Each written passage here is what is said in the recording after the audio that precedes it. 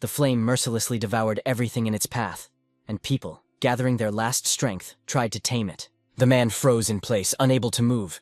He could only feel the wind getting stronger and hear the trees cracking. At that time, other people were constantly passing buckets to each other, hoping to save what they still could. But this man was the father of the main character, gone. In a panic, he rushed to his house, not knowing where his son and wife might be. On the way, he heard from someone that his family hid in the annex, away from the fire. It seemed that you could not worry about them, but suddenly the roof of the house collapsed with a crash. The building was doomed. It was impossible to save it. The people with the buckets now saved only themselves. Before the owner's eyes, his house collapsed, engulfed in merciless fire. Thus ended that terrible night, which everyone will remember for a long time. Meanwhile, the mother tried to calm the frightened little Gon. She gently stroked his cheeks, and looking into his eyes, assured him that everything would be fine, because Dad would definitely solve everything. The next morning, when the sun rose, only a pile of ashes remained on the site of the former home. The owner of the house was sitting in front of the monk who had come to him that morning. The monk, whose name was Himo, explained that he had come because of a vision he had seen. Chang Doyun, the head of Unsongban, that was the master's name, wanted to know what exactly this vision predicted. Monk Himo slowly began to tell that there was something unusual about the child in his vision. Chang Doyun, hearing this as Hong's father, immediately felt anxious. Terrible guesses began to swarm in his thoughts. Could something happen to his son? At that moment, little Gon was standing nearby, silently staring at the pile of ashes. He saw in front of him the place where their house had stood until recently. Now the workers were busy there, pulling out things that had miraculously survived from under the rubble and raking the ruins. Meanwhile, Himo continued his story, hinting, but dragging out explanations. Chan could not stand the tension. He almost jumped out of his chair. The delay of the monk only increased his worries for his son. Finally, Gimo got to the bottom of it. He predicted that Gon would not die young, but live a long life. But there was one but. In a vision, the monk saw a spirit that controls the wealth of agriculture. However, everything did not look easy. The wealth first came to the family and then disappeared, and the losses were greater than the gains. All the family's property gradually slipped from their hands. Hearing this, Chang Doyan became angry. The worst thing was that Gimo directly hinted that his son could be the cause of these misfortunes, because he was born with a destiny that could destroy the family. To Chan's angry words, the monk responded with restraint, almost indifferently, only uttering, "Amitabha." The father hung his head, confused and broken, unable to understand how his own son could be the cause of all their troubles. However, Gimo gave him a ray of hope, noting that this does not mean that there is no way out. He admitted that he consulted with his mentor before coming here and has a definite plan of action. Chan's eyes widened as he couldn't wait to find out exactly what the monk was offering. At this time, his wife was playing with little Gon.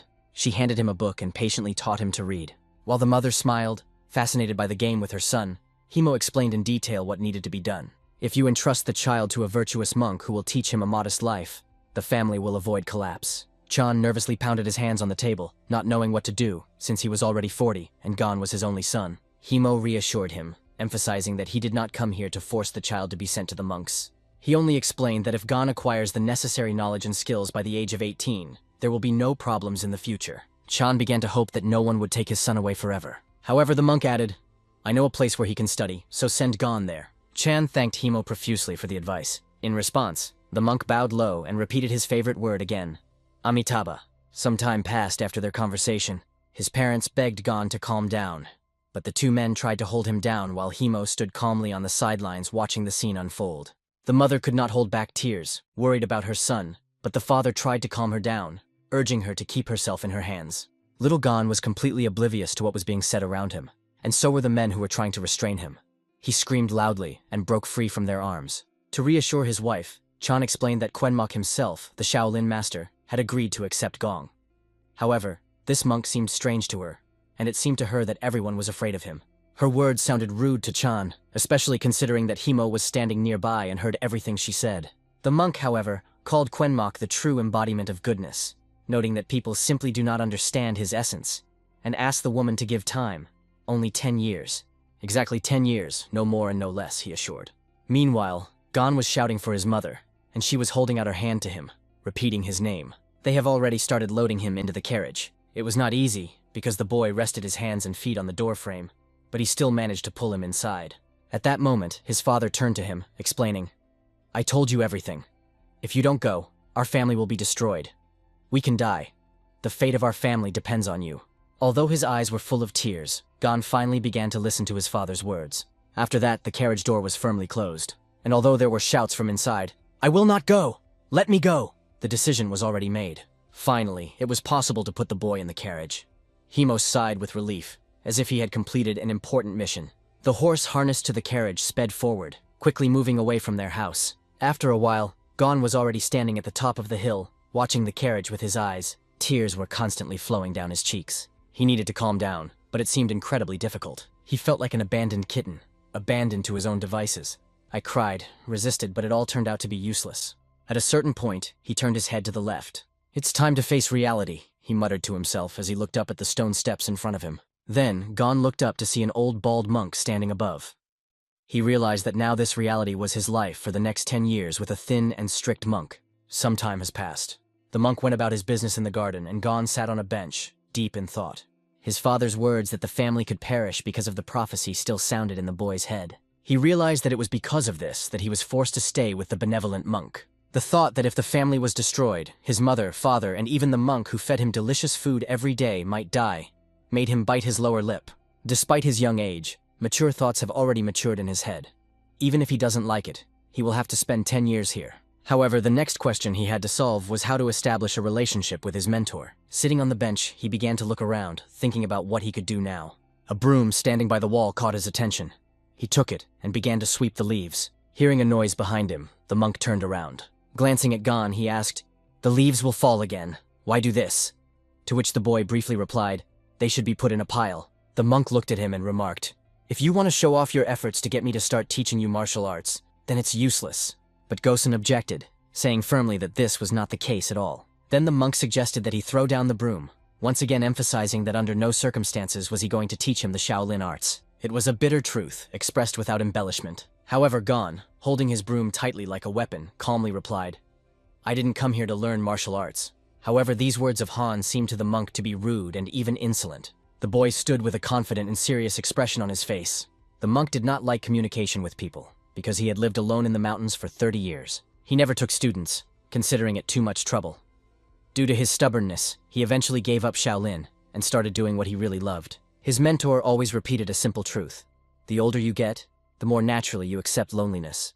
But then he asked the monk, "If you are alone and no one cares about you, how about taking a disciple?" The answer was immediate and clear: "I don't want to." But the old sage asked him to listen to the end. He called it not only a request, but also a gift from life itself. In addition, the monk learned that the head of the Gon family, a well-known merchant, probably asked for his son, but shifted the responsibility to him. Standing in front of Gon, the monk angrily asked why he had climbed this mountain. Then he turned sharply and said he would teach him a few martial arts techniques, but warned, "Don't annoy me, or I'll bring you home myself." In response, Gon shouted after him that he himself did not want to be here. He began to tell that he was forced to come because of some prophecy, which predicts that the fate of the whole family depends on it. Then with tears in his eyes, he exclaimed, "If I don't do this, everyone will die." The monk stopped when he heard Gon add, "Even if you banish me, I still won't be able to go home." At that moment, the monk thought that Gon's parents had turned out to be real cowards who tricked their son into studying in Shaolin. It was clear that this crying boy knew nothing about Shaolin. The monk sharply exclaimed that he hated children and ordered him to shut up. It came as a shock to Gon.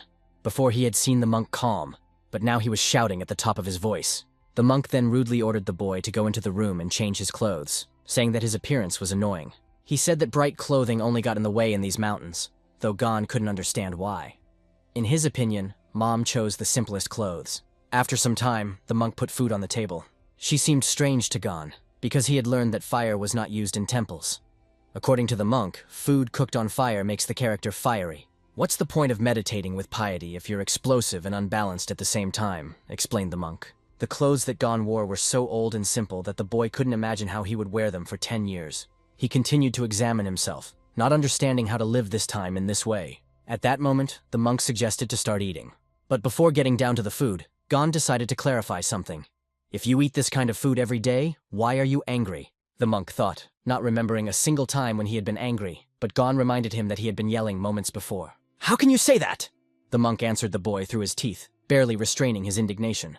At the same time, the monk understood that he had never met such unusual children before. He looked into Gon's eyes and couldn't figure out if the boy was actually trying to bully him. But from his innocent look, it seemed that Gon was genuinely interested and was asking the question not out of mockery, but out of curiosity. During dinner, a dispute suddenly arose between them, whether it is possible to chop wood for the fire. The monk made strange arguments that seemed more like excuses than a clear position. Gon also had his arguments, which annoyed the monk more and more. When the boy noticed how the mentor's face became angry, he quieted down a little and tried to calm the situation. However, the monk began to suspect that Gon was specifically rebelling because he was given the old monk's clothes. Their argument culminated in Gon, though dissatisfied, beginning to eat the tasteless food, constantly complaining about its taste. The night has come. The boy was lying tightly clutching the straw in his hands. There was only one question in my head. What do I need this for? Especially since his sickness from eating did not stop. The sounds that Gon was making outside were so loud that the monk who was sleeping in the house woke up. He immediately understood what the reason was. Eating something raw, not cooked on fire, was a real test for the stomach. The monk thought he couldn't start cooking normal food because of his principles, and Gon had no choice but to get used to it. But the monk consoled himself with the thought that perhaps the boy would not be able to stand it, and would voluntarily leave this place. Gon was so exhausted that there was no trace of his former energy left on his face. He wanted to eat, but the constant diarrhea, which had lasted for half a month after every meal, completely exhausted him. An irritated monk approached him and reproachfully asked why Gon disappeared yesterday without a word. Although his tone was angry, Gon thought that the monk might even be worried about him. The mentor's gaze fell on the boy's hands, which were covered in something red, and he sharply asked what had happened. He also added that if Gon accidentally tears his clothes or wears out his shoes, he won't buy him new ones, so he has to be careful. In response, Gon began to complain that he was not eating much, and every time after eating he started having diarrhea. The monk only skeptically remarked, "If you have diarrhea, then you are not hungry.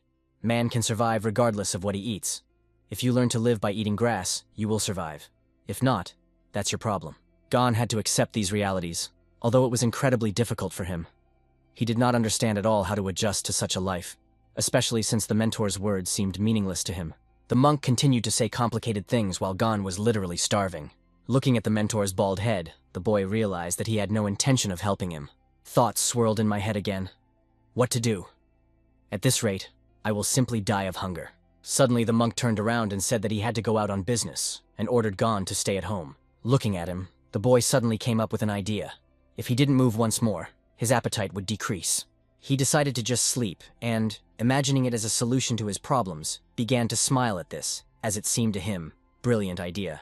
Gon lay relaxed and slept like a panda. However, his sleep was interrupted when a mentor entered the room. The boy explained his long sleep simply. "If you don't move and sleep more, you don't want to eat so much." The monk sharply replied that there is a difference between meaningless movements and laziness.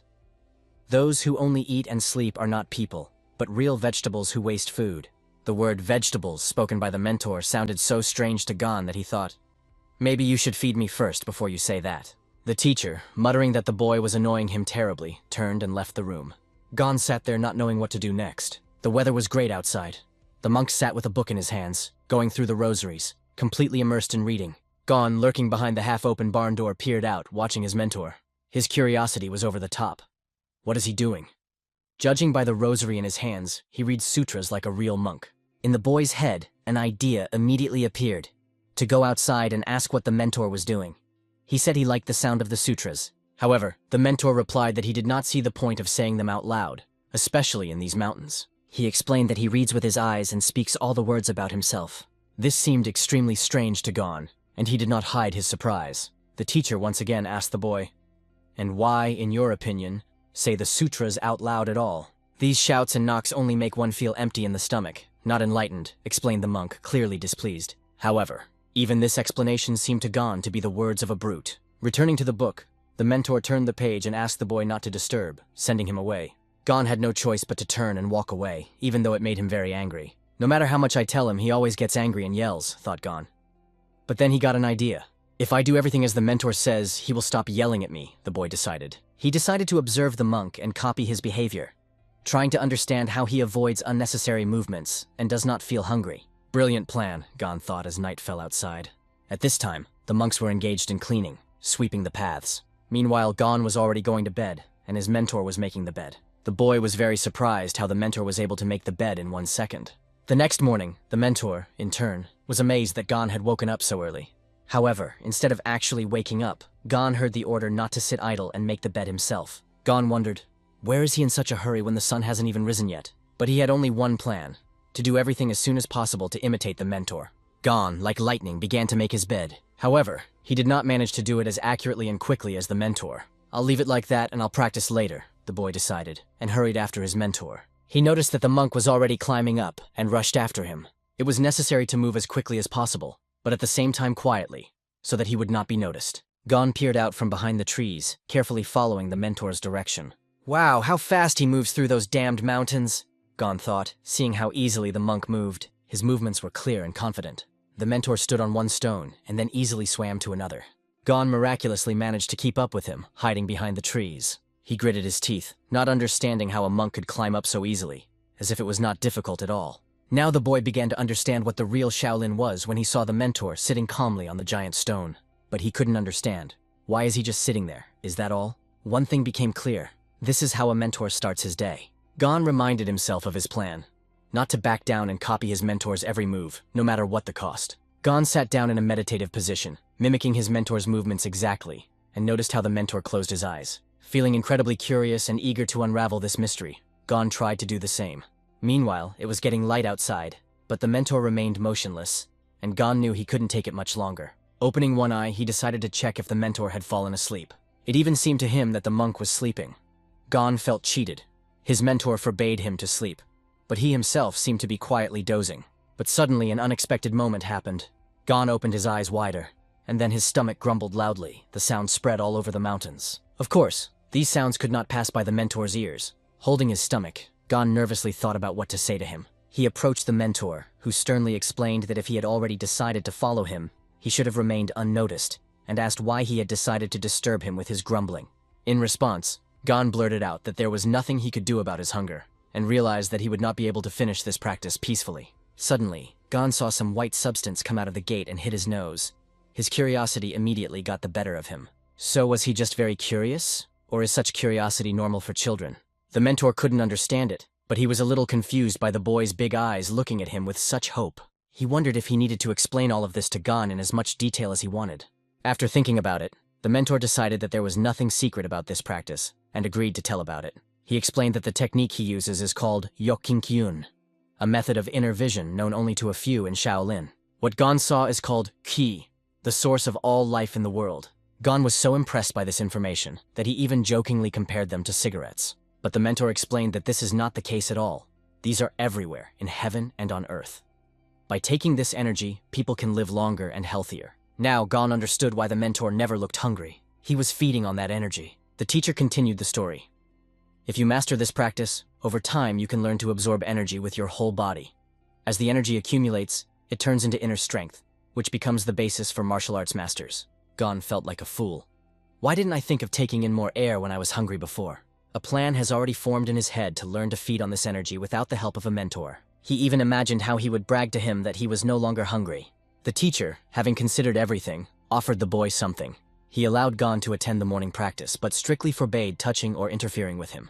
Gon accepted the terms and retreated, hiding behind a tree. The teacher was surprised that the boy suddenly ran out of questions. He even thought, if he had asked one more question, I might have told him about one of the Taoist techniques. Hiding behind a tree, Gon closed his eyes. His desire was now focused on one thing, to learn to feed on the energy of the air. He sat down in a meditative posture, focusing all his attention on controlling his thoughts, trying to master this power. After a while, the mentor appreciated Gon's efforts, noting that it was pretty good for a kid. Even young monks can rarely sit in the lotus position for 2 hours straight. Gon was barely moving anymore, which gave the impression that he was quite persistent. The problem, however, was that Gon's legs were so numb that he could barely feel them. It became a mystery for him. Why does the mentor look absolutely normal, and his legs are not numb?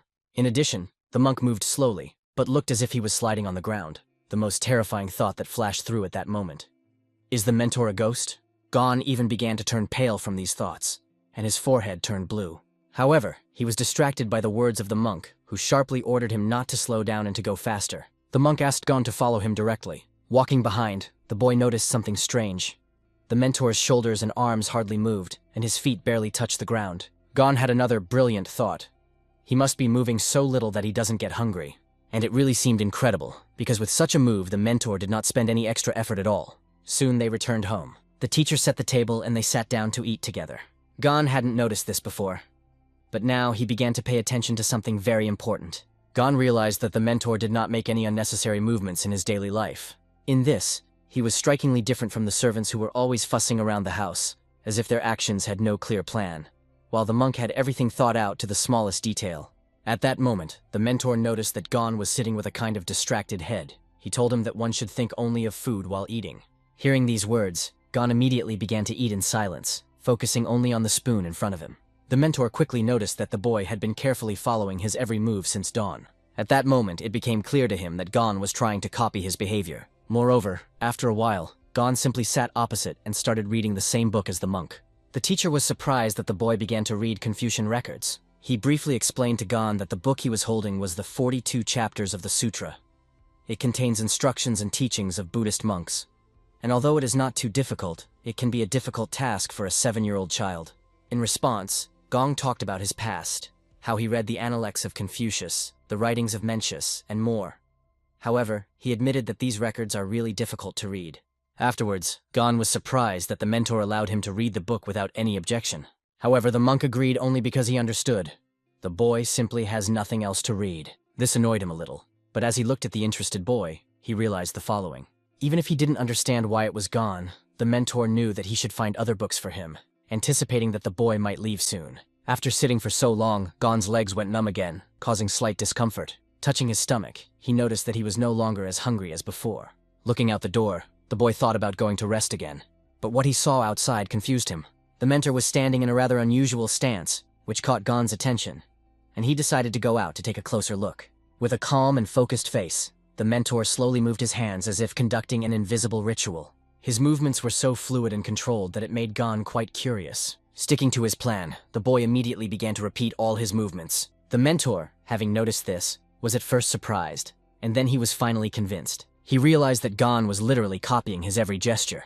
Accepting this as a challenge, the mentor decided to continue without stopping.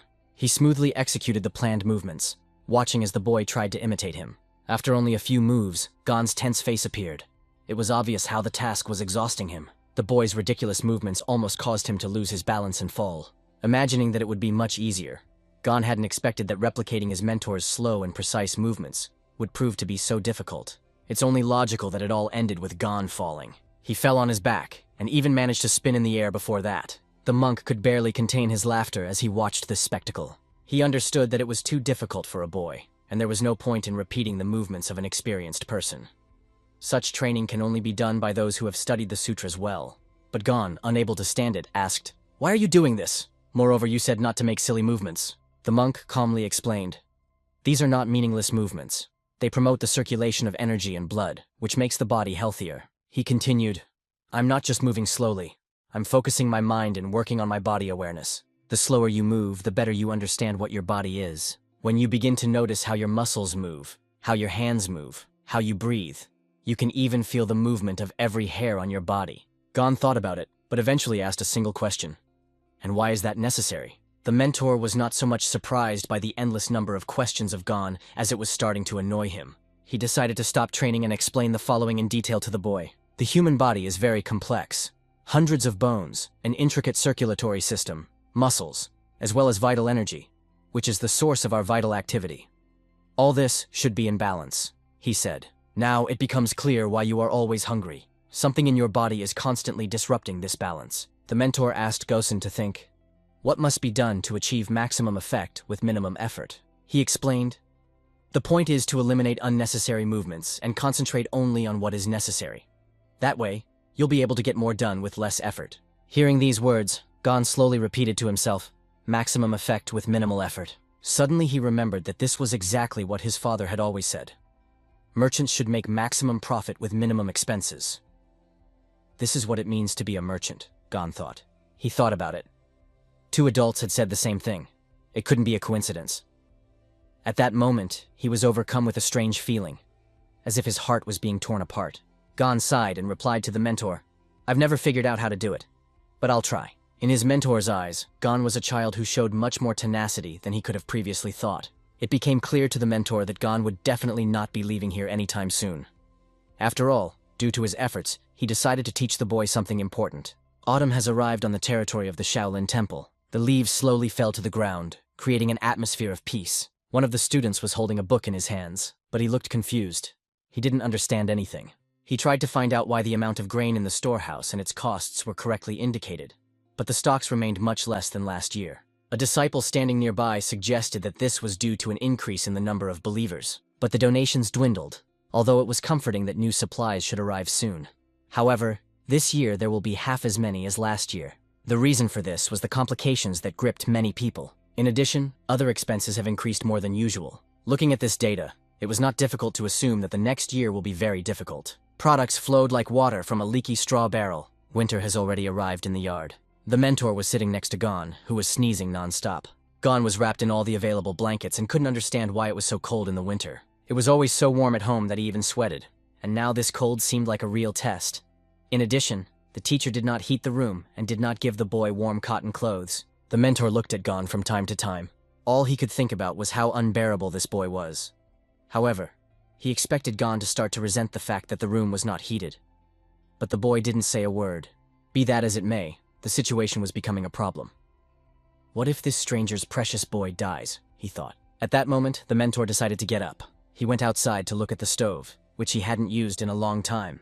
Meanwhile, Gon was shaking more and more, coughing and sneezing, barely able to hold himself together. The boy began to whisper softly, "Mom, I will always try hard to learn to spell. Just don't leave me." It is similar to the delirium of the patient, but after some time the mentor lit the stove. He threw more wood at her to make the fire stronger. Providing warmth to Gon, he mentally blamed his older brother for entrusting him with the child, knowing how much he disliked children.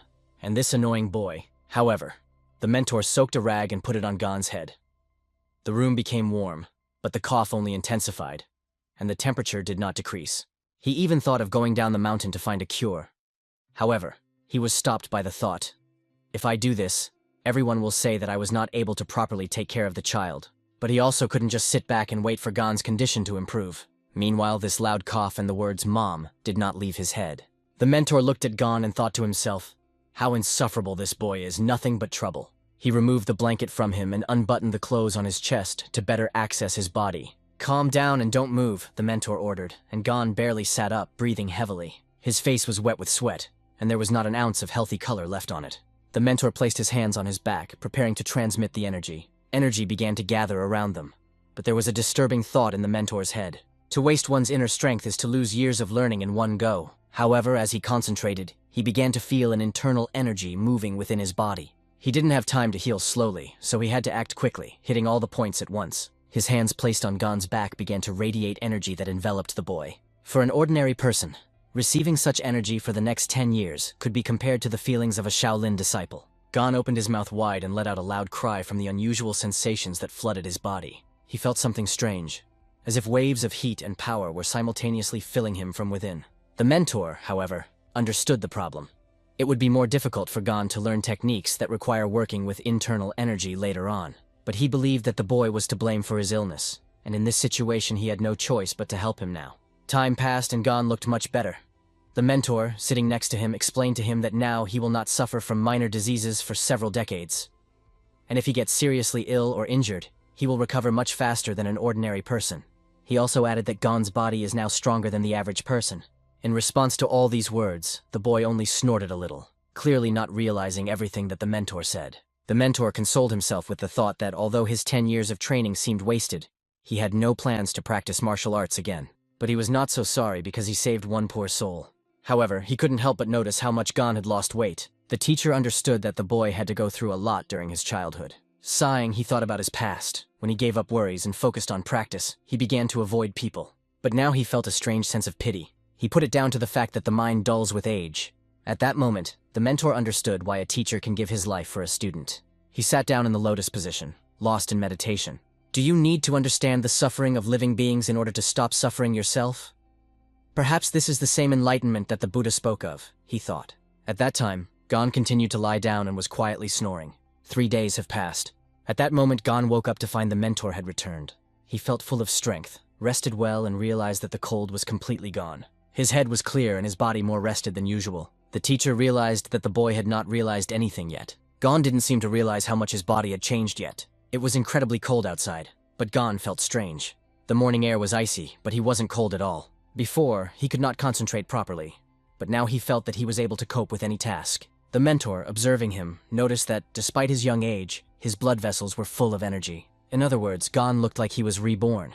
But the mentor understood that it also required a lot of strength. However, Gon now had a new opportunity. Gon breathed in slowly to his full chest and exhaled just as slowly. The teacher ordered him to put his hands on his knees, raise his palms to the sky, and slowly exhale through his nose. With each exhalation, it was necessary to release about 80% of the air, watching your breathing. Time after time, Gon performed the exercises sitting down while the instructor sat a little higher. The mentor pondered, if you start teaching him martial arts now, he can become a master. However, these thoughts caused conflicting emotions in him, and he involuntarily bit his lip as he returned to his memories. He convinced himself that such thoughts were absurd. In order to teach Gon martial arts, you had to take him to the school, get permission from the headmaster, and explain why. For a small child, it was not quite appropriate. The mentor was troubled by the fact that such thoughts began to come to him more and more often. A few days passed, and they returned to the same place for meditation and training. Suddenly, Gon felt a strange sensation in his stomach as he inhaled. It was accompanied by a slight tingling in the nose and in the stomach itself. Am I starting to absorb these? He thought with excitement. Now he felt that he could do the same as the mentor. He managed to start absorbing the energy of these. The mentor was standing on a rock and the rays of the sun were breaking through the mountains, creating a majestic atmosphere. Looking at Gon, the mentor couldn't understand why he looked so excited. Has he mastered the Tanjong breathing technique? He thought doubtfully, but he refused to believe it, because he himself had once failed to master it. Besides, he was still not used to the heaviness of his body after the loss of energy. Nothing surprising, because in one day he lost the strength he had accumulated for 10 years. The mentor, realizing it was because of Gon, silently jumped off the rock and said, "It's time to go." But Gon asked permission to practice a little more. However, the mentor, as always, remained adamant and did not listen to the child's request. They set off back to the place where they spent the night. Gon stood in a fighting stance, feeling strange sensations in his body. All this brought him real pleasure. He could even remotely feel the wind touching every hair on his body. The mentor noticed that his movements were noticeably different from those before. It seemed to be his body's reaction to the accumulated internal energy. During their joint classes, the mentor repeated the word martial arts more and more often. Gon did it at first, just to keep from feeling hungry. But if he continues training, it will completely change his body structure. The mentor couldn't decide if it was good or not. The weather was beautiful outside. Spring was already near. Flowers were blooming. The first butterflies appeared. Another day went by as they again sat across from each other reading books. Gon went to the forest in search of berries. He was enjoying their taste so much that he didn't even notice how he was smearing the juice on his hands and face. Time was relentless, and autumn had already arrived. Gosen painstakingly practiced every move and every blow. Winter has come again. They again sat on their stones in the lotus position, immersed in deep meditation, breathing slowly through the nose, and a smooth exhalation through the mouth, filled with peace. A slight smile appeared on Gon's face from these sensations. The mountains were covered with snow, and a thin layer of ice first froze and then melted under the sun's rays. Winter is over, and the tops of the mountains are covered with greenery, showing the first signs of spring. 3 years have passed. In front of the Shaolin temple stood monk Himo. He became curious to know if his old acquaintance was all right. He was met at the entrance, and Gimo explained that he had come to see an old friend, Quenun. From the way the students reacted to the mention of Quenun's name, it was clear that Himo was an unusual visitor. The disciples began to stir and invited him to come inside. Himo entered the temple, carefully examining every corner. But something made him sigh with a slight sadness. He was saddened by the brick tower, which was in a terrible state. The students explained that they had already tried to repair it several times, but could not. And then they shared the terrible truth that Gimo had heard.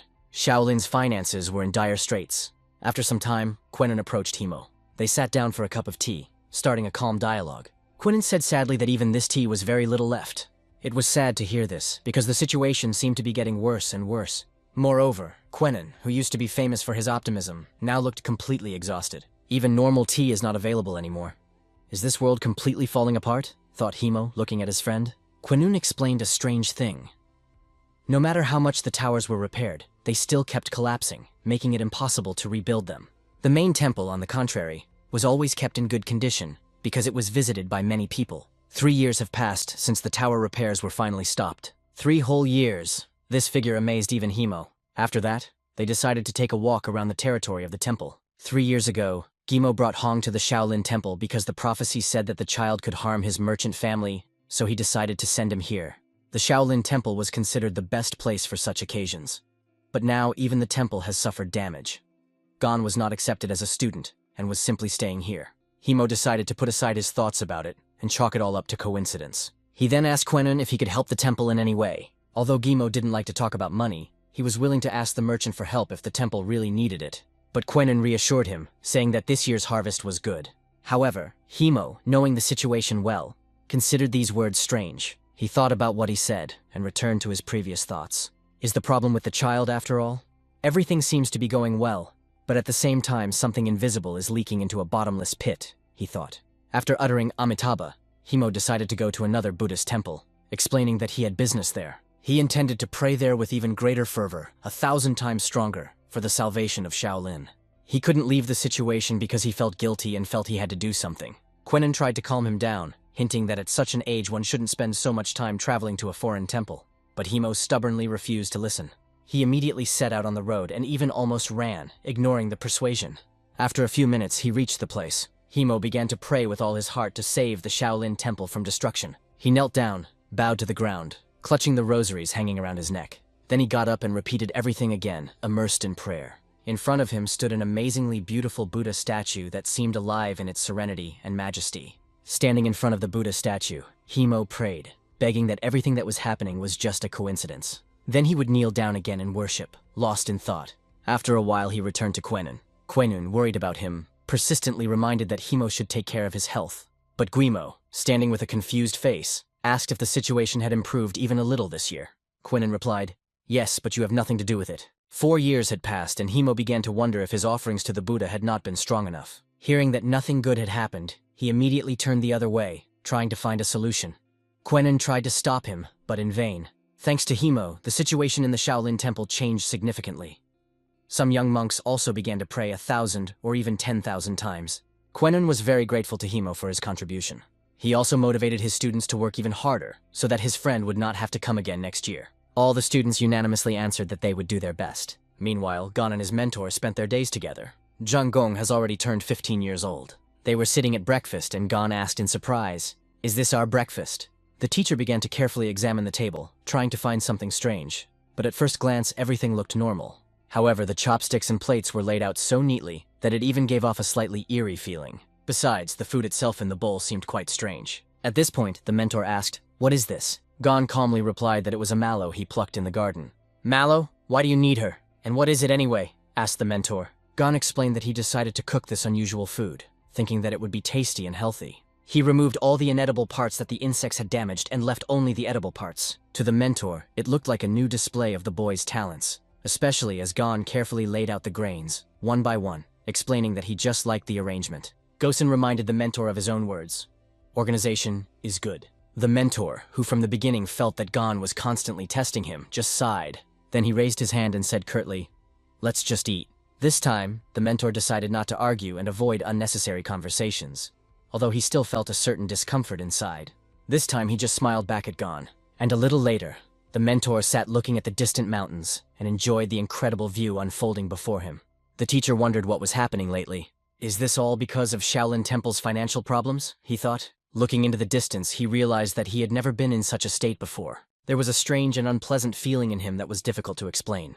Every day was the same, but he couldn't understand why he felt restless. Closing his eyes, he tried to sink into his thoughts to find an answer. His thoughts revolved around one thing. He was upset and did not know the cause of his condition. At this time, Gon, having barely opened the door, watched his mentor through the gap. It was not difficult to guess that something was wrong with the mentor, and something deeply troubled him. The shelf, which was always packed with books, looked especially tidy that day. The books were arranged so neatly that it caught the attention of the tutor. Even Gon's bed was made so neatly that it started to confuse him slightly. The mentor, reflecting, realized, "I thought why I had such a bad feeling. Now I know the reason. It's not just a love of order, it's already some kind of pathology." These were the thoughts in his mind as he looked at the perfect order in Gon's room. Meanwhile, Gon was sweeping up leaves on the street, and the mentor noted that the boy had been behaving quite strangely lately. For 7 years that they lived together, Gon never idled. "Looks like he will become a great man," thought the mentor. These thoughts filled his mind as he worked in the garden. But what happened behind his back made him turn sharply. He saw Gon moving strangely, his feet barely touching the ground and his shoulders barely moving. Although it looked a bit clumsy, it was clear that Gon was minimizing unnecessary movements. The mentor guessed that the boy would try to copy his moves one day, but he didn't expect him to reach this level. At that moment, the mentor called Gon over to him. He wanted to talk since he had never trained the boy in martial arts. The master understood that if anyone found out about these skills, they would think that Gong had been trained in Shaolin. He asked the boy, "When did you learn that?" Gon replied with a smile, "Did you finally notice? I know how to do things like you." It was hard to believe that Gon had mastered the basics of martial arts just by watching and repeating. The mentor felt conflicting thoughts. On the one hand, Gon seemed like an ordinary boy without any outstanding physical data. He doesn't even know what martial arts are, thought the mentor. He decided to ask, "How long ago did you master it?" Gon answered uncertainly, "I don't know myself. Before, I didn't succeed in anything, but today suddenly everything succeeded. Besides, lately I hardly feel hungry." It was hard to believe. Then Gon reminded the mentor of his own words. "You said that if you don't want to be hungry, you need to avoid unnecessary movements." He told how he tried to learn this technique on his own. "I wanted to achieve the maximum result with minimum effort," explained the boy. Listening to this, the mentor couldn't tell if Gon had actually mastered martial arts, or if he was just trying to confuse him. He asked again, "Are you saying that I started moving less so I wouldn't feel hungry?" Gon answered unequivocally, "Yes." After this answer, the mentor asked the boy to give him a hand. Gon held out his palm, placing it on his mentor's hand. The mentor felt what he wanted to check: the flow of inner energy in the boy's hand. "Look at him!" He developed his inner energy.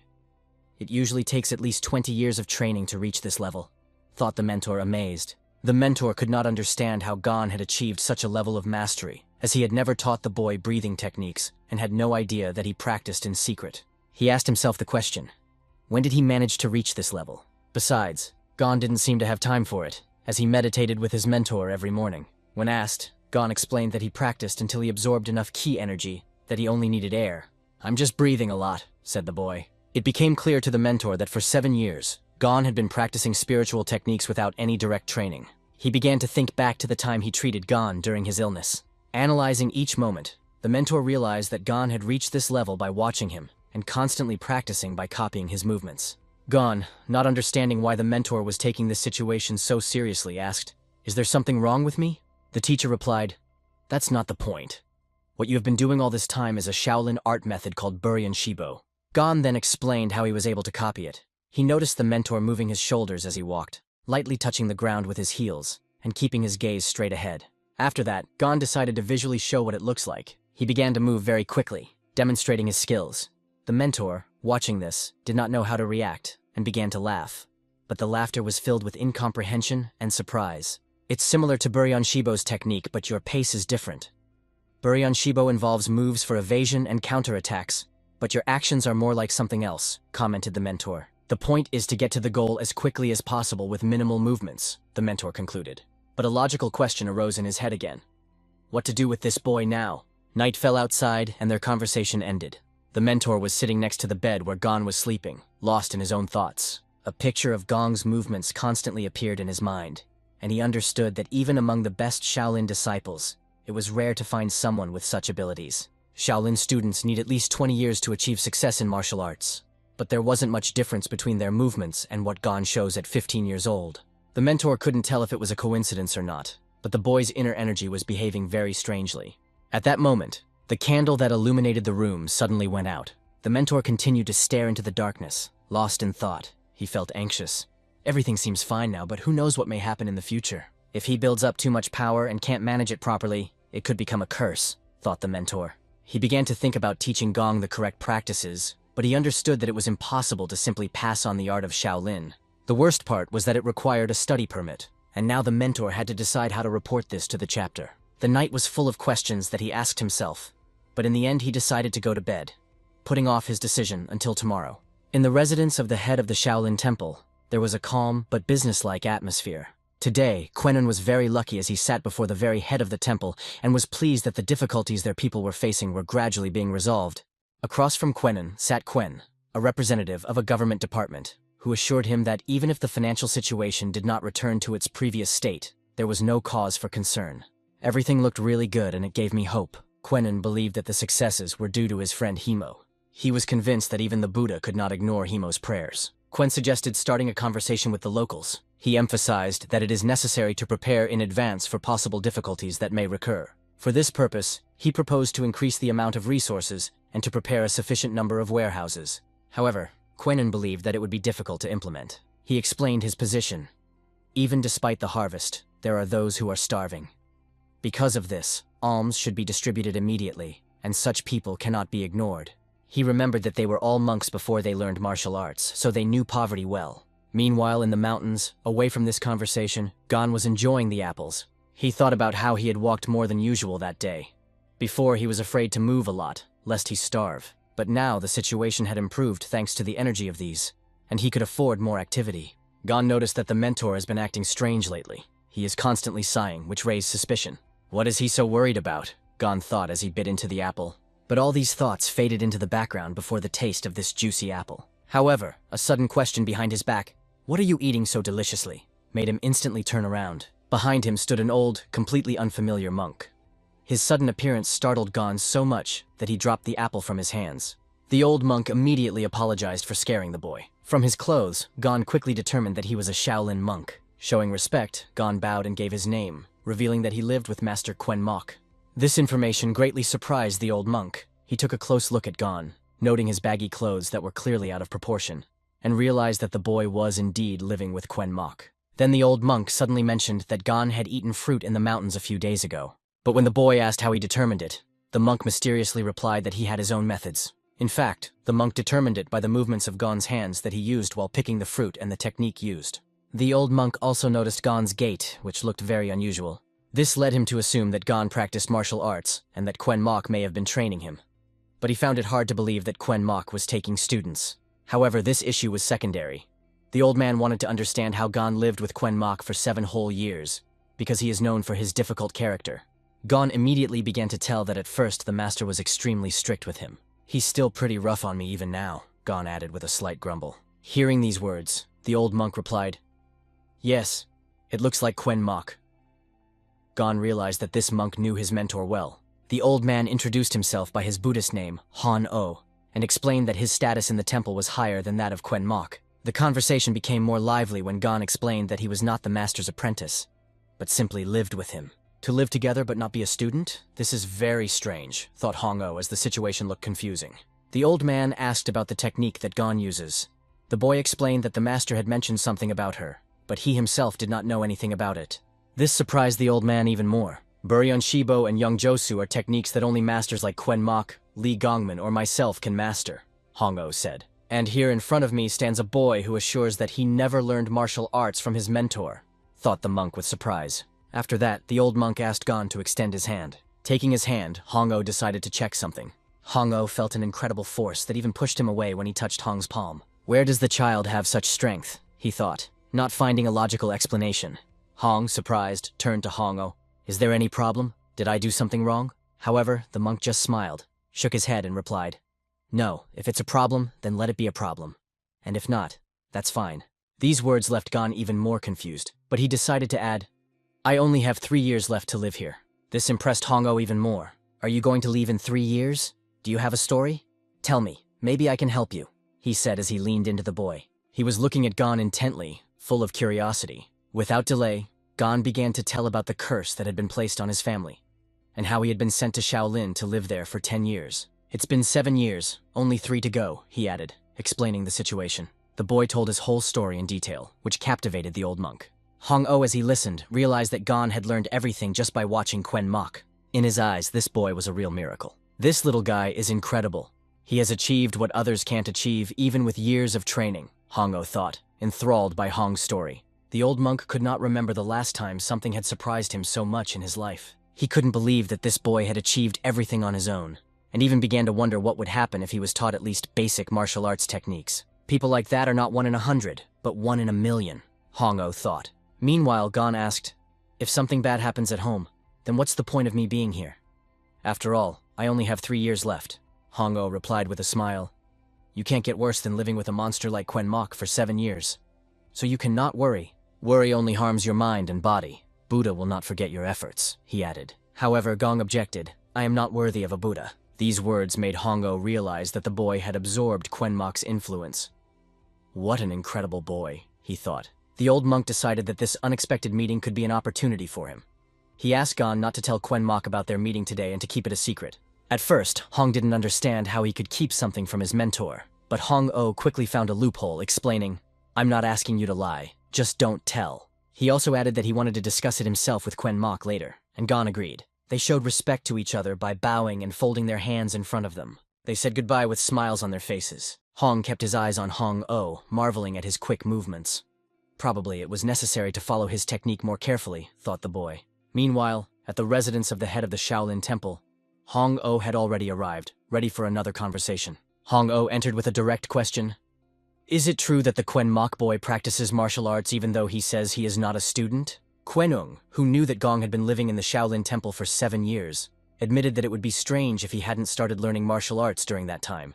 If that's the case, then Quen mock is taking students secretly, pretending not to teach anyone, Hong-Oh surmised. However, the head of the temple refused to believe that Quen mock could be deceiving them. Hong-Oh revealed something that shocked everyone. The boy had already mastered 2 techniques that are Shaolin fighting techniques. This infuriated those present, because Gon studies Shaolin techniques while under tutelage, but not officially a student. Quenin, scratching his gray beard, thought. He tried to explain that Quen mock wouldn't do such a thing, but Hong-Oh insisted. I've seen this guy myself, and no matter what, we need to make Quen answer and explain the situation. Quenin offered to look into this issue. He also wondered if Hong-Oh had really come all this way just to discuss this. But Hong-Oh didn't come only for that. He had another idea he wanted to voice. He immediately asked for a green jade Buddha statue. Everyone was surprised. What is he going to do with this statue? After all, this sacred object was of great value. The head of the temple immediately declared that this was impossible. But Hong-Oh began to explain. The future of Shaolin depends on this very thing. The head of the temple asked briefly but decisively. How can I violate the will left by the deceased? His answer was unequivocal. It's impossible. It became clear to the mustachioed monk why Hong-Oh had asked for the green jade Buddha statue. An exception to the transfer of the statue could be made, but only if it was deemed necessary. However, Master Hong-Oh had already been forbidden to take it. This meant that he was also not allowed to take students. And now it was obvious that Hong-Oh wanted to make Hong his student. Quenung sat in silence and watched the loud discussions while Hong-Oh tried to convince the chief to let him take the statue. Quenun recalled that since childhood, Hong-Oh was very restless and constantly created problems for those around him. Even as an adult, his behavior did not change, which eventually led to the ban on taking students. After careful consideration, Quenun said he would make a final decision by 2 o'clock in the afternoon. This clearly did not please the mustachioed monk, who was impatiently waiting for a resolution. And Hong-Oh, on the contrary, was very happy and promised that he would not let him down. The mustachioed monk looked between the head and Hong-Oh, trying to understand how this situation would end. Meanwhile, Hong-Oh left the room with a smile. It was already deep night outside. In the mountains, Quen Mok and Gon walked slowly along the narrow path, deep in thought. The mentor watched with admiration as Gon moved, and it seemed that he resembled a ghost. He assessed his gait, which had become slower and more precise. Despite the cool morning wind, Gon didn't feel cold at all. But the smile on the boy's face caused the mentor the most questions. He asked, "What happened?" "Why are you smiling?" Gon replied, "Today at dawn, I absorbed a great deal of ki energy. It's strange, because even if I eat these all day long, I still consume less than I do in one morning at dawn." The teacher was surprised. He thought that Gon was just eating fruit and having fun, but it turns out that the boy had been feeding off ki energy all this time. Gon also added that he has noticed that it is possible to absorb more ki energy in the lotus position, but it is not necessary. He eats these even when he makes the bed or sweeps the yard. The teacher was a little confused. He couldn't believe that Gon was practicing a spiritual technique, because it required incredible concentration, or it could all go to waste. It is impossible to do this practice while doing everyday things. It is too difficult, almost impossible, thought the mentor. However, he decided to warn Gon, be careful with that energy. If you use it incorrectly, not only will it not improve your martial arts skills, but it can also harm you. After these words, the mentor realized that he had talked, and Gon, hearing about the martial arts, looked a little confused.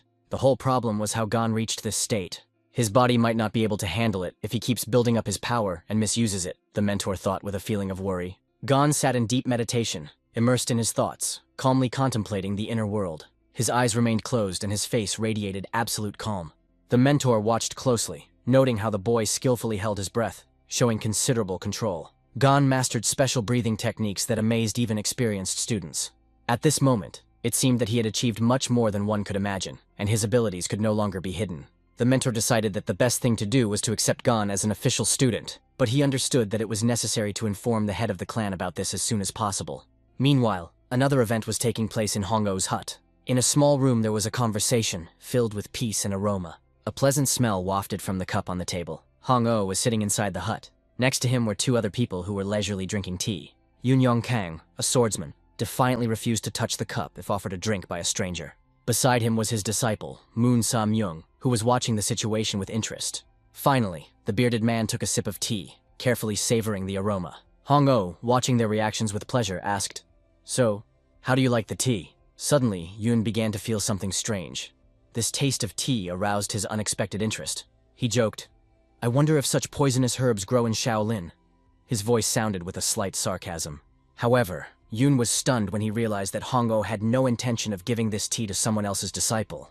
The fact is that the root of this plant is used as medicine, but the leaves can be harmful if used incorrectly. Hong-oh explained that this tea would help make their studies much more effective. At the same time, he noted that the boy from the Tang family was disappointed because they had quarreled over such matters. To these words, Hong-oh replied ironically that the poison idea could be even more effective. Yoon just smiled as he remembered his youth when no one could beat him. However, he admitted that now Dak-sung, a boy from the Tang family, had also become very strong. Hearing this, Moon Sam-young thought about Dak-sung, whom he knew as one of the best martial artists. He even thought, if so, then this man must have been stronger than Dak-sung in his youth. Without turning his head, Moon stole a glance at Hong-oh. Meanwhile, Yoon explained that there was nothing strange about it. What's more, he remembered that Hong-oh once defeated him in sword duels. It was difficult to believe that the master had been defeated. Moon Sam-young could not imagine that someone possessed such a high level to surpass Shaolin in swordsmanship. Yoon called Hong-oh a true genius, noting his unparalleled skill. His swordsmanship was superior to that of any master, and his Tai Chi movements surpassed even the most experienced. His sword attack was faster than the famous Zhong Sol Gom, known as the Swift Sword Master. However, after listening to these praises for a while, Hong-oh asked to stop reminiscing about the old days because these stories annoyed him, and he could lose control at any moment. In response, Yoon remarked with a smile that Hong should accept the defeat he suffered then. "Just look at you! Did you come all this way just to tell me that?" said Han, slamming a glass with a drink on the table. The tension between them grew, but Yoon finally revealed the real reason for his visit. He asked Han a favor, asking him if he was sorry to see his fighting skills go unused. Yoon also reminisced about their match and mentioned Kwang Mok, who once decided to teach martial arts, but didn't tell the others.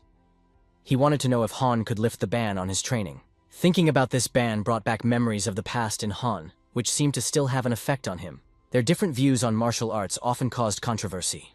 To prove their point, they decided to raise students and compete with each other through them. However, Hon explained that you just have to wait a few years. Yun couldn't believe that Hong had found the student he was going to teach Shaolin and asked directly. But Hon reiterated his point. It's just a matter of waiting a little. In 5 years, victory will be mine, Hong promised confidently, looking Yun straight in the eyes. So don't die if you want to see this moment, he added defiantly. After these words, Hong laughed loudly, filling the room with his laughter. Yun thought about it. Moments like this, when Hong smiles like that, always portend some kind of surprise. All the troubles that happened because of that familiar smile flashed in his memory. What was Hong up to this time? Meanwhile, Gan's mentor stood on the mountainside, staring into the distance and deep in thought. He recalled a recent conversation with another monk about the head's desire to see him with a boy named Gan. However, the mentor believed that now was not the best time for this. He even wondered, does the head know what this boy is capable of? In the end, the mentor decided to approach Gan and tell him that today they will go down the mountain. He warned that they might be meeting with the head of the temple, and asked Gan to be as polite as possible. Gan immediately suspected something was wrong and started grimacing, making funny faces. The teacher looked at him and asked, "Well, what kind of expression is that?" Gan replied that his face was like that, because he thought he might get hungry when they came down the mountain. The mentor reassured him, promising that when they reached the bottom, there would be a moon cookie waiting for him. The Mid-Autumn Festival was just recently, so there must be some cookies left, he added with a smile. Little Gan was drooling at the thought of a delicious treat. He immediately threw down the broom with which he had just been sweeping and wanted to leave. For the sake of the moon cookies, he was ready to go down the mountain immediately. Now there was no trace of a grimace left on his face, only a happy and impatient expression. After a while they went down. Gan remembered how 7 years ago he thought exhaustion would be the end of him. But now he was in full health, which seemed like a miracle to him. He decided that the next time he saw Master Hong-oh, he would definitely ask him to demonstrate his technique again. As he descended, he did something so unexpected that Master Mok asked in surprise, "What did you just do?" Shocked to the core, the mentor immediately asked Gan to stop. He looked at his feet and realized that the boy had used the Tena Hansanbo technique. At this moment, it became clear to the mentor, the situation is becoming even more difficult. How was the kid able to master an attack technique that no one had even shown him? These thoughts gave the mentor a headache, and the matter was not only with Gan, but also with his older brother, who also bothered him. Soon they descended from the mountain and found themselves on the territory of the temple. The mentor explained the rules to Gon. Not to make noise, not to have loud conversations, and not to wander without permission. Gon, however, kept his cool and assured his mentor that everything would be fine. Suddenly he was overcome with great surprise. He saw two monks heading straight for them. When the monks came closer, they asked for what purpose the guests had come. "Is Shaolin a place where you need to give advance notice of your visit?" Mok asked sarcastically. "I came to meet with Brother Banchan. We agreed on this." Hearing this, the monks only bowed and allowed them to pass. Gong began to understand why Quan Mok was considered a difficult and stubborn person. Mok immediately shouted at the little one, ordering them to go faster, although he himself had not yet explained where exactly they were going. They arrived at the dining hall of the temple, the place where the disciples and all the residents of Shaolin eat. Mok walked over to his younger brother, Quan Rei, who looked at him in surprise, not expecting to see his older brother. "Do you still work in the cafeteria?" asked Mok. Quan Rei replied with a smile. "Movement is life. I can't sit idle while others are working." Gong looked around the place with interest, realizing that this was where the food for the entire Shaolin temple was prepared. Quan Rei looked closely at the boy and, not recognizing him, asked Mok, "Have you taken on a student?" Mok quickly countered, "He's not my student, just a child that I have to take care of for a while." Quan Rei leaned over to Han, greeted him, and asked his name. Both exchanged names, establishing a simple acquaintance. However, Mok had more important things to do. He informed the younger brother that he had to meet with Brother Banchan and asked Quan Rei to stay with the child for a while. The mentor turned to Gon. "Stay here, eat some moon cookies." It looked strange to Quan Rei as he had rarely seen his brother care for someone like this. Mok just waved it off, calling it a trifle, and promised to be back soon. Big brother hasn't changed at all, Quan Rei thought as he watched Mok walk away. Quan Rei started to get to know Gon, asking him to wait a bit. He promised to bring moon cookies. Within minutes, Gon was standing with 3 cookies in hand. It seemed like a real mountain of food to him. His joy knew no bounds. He was sincerely glad to have the opportunity to eat this delicacy. At this moment, he was so moved that he almost cried. Even a small tear flashed in his eyes. The long-awaited moment came. The cookie approached his lips. The gentle crunch of sweet, soft cookies seemed like a real pleasure. Gon's eyes lit up with delight as he tasted the delicate aroma of pumpkin. The sweetness was so perfect that it seemed like he could eat it forever with his eyes closed in pleasure. He remembered those difficult years he spent with Mok when he was constantly working, starving, sick and crying. In all the 7 years he lived with the master, he tasted something so special for the first time. While enjoying the cookies, Gon suddenly heard voices behind him coming from the kitchen. "What have you done?" And immediately, "I'm sorry. It's not my fault." Someone inside excused himself, making Gon pay attention to what was going on. He saw Quan Rei holding a pan of burnt food in his hand, explaining to the young chef that there was very little time left to cook, and all the food was already spoiled. Gon cautiously peeked out from around the corner of the door, eavesdropping on their conversation and watching the situation carefully. After that, Quan Rei took a knife and started cutting the food himself, trying to save the day. In the kitchen there was a real commotion, similar to the chaos before a battle. For Gon, the scene was more like a battlefield. He even remembered his mother's words. "Don't go to the kitchen, it's dangerous." Quan Rei, raising his voice, yelled at everyone to gather up and taunted, "How are you going to learn martial arts if you're acting like slackers even here?" Gon concluded that even in the kitchen, monks used their martial arts skills. His attention was drawn to the rapid movements of one of the cooks slicing carrots at such a speed that it looked quite strange. However, Gon thought that they were doing everything wrong somehow. Their movements seemed hectic and chaotic. Watching them, he began to repeat these actions slowly, trying to understand their technique. Only the wrist should work, he concluded, analyzing their movements. A small, bald boy with a basket of apples appeared in his field of vision. The boy was ordered to peel the apples and immediately ran towards the door, completing the task. At the same time, he grimaced and muttered to himself that the monk was bending the stick, because he would not be able to clean it all himself. Gon watched him and thought that he was bored until the master came back. So maybe this was a chance to have some fun. He caught up with the boy and asked permission to help with the apples. No need, I have to manage myself. Besides, we have a wooden knife, insisted the boy. It's fine. I know how to peel apples and I'll be happy to help you, Gon replied with a smile. If you don't finish quickly, you will be scolded again, he added convincingly. It seemed a little strange to the little one, but he still asked, Are you sure you will help me? Gon's smiling face spoke for itself, dispelling all doubt. After a few minutes, they were settled on a comfortable rock, working together to peel the apples. However, Gozin looked at his result with disappointment.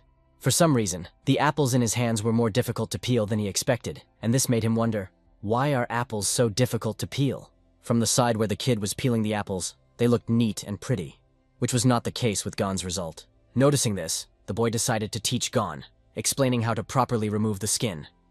You need to clean with a thin layer, Otherwise, the senior monk will quarrel. It was really a pity for the little one, because he was sincerely trying. He understood that peeling apples with a wooden knife was a real test. But the elder monk forbade the use of a metal one, saying that the boy was not ready yet. The little one was even upset, anticipating that the elder monk would scold him severely for any mistakes. Sighing, he continued to peel another apple. Gon, holding his apple in his hands, realized that this task had to be taken seriously. He decided to peel the skin as thinly as possible. At this time, other events were taking place in the temple courtyard. Mok met the student Moons and his teacher Yun. He didn't even think he would be able to see them here. Examining the boy, Mok saw great potential in him.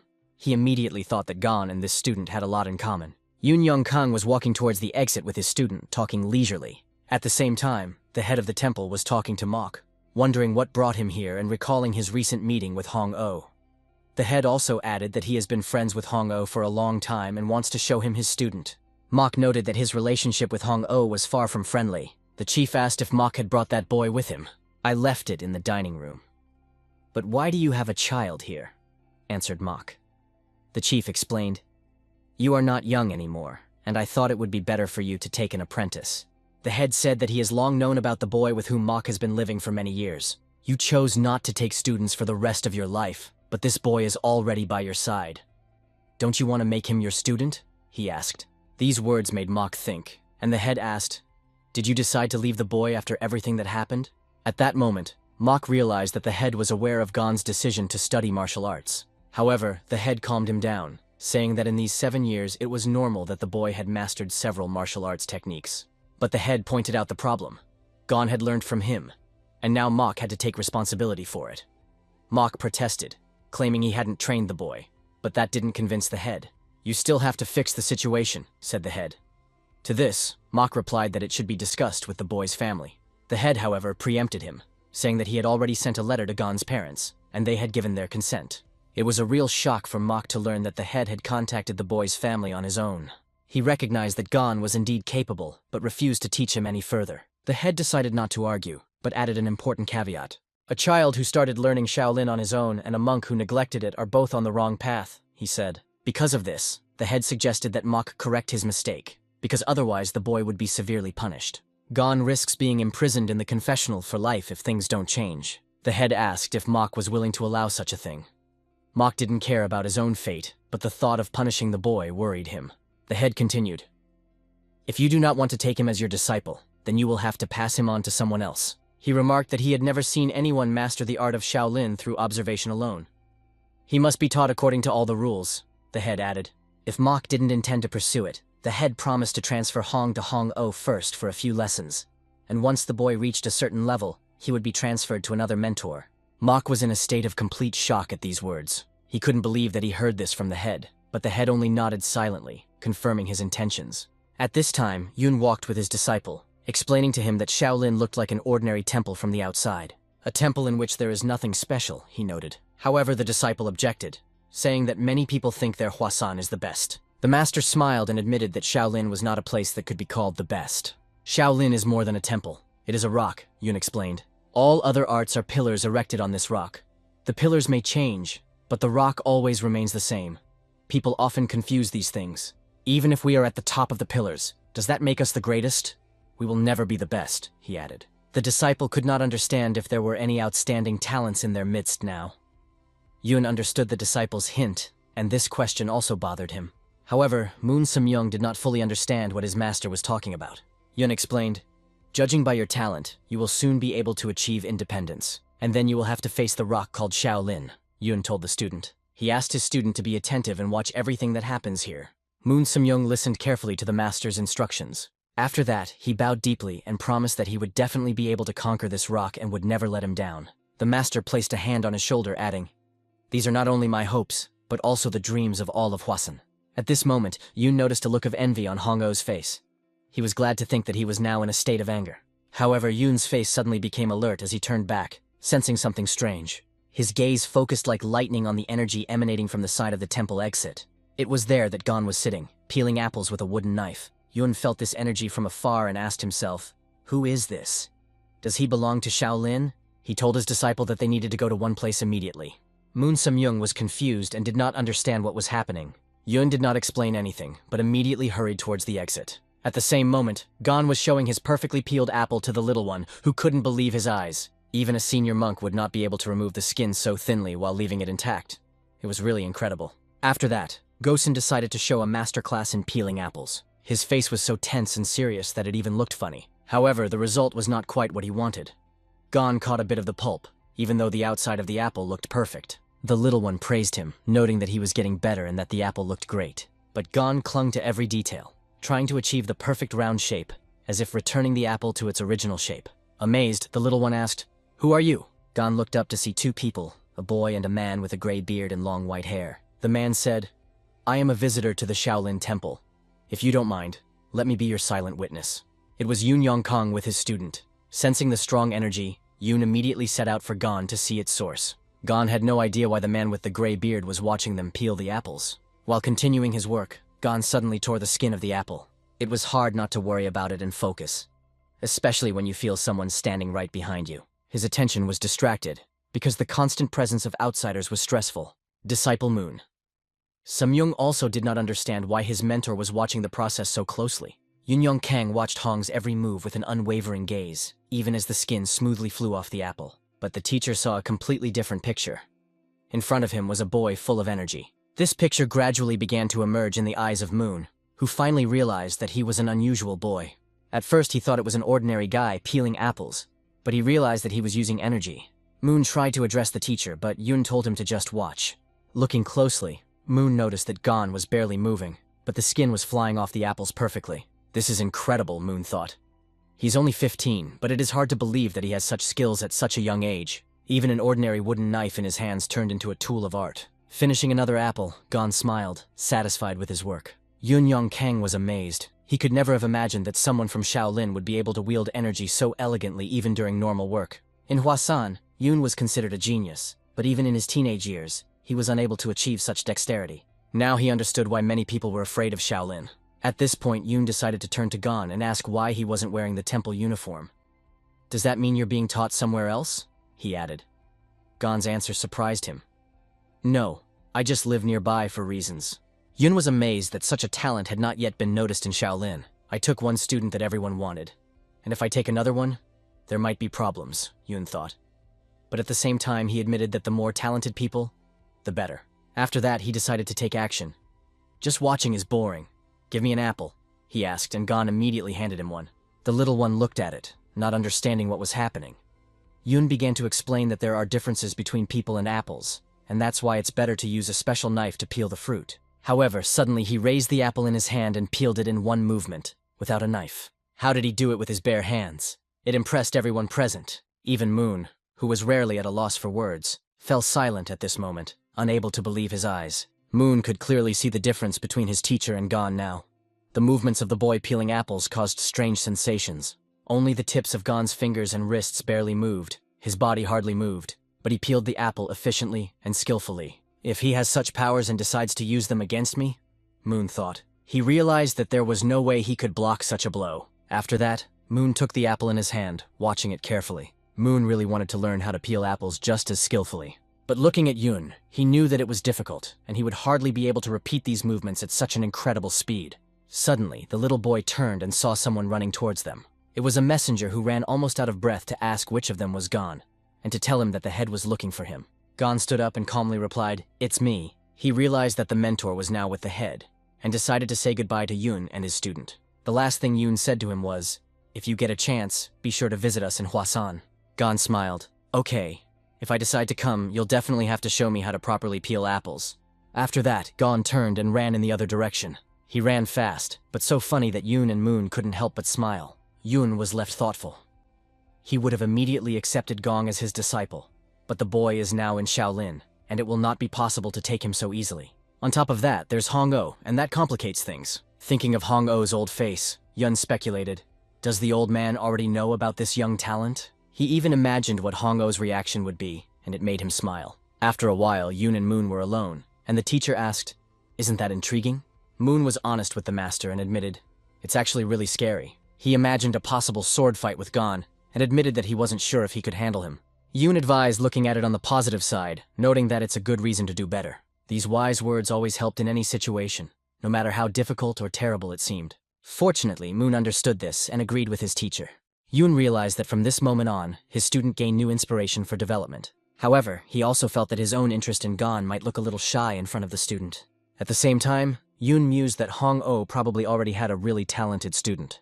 But he had high hopes for Moon, hoping that one day he would be able to overcome all obstacles. Meanwhile, Gon, almost losing his slippers, ran to his mentor. In the room, the head was sitting next to Hong-Oh, and across from them was Mok. Gon sat opposite, and everyone present looked at him in silence. At that moment, Gon understood the tension of the situation and the importance of this meeting. At that moment, there was a loud bang on the table. It was Hong-Oh who yelled at Mok, proving that he couldn't escape responsibility. "You can't just give up on being a Shaolin disciple. You have no choice but to obey." He directly asked Mok if it was because of him that he did not want to take students, and what his true intentions were.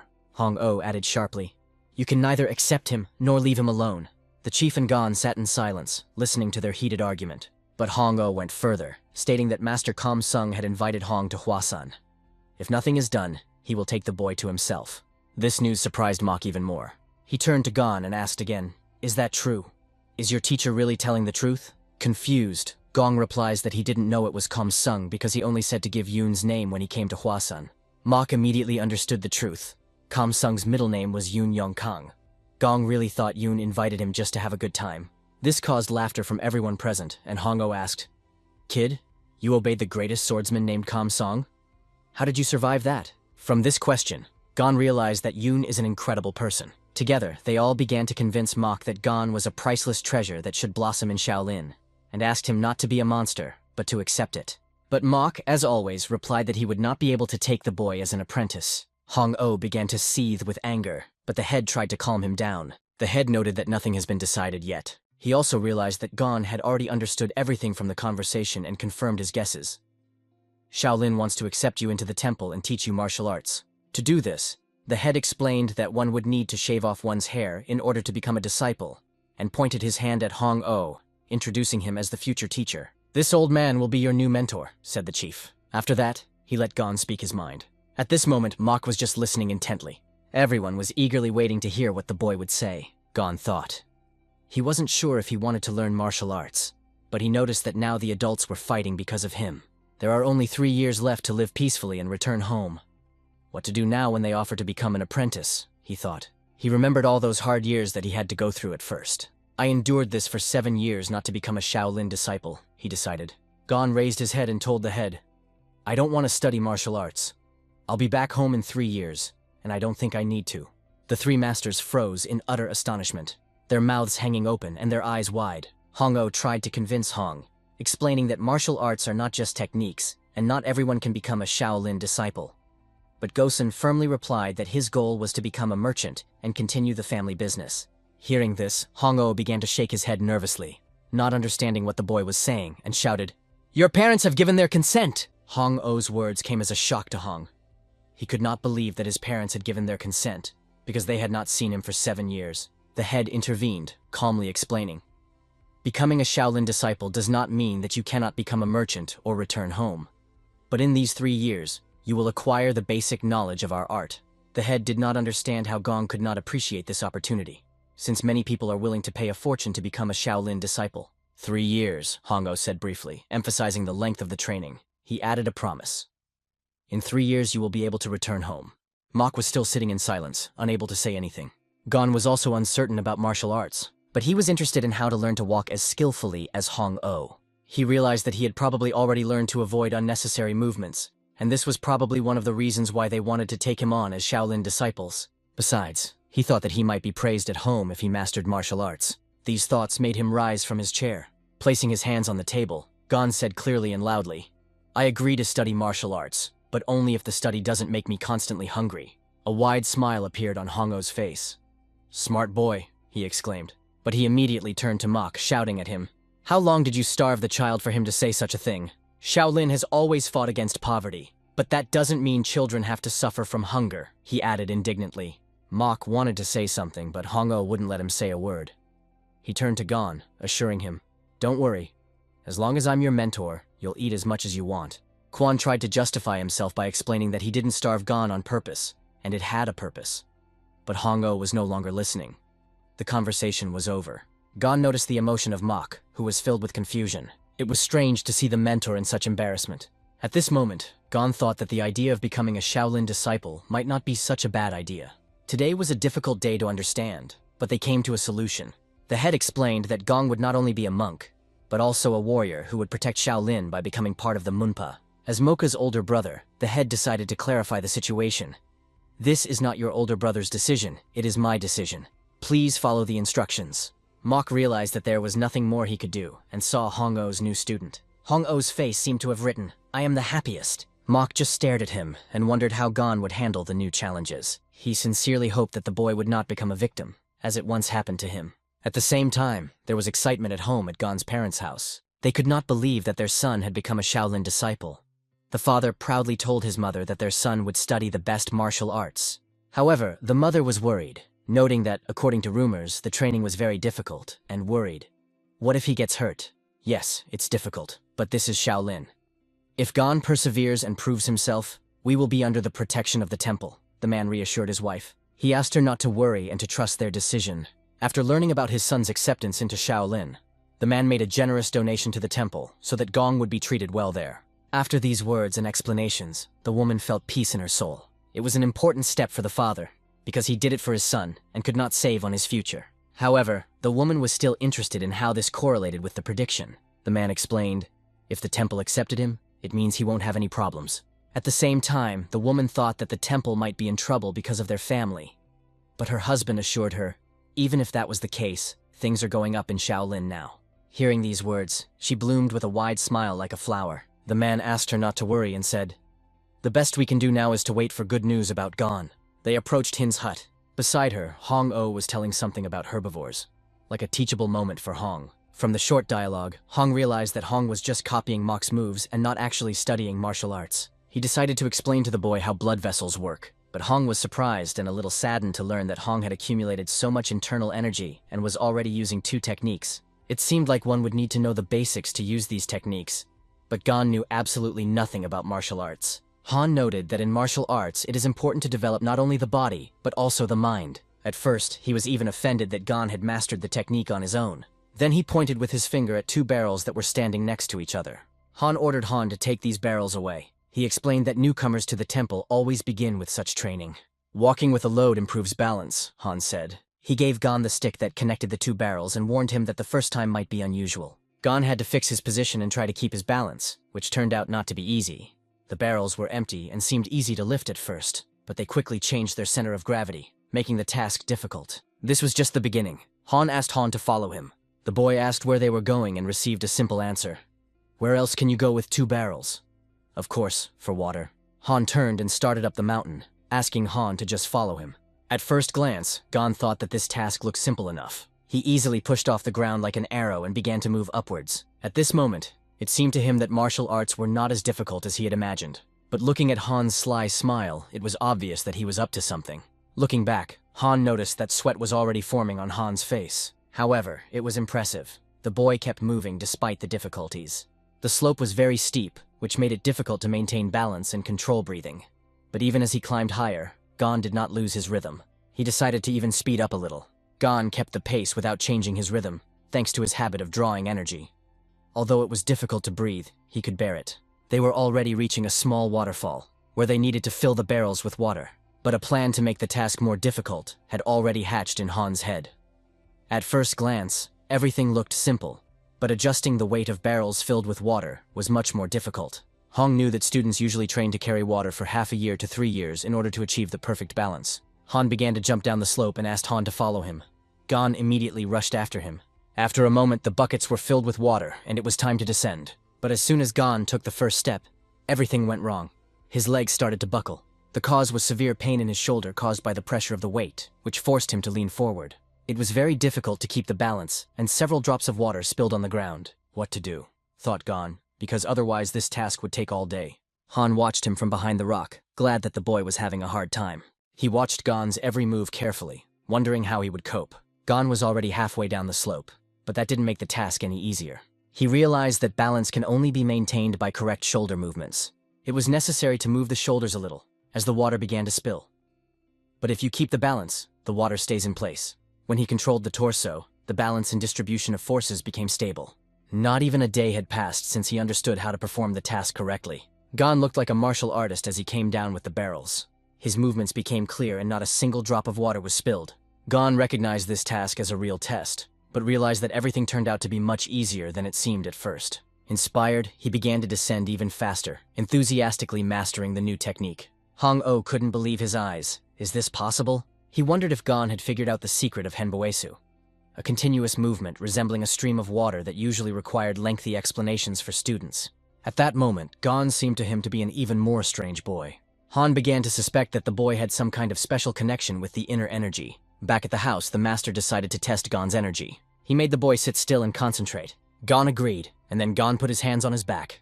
If he can control his energy, he can release it for me to feel, Hong thought. Judging by his movements, the internal energy must be at its peak. But when Hong began to do so, he was shocked. The energy he expected to see dissolved in an instant. Han couldn't understand what was happening and even got scared. Does Gon absorb other people's energy and make it his own? Is this the case with Gypsamagon? He thought. Hong soon went to Mok to tell him what had just happened. He explained how Gon was able to carry the water barrels, even though he doesn't know how to control his power. Han suggested that Han has a gift that surpasses the strength of others. At this point, Mok revealed that Gon had actually been practicing the Kanchan Tongol technique for over 7 years. Hearing this, Han just laughed. He assumed that the boy was just imitating Mok all this time. But Mok explained that Gon is not trained in this technique, but continues to learn anyway. That means he has Shimsenjong, he added.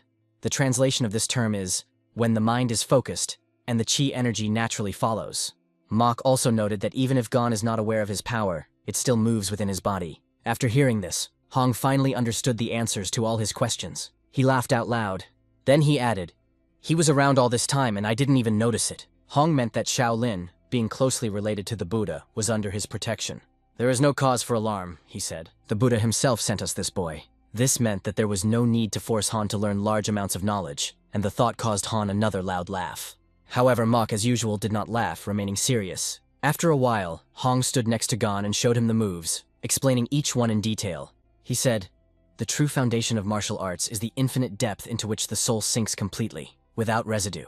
At first glance, this practice may seem ordinary, but many martial arts techniques are hidden at its core. At this point, Han was demonstrating the main pose of this technique.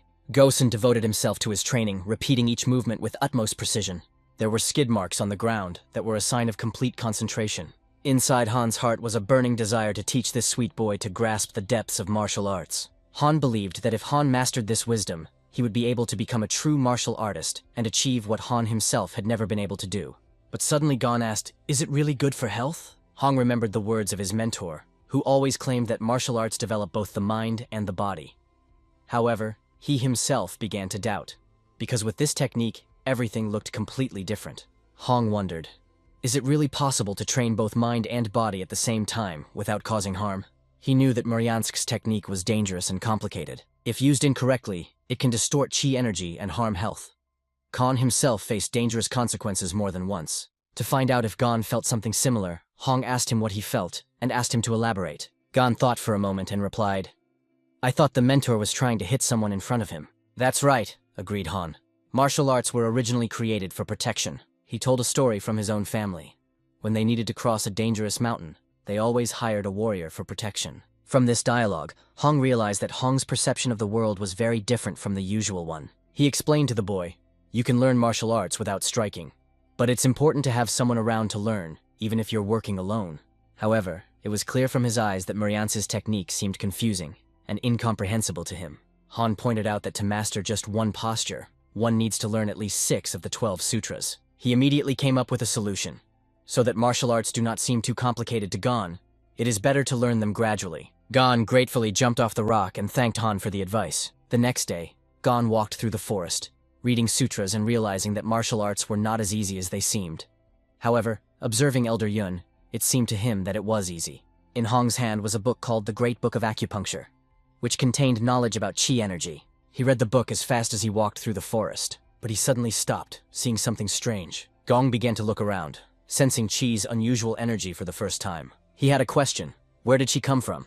He stared intently into the distance between the trees, noticing how the concentration of energy became more and more noticeable. Gon made his way through the branches, trying to reach the energy source. At one point, his eyes widened in surprise. A huge tree appeared in front of him, which was impressive with its scale. He immediately felt that the energy was coming from him and ran to the tree. Approaching closer, Gon saw that many flowers and mushrooms were growing near the roots of the tree, which thickly covered the ground. He placed his hand on the tree and immediately felt it absorb several times more energy than he himself normally felt. It was necessary for him to take a deep breath, as the feeling of hunger disappeared in an instant. A light breeze blew the leaves of the tree, creating a feeling of peace and harmony. A whole week has passed. Hong sat in the lotus position in front of his new mentor, Hong-Oh. Hong looked at him intently and couldn't understand why Hong had not mastered energy control in all this time. Gon himself also didn't understand why he could control energy during training with Quen Mok, but now he couldn't do anything. Han suggested that the energy flowed like an invisible stream, and Han was unable to control it. It seems that the standard methods are powerless here, he thought.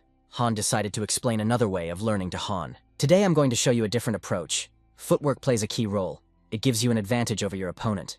It's not that difficult, you just have to do it right, he said. Han demonstrated the movements of a technique called Na Hanbo. This is the first technique that is mastered in Shaolin. Its main feature is static. It seems as if a person is standing still, but in fact, he is moving. The mentor's words that footwork helps to avoid the opponent's attacks only motivated Gon to train more. But while practicing, Gong felt a strange inner sense of energy and began to doubt. Is this technique really useful? He thought that he should try not 23 steps, but 28, and immediately began to experiment. Gon soon realized that he could take even more steps. However, it was not easy. He realized that 10 additional steps would be a real test. With a smile on his face, he didn't understand why, if it was so simple, he hadn't been taught it right away. 3 months passed, and an important conversation took place in the office of the Shaolin head. Mok came there, who was indignant. He accused Master Hong of teaching Hong the martial arts of other schools. The head was surprised and couldn't believe it, because he himself asked not to teach Gon the combat techniques of other schools. He assumed that Mok had mixed something up, but Mok insisted that he had seen it with his own eyes. Han is using techniques that are in the Konlunpa and Kondopa schools. These classes can hurt him, cried Mok in despair. The head asked Mok, is it possible for Gon to master these techniques in 3 months? Mok replied, are you saying it's impossible? The head calmly explained, I don't think so. But this guy is able to master a lot just by watching others. There's nothing we can do about it. The head's reply and his brother's words silenced Mok. He wanted to deny something, but realized that he had nothing to say. He had to just leave the office and go home, while the head was left thinking about what a talented guy Gon was. Even Kam Sung paid attention to him. However, even if Shaolin decided to develop Gon to a certain level, it would take at least 20 years. Also, the main problem is that Gon shows almost no interest in martial arts. The head hoped that his opinion was wrong. His thoughts were interrupted when words came from outside the door that Monk Wan Ho had come to see him. Over a cup of tea, the head asked him about the purpose of the visit. Wan Ho, being the head of Gulwon Temple, explained that he had come because of the strange news his disciples had given him. One of the masters is said to be using some pretty unusual techniques, Wan Ho said. He noted that these techniques are among the top 10 techniques of current martial artists, and surpass the level of the masters of the Munpa school. The head, interested, asked, what kind of techniques are we talking about? Wan Ho explained, we noticed that Munpa is actively monitoring Shaolin. This is quite an unusual situation. The head tightened his grip on the rosary in his hand. Realizing that the situation was becoming problematic, Wan Ho asked if it could just be a coincidence. The head remembered, yes. Kam Sung was indeed on the main mountain when Gong was heading to Hongo. Yoon began to watch Shaolin closely. Yoon seemed to have decided to be proactive, and it might have something to do with Hong-Oh, especially since he's training the boy and they can't stay away. The question arose, what to do next? It was suggested that the boy should not be left under Hong-Oh's care. The head began to doubt his decision, for Wan Ho held a significant position among the temples, and if he expressed his displeasure, it could mean that his opinion was shared by others. Wan Ho insisted that the chief explain his intentions. The head, closing his eyes and sighing deeply, finally agreed. Okay, I understand. An important meeting took place the next day. Gong came with his mentor Hong-Oh to meet Wan Ho. Wan Ho told them about the Shaolin Festival. It was the Soka Festival, where Shaolin students were given the opportunity to show off their skills. Those who won could battle one of the temple's masters and get a chance to master a martial art technique called Ascension.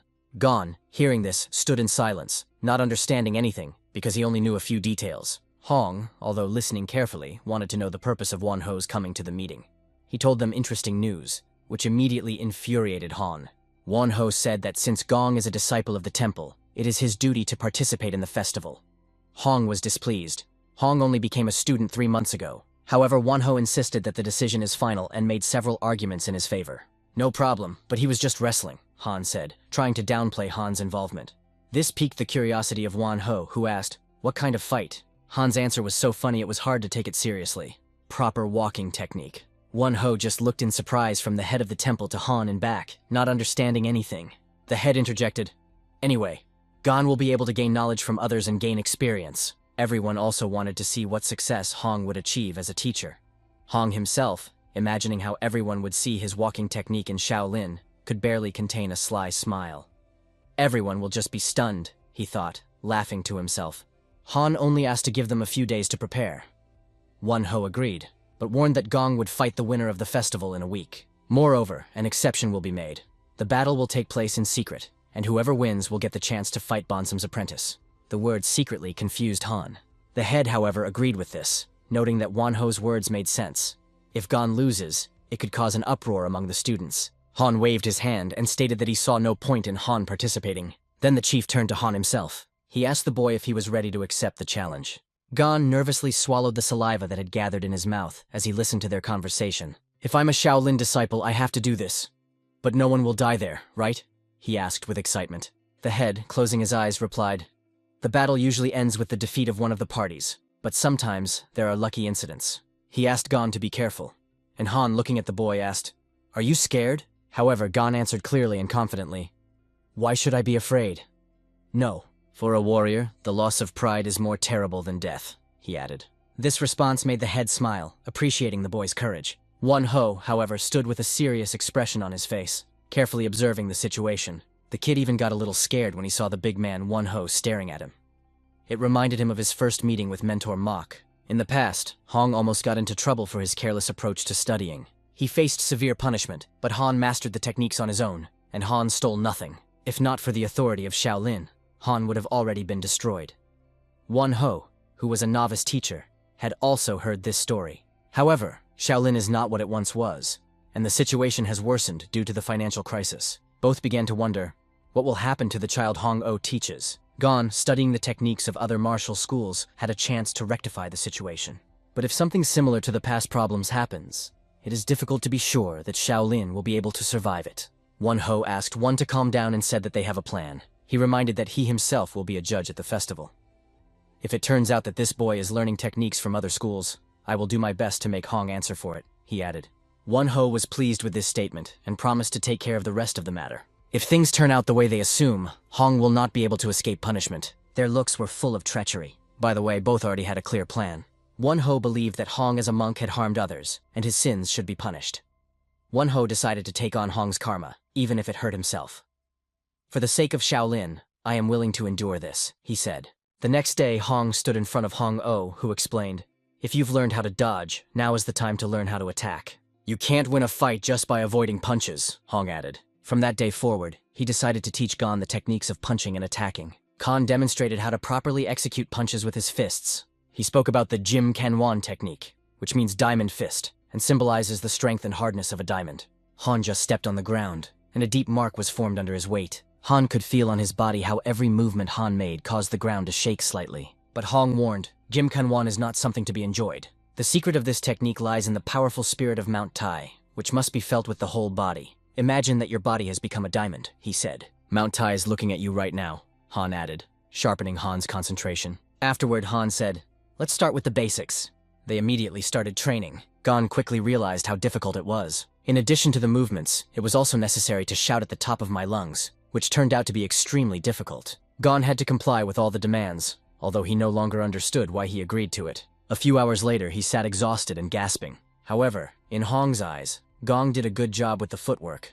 But why does he not master the technique of attack so easily? Hong quickly realized that Gon did not know how to use his power properly. It will take a long time to think about how to teach him this, he thought. Brushing his beard, Hong recalled how he taught himself footwork just by watching others, and he was good at everything. He assumed that it was difficult for Gon to do what was shown, so he asked him to do it his way. But Hong warned, "Remember that every movement has a meaning. If you don't scream and stomp on the ground with force, it will all be for naught." Han asked Han to do the exercises, but he wasn't entirely sure if he could do it. Han soon realized that yelling strengthened his abs, and when the press is strengthened, the force of the blow becomes much stronger. "And what happens when you hit the ground with all your might?" he thought. "The more effort you put in, the stronger the return you get." The center of gravity also shifts, which is also very important. Han watched the training from outside the door, keeping a close eye on Han. He noticed that the boy was very focused. Extending his arm forward, he automatically moved the center of gravity forward, which created a powerful dynamic. When Gon concentrated on one fist, he was able to concentrate all of his power in one place. This allowed him to strike with maximum power. I don't need to work as hard as a teacher. The main thing is to gather all the strength into a fist, Gon thought. Soon he realized all this, and decided that now he will train in this way. Meanwhile, it was already getting dark on the street. Han accidentally dozed off and only now went out into the yard. He wasn't sure if Gon had finished training, but what he saw next shocked him. There were clear and even circles on the ground that Gon had carved out with his training. He bent down towards the footprints on the ground, noticing their perfect shape that even the most skilled Gon couldn't seem to create if he tried. No doubt he trained on his own. Han always insisted that he should practice himself, but it seems that Han has mastered a technique that unlocks the inner strength of the body, the Palgan technique. But mastering this technique requires years of grueling training. Han wouldn't have believed it if he hadn't seen the tracks himself. It's strange, because he taught him the diamond fist technique, and Gon managed to master something so different. When he taught him to walk normally, he unexpectedly learned to dodge attacks. All this once again proved that Gon was a truly unique child. Without a doubt, everyone at the festival will be amazed by his abilities. It was already dark outside, and the world was shrouded in silence. Gon's foot trod confidently along the mountain paths. Exhausted, he leaned against a tree that stood in his way, but his thoughts still revolved around the question of how to master the diamond fist. This thought did not give him peace, because he tried to gather all the strength of his body into one fist. However, his energy moved chaotically, without any system or order, and suddenly his muscles contracted so sharply, as if someone had squeezed them with an invisible hand. Barely able to stay on his feet after the sudden push, he was unable to do anything to keep his balance. The center of gravity tilted him forward, and, losing his footing, he fell to the ground. It was painful. The blow made him wince in pain at that moment, and even now the pain did not recede, enveloping the whole body. He coughed, trying to compose himself. In moments of despair, he asked himself the question, can training really make a difference, or are all efforts in vain? There is almost no strength left. He even felt that it would be easier if someone helped control this chaotic energy. The sun had already risen high above the horizon, and it was getting close to noon. Gon slept for a long time, but his mentor woke him up.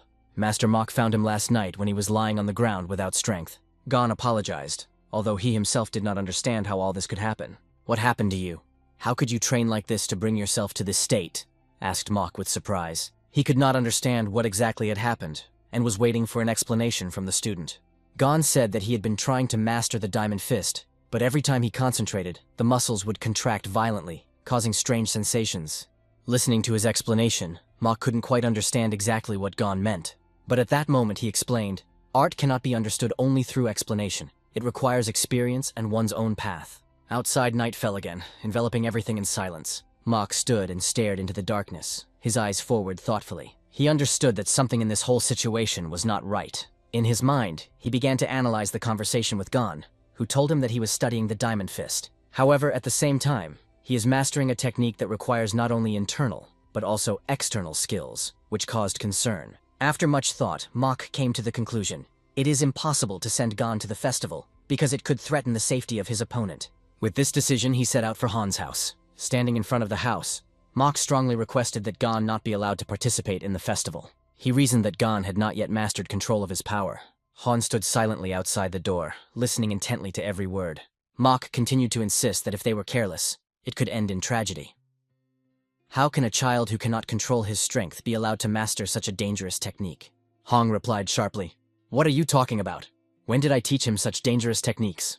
But Mok didn't back down and said, don't pretend that you don't understand anything. Gon is a unique child. No one at his age has achieved such success. But you should remember that even the smallest mistake can lead to death. To this, Han calmly replied, you are a warrior. Why are you so worried about your life? How can you practice martial arts if you are so afraid for your fate? He added ironically. At these words, Mok did not even find what to answer his teacher. Han insisted that Mok was wrong. Just because Han had mastered the Palgan technique, that didn't mean he was capable of killing anyone. He's not going to be able to do that against someone who has 20 years of experience in martial arts. It's just not possible, Hong added. After these words, Mok only strengthened his thoughts that it was useless to talk to Han. He directly told the teacher about it and then declared that he would go to the head to solve the matter. Mok was determined not to allow Gon to participate in the festival until he learned to control his powers. With these words, he immediately turned around and went in the other direction. Hong remained seated, watching Mok leave. Han had only one thing in mind. The festival promises to be very interesting and full of events. Mok, on the other hand, was thinking about something else. If Gon accidentally harms someone, he will carry this burden for the rest of his life. His pure and good heart can be destroyed forever. Mok wasn't going to let that happen as long as he was by Gon's side, ready to protect him from the irreparable consequences. Gon lay on the deck chair, directing his pensive gaze at the bright Luna. His thoughts constantly revolved around the riddle: how to learn to control his power. Lately, it had become increasingly difficult for him to handle the energy, and he even began to wonder if it had something to do with the tree that was emitting immense power. It seemed that this tree was the key to the solution, because while absorbing its energy, Gon became stronger. However, he asked himself, would he not harm others in such a state? Having come to a clear conclusion, he understood. Learning to control his power is his first priority. He was determined not to let anyone suffer because of his mistakes. Meanwhile, Mok had already gone to the head to explain everything, but heard that such a decision cannot be made without talking to Wanho and Hong.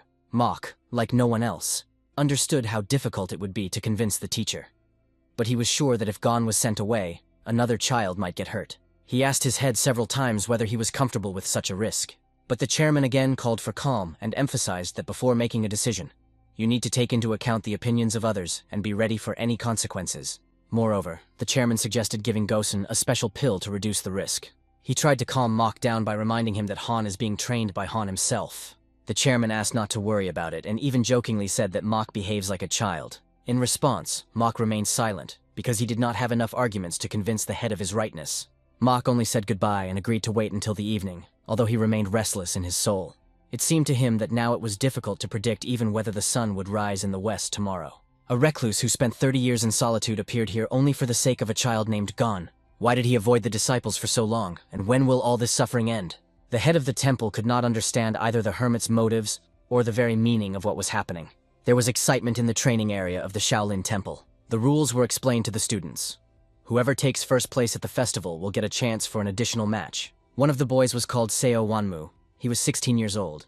He was surprised to hear about the extra fight and couldn't figure out who he would have to fight. He learned from the other students that his opponent would be a boy trained by Han himself. It was a real surprise for the students, and lively discussions immediately began. Many dreamed of learning from such a teacher, but everyone agreed that Han's student must be extremely talented. Seo Wanmu seemed to think more than anyone, trying to figure out who this mysterious guy was. Meanwhile, the students were also discussing that the Mujin had returned, and were reminded of how he became famous by defeating many thieves. The two teenagers who were also talking about this argued, one dreaming of meeting the Mujin, but the other quickly calmed him down by reminding him that Seo Wanmu was the strongest among them. However, even Seo Wanmu, he said, would face considerable difficulties in a battle with a Mujin. As the boys discussed this, Seo stood nearby and heard their every word. There were many discussions between the students, and mostly they were about martial arts. But the boys always had plenty of topics to talk about. The most interesting thing for Seo Wanmu was that his future rival at the festival is a guy from the Jin family. After hearing this, he approached the other students and loudly declared that he would destroy this guy. He asked them not to worry, promising to win all the fights in the festival, including the extra one. He contemptuously called the rest simply participants who came here for a tick. His words made a strong impression on the students, and they all fell silent. But then Seo invited everyone to follow him, raising even more questions. No one understood why he was so angry, but the gist was obvious. His father was the chief merchant of Anhui province, which meant that the Jin family were their main rivals.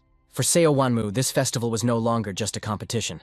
It became a fight for the honor of the family. He clenched his fist at the thought, remembering how he moved to Shaolin 5 years ago, leaving everything behind. There was no room for defeat here for him. He had to defeat and destroy this guy from the Jin family. Meanwhile, this boy, Zhang Gong, trained diligently, putting all his energy into each exercise.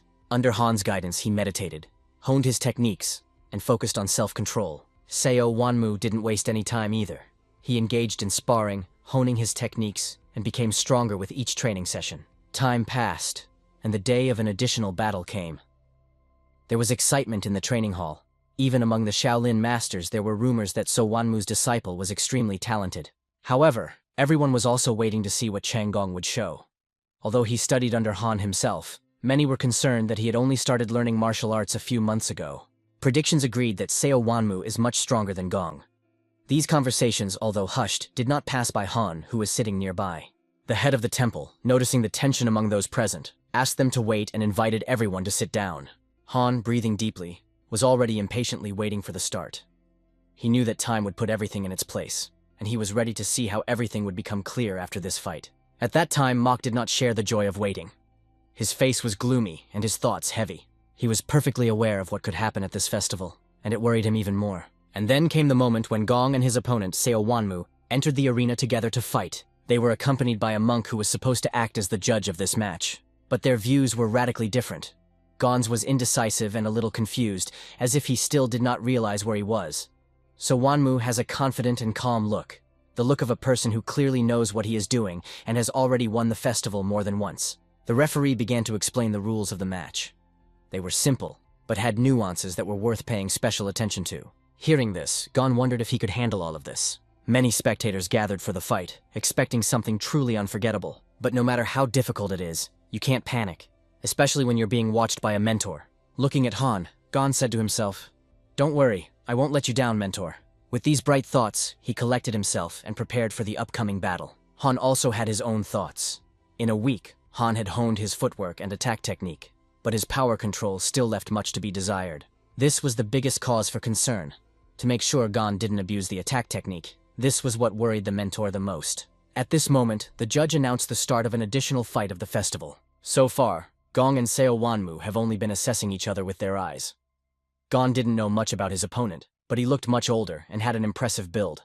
"I'm So Wanmu, let's try," he suggested. But in his mind he saw not just a rival, but a son of the Jin family. Gon scratched the back of his head, smiled vaguely, and said his name, adding with a hint of irony, "Good luck to us."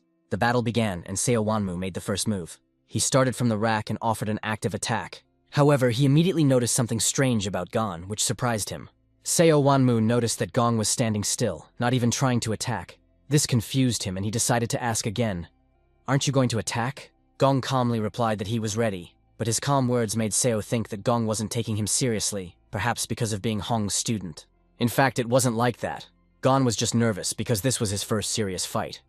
But So did not pay attention to these words. Sensing anger, Seo forced himself to calm down, deciding not to waste time thinking. He charged forward, aiming his fist at Gon, and even as he ran, he said, "No matter what your abilities are, I'm still going to break your nose." His fist came close to the target, but missed at the last moment, flying past. How did he dodge? And a rookie too? These questions swirled in Seo Wanmu's mind, causing even more surprise. However, he decided that Gon was just lucky and immediately began preparing his next attack. But Gon dodged the blow again with incredible ease and elegance of foot. Seo Wanmu's movements were not so smooth at all. He pushed off the ground with force, attacking aggressively. All of his attacks were powerful, but each of them missed. However, Gon once noticed that the blow was extremely dangerous and avoided it at the last moment. At this moment, Mentor Mok sat with his mouth hanging open, watching the match. He could not take his eyes off what was happening and only thought, "What is going on here now?" Mok couldn't understand how Gon was able to dodge punches with such ease. The high-ranking monks also noticed that Gon had excellent control over his body. One of the masters leaned over to Hong-Oh and quietly said that with skills like this, Gon might not even lose to Bonsan's apprentice, asking when exactly he had mastered them. Han replied that these are not new techniques, but reinterpreted old ones. He explained that Gosen created them himself, and his job was just to show the basics. At this moment, the head of the temple along with Wanho were watching the battle intently. They were well aware of the consequences of this battle. Unlike them, Seo Wanmu was confused. He didn't understand how to get Gong and why all his shots missed. In exasperation, he called Gon a coward and yelled at him to stop dodging and twisting strangely. Gon calmly explained that he was just trying to dodge the attacks and wasn't planning to strike for no reason. However, these words only angered Seo Wanmu even more. Annoyed, he decided to use his new technique by devising a cunning plan. He had saved this secret technique for a snack, but now he decided to use it and ran straight at Gon. As before, Gon stood still, watching Seo's huge body rush towards him. He could not understand what the mystery of this attack was, and he could not predict from which direction the blow would be struck. The best solution in this situation was to simply bounce back, but Seo kept getting closer and closer, closing the distance. From the stands, it looked as if the real battle was just beginning.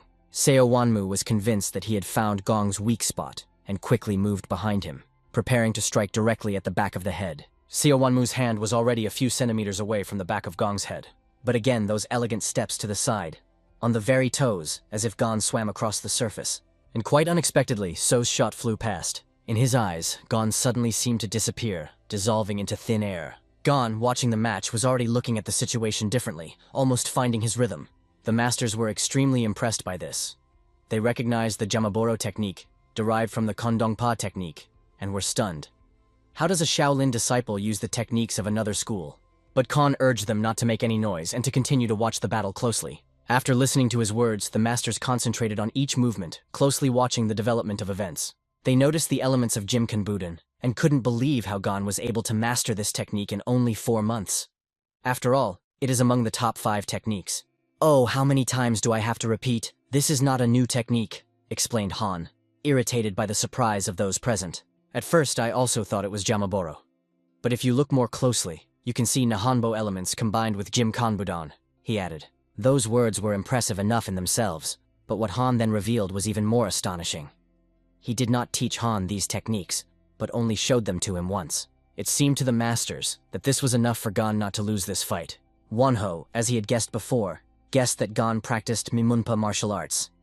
If this is so, then the issue needs a serious solution. Meanwhile, on the battlefield, So Wanmu realized that Gong's techniques were extremely serious. But he still did not understand how he could learn it in such a short time. At that moment, Seo Wanmu turned to Gong, urging him to stop running and start fighting, because there was no way to think about victory otherwise. Gon calmly replied that it was not as simple as it seemed. Mentor Mok, watching the fight, noticed that Gon was still afraid to attack, and the reason for this was obvious. Gon still couldn't control his power. Losing the last of his patience, So Wanmu decided to deliver the decisive blow that would end this duel. "You can't just ignore other people!" he shouted, pointing a charged fist at Gon. So rushed forward, ready to deliver a powerful blow, while Gon calmly looked up at him. A question flashed through Gon's mind. What do I do next? This isn't over if I just dodge. The decision came instantly. Gon decided to act. He grabbed Seo's hand right at the impact and broke it. The movement was so precise that within a second, So was confused in his own hands and did not understand what was happening.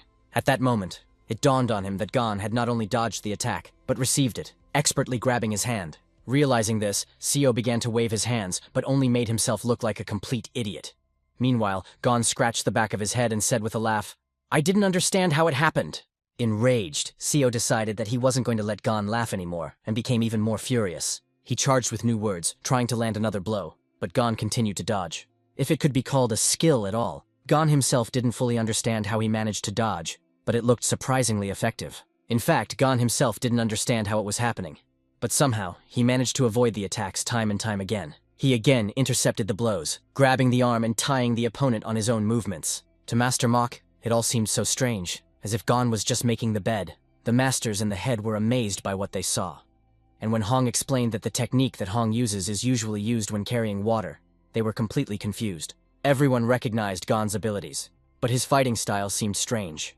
There were even discussions that he needed to learn to respect his opponent. Hong tried to explain that Hong was not disrespecting Seo Wanmu.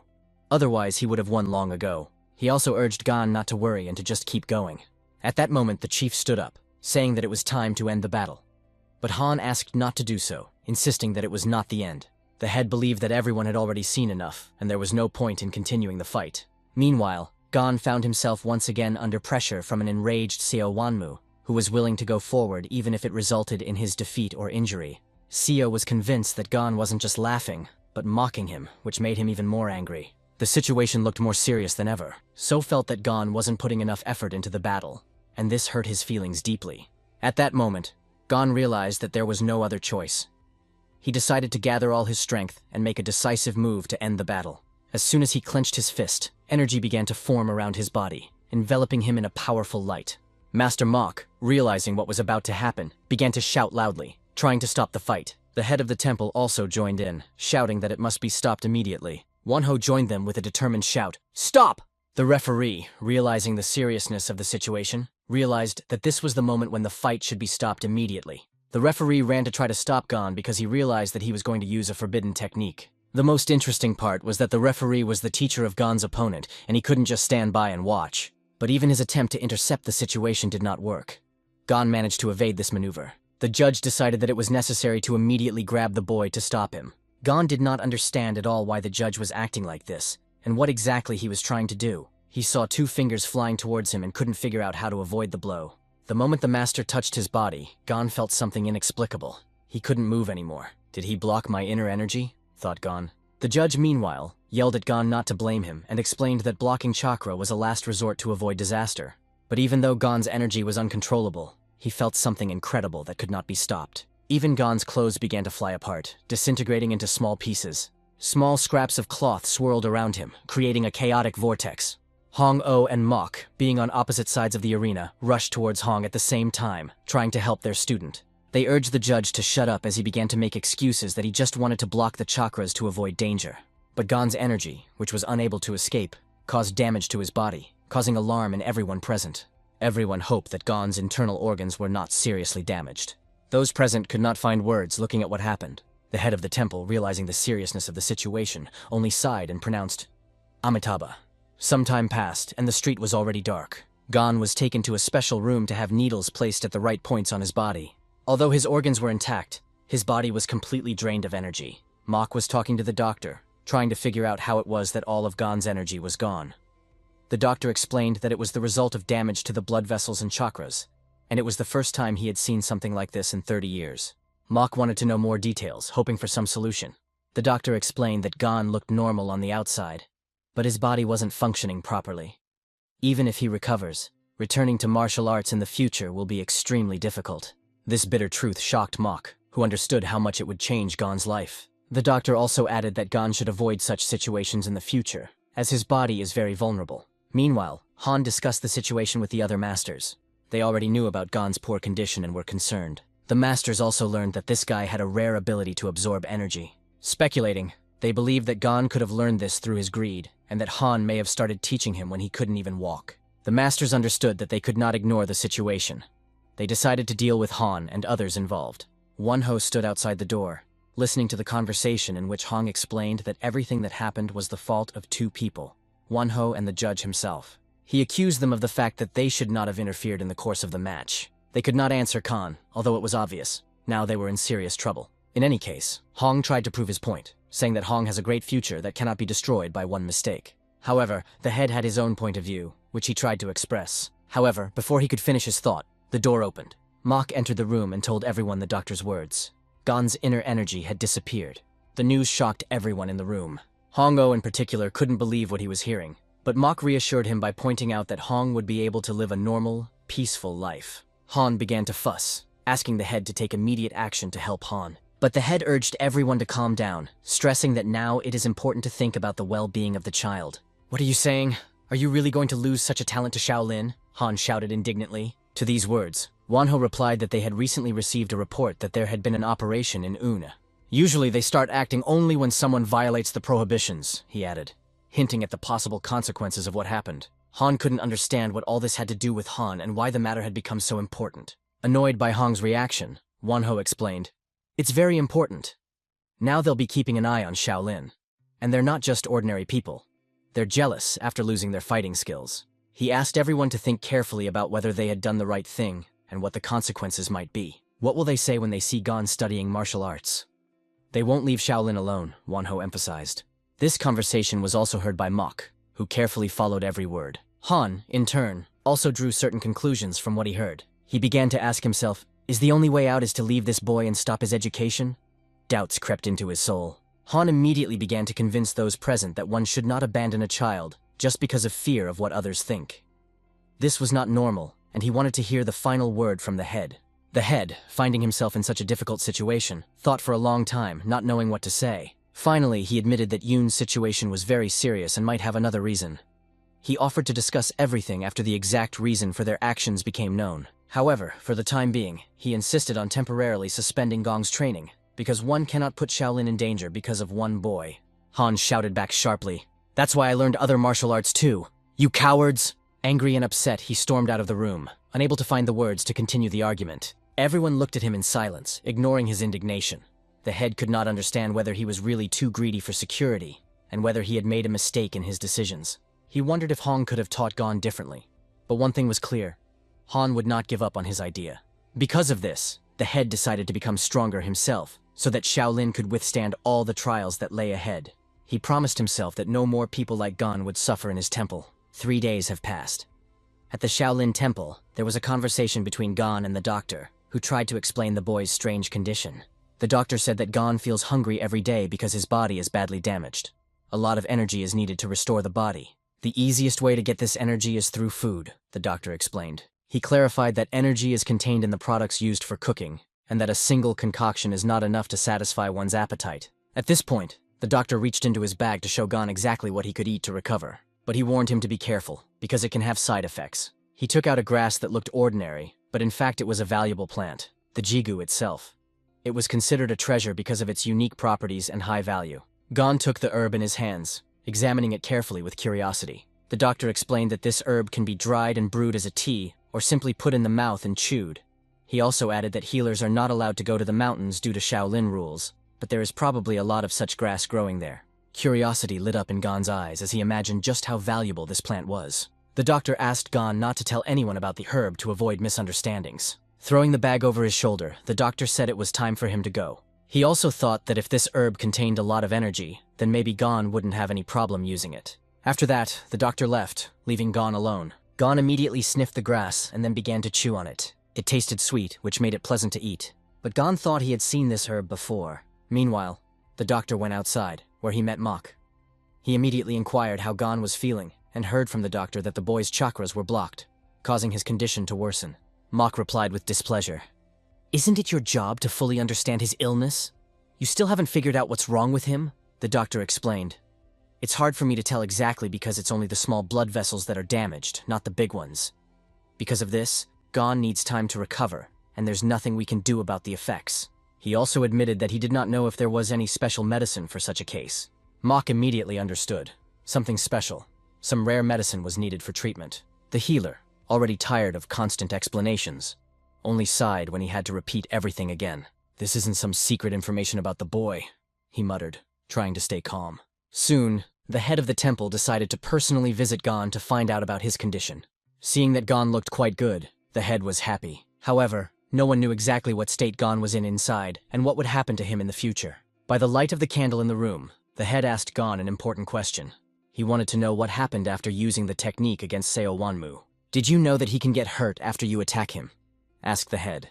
Gong honestly replied that he only did it because he felt sorry for Seo Wanmu. He explained that he made him angry because he couldn't fight properly because of his limitations. At first, Mentor Mok warned him not to use this technique because it was dangerous. But Seo Wanmu was upset that Gong didn't even try to fight with his full strength, and that made him even more disappointed. Now it became more clear to the chapter what had happened. He realized that the art that Gon demonstrated could not be learned just like that, and that added to the pity. The chief did not know how to tell this good boy about his plight. However, he understood that something still needed to be said. So the head sat next to Gon. He revealed the bitter truth to him. Gon would no longer be able to practice martial arts, and asked what the boy will do next. Gon thought and replied, "I don't know. But I'm sure I won't hurt anyone again, not even by accident. Although it won't be easy, I'm already feeling uncomfortable." He added, "If I wasn't so hungry all the time, maybe I would be able to stay away from martial arts. But I have a little patience left and I'll go home." After that, the head asked the following question. "What if you can't do martial arts, but there is a way to get back into it? The only way to do that is to harm others. Would you agree?" Without thinking for a second, Gon replied, "I don't want to do martial arts if it hurts others. I'm not on the verge of death to do it for my own comfort." The head could not but agree with his words. He thought, one wrong technique can kill many people. If everyone thought like this guy, we would avoid many unnecessary casualties and bloodshed. In the end, it was decided that Gon would remain under the care of Mok's mentor, as he seemed the most comfortable choice for the boy. The head also understood that Mok is so close to Gon for a reason, because he is always the first to rush to his aid. However, the head asked the boy to visit the doctor regularly for checkups.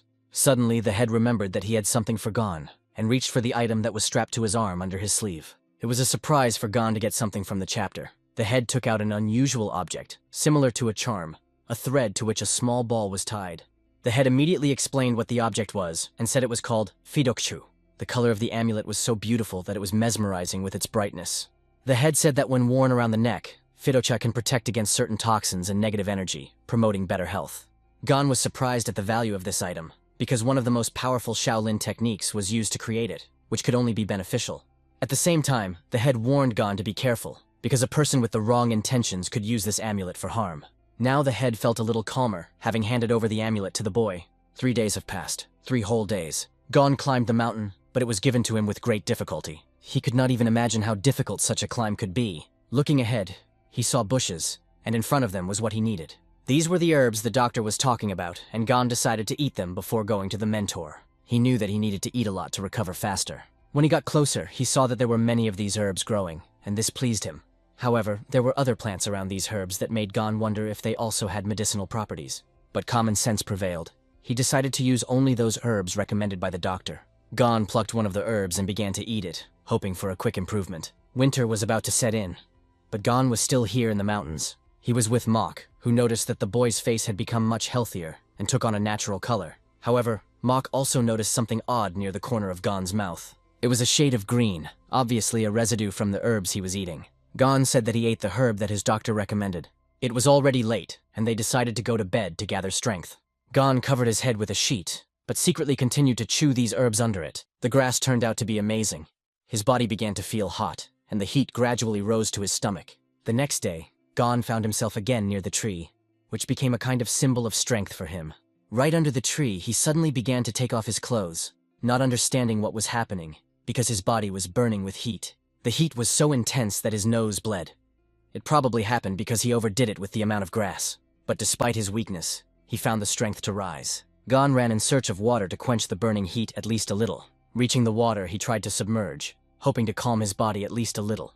At the same moment, Gon felt a slight chill run through his body, and turned his attention to the flowers growing nearby. Of course, the idea of trying these flowers immediately occurred to him.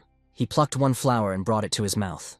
As he began to chew, he felt that the flower was quite tasty. His cheeks, which were still burning, began to take on their natural color, becoming less red. But this effect lasted only a second. Then something strange happened. He felt as if winter had arrived in his body. The heat began to slowly subside, giving way to cold. He liked the feeling, so he continued to eat the flowers as the cold helped to relieve the heat. But while eating, he had a strange feeling that it might harm his health. Despite this, he plucked more flowers and continued to eat. At one point, his body became as cold as a piece of ice. His eyes showed that he was completely unprepared for such a drastic effect. What kind of plants are these? He thought, trying to understand how they work. At first it was hot, now it is incredibly cold. In a panic, Gon ran back to the herbs he had been eating before, ate them and felt the heat again. Then he returned to the flowers, ate them, and again his body became cold. From such drastic changes, Gon was on the verge of madness, barely keeping control of himself. Tired and exhausted, Gon decided to lie down to get some rest from all these experiences. At that moment, he suddenly felt as if his body was being filled with energy, which was pouring through him, adding strength. Apparently, the healer was right. Gon had eaten a lot of healthy food, and it seemed that his body had indeed begun to recover. This brought a big smile to Gon's face. He felt better than before. What pleased him the most was that now he would finally be able to descend from the mountain. However, during the descent, he suddenly felt that his pants became somewhat uncomfortable, as if his body had changed. But despite this, he somehow made it down to where his mentor Mok was already waiting for him, who immediately asked Gon not to rush so quickly. The mentor looked at Gon carefully and didn't understand what had happened to his face. One side of Gon's face was bright red, as if burned, and the other side was blue, as if from the cold. It looked strange and disturbing. Mok immediately asked, "What happened to your face?" But, coming closer, he suddenly covered his nose with his hand, feeling a strong, unpleasant smell. He said through his palm, "Your face is red and blue at the same time, and when you breathe out, I can smell poison." To confirm this, Gon raised his hand to his face and exhaled to see if it was true. But when he himself felt this acrid smell, he absolutely did not understand what could have caused it and what was happening to his body. Gon tells how on the way to the mentor he saw a large elm and found medicinal herbs there, which he had already eaten. Quen Mok immediately realizes that this is the same place where the teacher grows poisonous plants. The man urgently tries to find out what kind of grass this idiot ate. Gon ate a grass with 3 petals. The boy learned about this herb from the doctor, who said that it is good for health. Hearing this, Quen Mok fell into a stupor. The man understands that this is a poisonous plant, and now, in addition to him, this young man will suffer. Quen Mok begins to think that the teacher is involved because you can't feed a child like that. But Gon assures that everything is fine with him, and after this herb he feels much better. He even has energy back. The clean-shaven man just froze when he heard about it. Soon, the man told that there are poisonous plants in that place, so from tomorrow, Gon should not climb that mountain. Still, the young man is happy that his energy has returned to him. Now that his body has recovered, a lot of work has to be done. Around the boy's neck hangs Fitukju, who gave him the head. It is because of this that the young man was not harmed by the poisonous grass. For proper use, you need to hold it in your mouth. This means that you cannot worry about the poison that the boy drank. The man is interested in why the head gave him this thing. It seems they want to train the child using poisonous herbs to absorb their power. As Quen Mok thought, the head and teacher were up to something very mysterious. Are they serious about teaching a child to resist poison? Meanwhile, when the young man took this thing into his mouth, he seemed to like the taste. Quenmock was annoyed because he could not understand their plans. They say that for such an approach you will have to pay tenfold. And now that the power of the Shaolin rock has become weaker, it is dangerous. It seems they want to teach Gon how to absorb poisons. Quenmock cannot let this happen. He sincerely hopes that Gon will not study martial arts. The black youth didn't know how to answer that, so he just kept silent. The boy is much more talented than others, but his abilities can attract those who want to take advantage of him. In order to answer, the boy spat the thing out of his mouth. Gon promised to study martial arts, but the man says he no longer has to keep his word. Some of the techniques the guy has are from another school, so people from that school might think something is wrong when they see it. After learning that he studied the techniques of another school, the boy is shocked. However, Gon managed to learn only Nahambo and Kim Kun Kwan.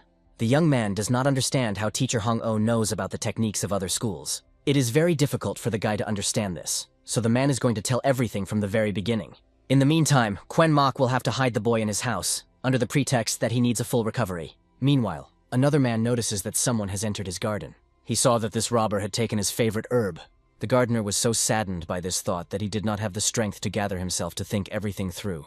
Hong-Oh was very angry with the one who dared to destroy his tea plantation and make such a mess here. Soon, he goes to Peck's house and complains that someone made a mess in his garden. He wants to find the culprit. It is very interesting. Who was able to deceive the teacher himself? Hong-Oh couldn't sit still. He urgently wanted help to catch the thief.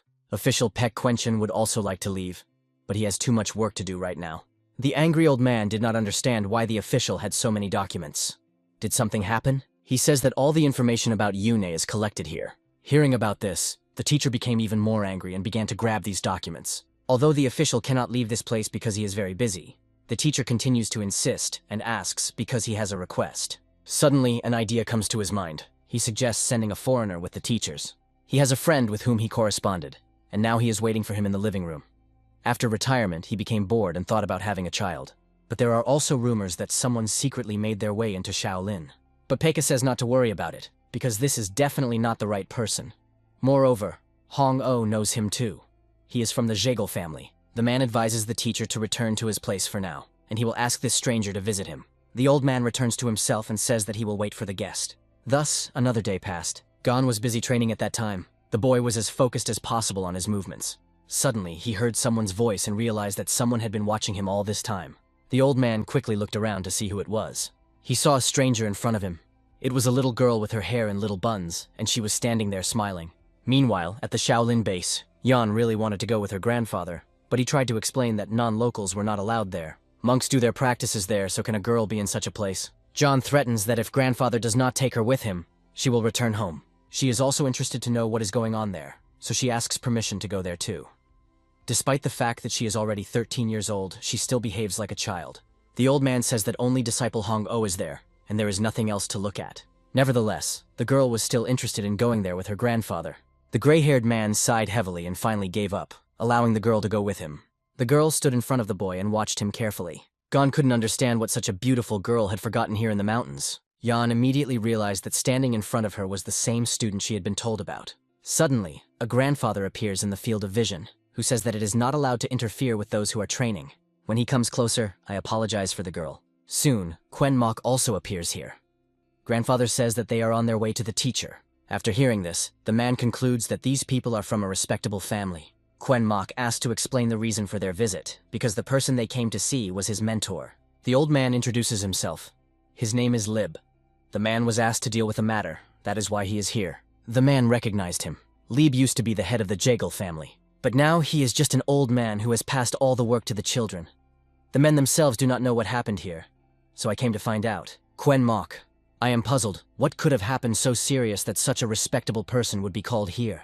It is not so easy to get here, so he's going to host guests. Suddenly, the girl grabs her grandfather by the sleeve. Yan says she wants to play with this boy, but Grandpa replies that the monk doesn't have time to play with her. Quenmock says that it's not a monk at all, just a child he's raising, so it's okay. The shaved man says that all children want to play, so the boy will definitely not refuse. He pays attention to this beautiful and apparently intelligent girl, and notices that she is suitable for Gon. Gon is also from an ordinary family, so there may be a connection between us. The subordinate says that he will look after the young lady, so the grandfather cannot worry. Before leaving, Lib tells the girl to behave politely and not disturb anyone. John says that he will stay here for a while and then join them. She even says to take responsibility yourself. When the grandfather and the husband go away, the children get to know each other. Suddenly, the girl pays attention to the clothes of her new acquaintance. She directly asks, "Is there a boyfriend already?" His clothes look very worn. Gon is indignant because he's sure his clothes are fine, but then abruptly shuts up. Then, he turns his gaze to this girl's clothes. He becomes a little embarrassed because he realizes that the girl's clothes look much better than his. Aion notices that the gaze of a new acquaintance is directed at her, but does not understand why. She thinks the young man is looking at the butterfly keychain hanging on her belt, and thinks the boy is uncomfortable admitting that he wants it too. Grandfather always told her to help the needy, and after a second she handed him this block. Gon became even more embarrassed, and began to wave away and say that he was not a beggar. John insists that he take this key ring, think that's what he wanted. The subordinate knows that the lady always behaves quietly and kindly, but with this boy she is completely different. She continues to insist and hands the boy a key ring. Suddenly she grabs his hand altogether, but Gon quickly pulls his hand away and continues to say that he doesn't need it. But the girl is determined to see things through. She is also stubborn, so she does not plan to give up and reaches out to the young man again. Yun tries to grab him, but our hero deftly dodges her. Before long, she even throws away the keyring to use both hands. The young lady is very surprised when she realizes that her lightning arm technique does not work at all. Gon asks her to stop because if she continues, she might get hurt. But on the contrary, Aion has a passion, and she is not going to give up. It seems that the boy does not miss training at all if he behaves so skillfully. Then she speeds up even more and finally manages to grab the boy's hand. Jan rejoices in his victory while the boy tries to regain consciousness. A joyful smile appears on her face, but it seems that our hero also has a plan. The young man quickly twists his hand and then grabs the girl. He moves her hand so quickly that the girl does not even have time to blink an eye. A second later, she is standing in some incomprehensible pose. John does not understand at all how this happened and how to deal with it. Meanwhile, the old men have already met each other. When you look at the garden, you are really worried. Hong-Oh is seeing something like this for the first time. The energy here is so strong that it is even difficult for him to breathe. This is completely different from what Lieb has faced before. It is important to understand who is behind it. For this, the old man can use his abilities. So they will be able to find the one who is guilty. Soon after they use their powers, they realize that neither option worked. One gets the impression that this person is on the border between life and death. It seems that more time will have to be spent on a more detailed investigation. Quen Mok realized that this was the place where Gon had eaten the medicinal and poisonous herbs. The man sighs heavily because he does not understand why these old men are so serious. He asks them what is so strange about it, but the mentor tells him to leave if he is not going to help. Lib explains that the grass is the same everywhere and it is like a lie of perception. Hong-Oh yells at his student because he doesn't understand how strange everything is. Don't let it get in the way. The clean-shaven man just sighs heavily and notices that the two look a lot alike. If the mentor does not know that our hero is involved in this, then why did he give him Fidokcha? The man wonders how much longer this will continue. He himself already wants to tear out all the plants from here and just leave. But it is better not to interfere in this. The mentor was so smug, but as a result, he fell into his own trap. Soon Quen Mok turns and walks away, leaving the grandfathers alone with their problem. Meanwhile, the subordinate runs up to the young lady to find out what just happened to her. The girl seems to be very angry now, but in any case, she started it first. A mustachioed man can't just punish a child that a Shaolin monk is responsible for. Gon immediately started apologizing. John wants to leave urgently because he doesn't want to stay close to this person anymore. The man asks to wait for the grandfather and then leave, but the girl does not agree because she feels humiliated. The mustachioed man said that the girl also went a little too far by calling the boy a beggar. Yon apologizes and admits that she seems to have been a bit wrong too. The subordinate sighs with relief. The boy tells that he is 15, but the girl does not believe him because she is 13 and he is only a little taller than her. This means that our hero is an oppa for a girl, but she will not call him that because they just met. Instead, she offers to bring the boy something tasty. Finally, a dialogue is established between the children and the subordinate can calmly exhale and rest. Gong says he won't be able to return home until 3 years later, and he lives in Shanxi province while Yang lives in Hubei. Meanwhile, the men don't have any buckles, and Hong-Oh blames it on Lieb. It seems that he is not as majestic as they say about him. But the grandfather explains that this is a really difficult situation. He must sense something with his powers, but he has no ideas. The old man walks forward a little and says that he does not feel anything here at all. This makes the mentor even more annoyed, because despite everything, he wants to find the culprit. But in any case, the investigation should not be stopped. But it was already late, and they had to go back. They returned to the yard again and said goodbye to each other. When they were about to leave, the girl showed our hero her tongue, and he waved at her. Judging by the way the young man enjoyed himself today, he must return to the ordinary world again. It's evening time. The shaved man turned and walked away, and Gon remained on the street and looked after his new acquaintances a little longer. He hadn't felt such strong emotions in a very long time. The guy takes a broom and starts sweeping. When he returns home, he wants to ask mom and dad to give him a baby sister. Guys, you really wanted to meet this girl again. He is sure that their next meeting will be even more exciting than this one. On the way home, Yeon says that she thinks she doesn't have enough skills because when she and Gon had a duel, she couldn't beat him. Yeon earnestly begs her grandfather to teach her a more powerful martial arts technique because she wants revenge on Gon. If the girl didn't think Chonri's technique was strong, then what would be powerful enough for her? John says that that boy's technique was cooler. Lieb is very interested in what kind of technique Gon had. It seemed to the subordinate that it was a Shaolin technique, namely Yongjosu. It's a little different from the regular Yongjos, but overall they're similar. This technique is actually very well known. Yeon hasn't learned how to control her inner energy yet. Has this boy already learned it? The subordinate says that it is true, but the young man himself does not know how to use it. Grandpa promises that they will start training today and continue tomorrow. Yeon was very inspired about it. Enthusiasm is burning in the girl's eyes. She is determined to get revenge on her new friend. The next day, the morning began with work. Our hero noticed, and the husband is full of plants. Quen Mok noticed that the boy was behaving strangely. He walks all day and smiles. The man says that if a guy wants to meet this girl, he can just go down to her place. Gon began to make excuses and said that it wasn't true. The teacher again told them to come, and he simply asked if this girl would come too. The man does not mind that the young man has a new girlfriend.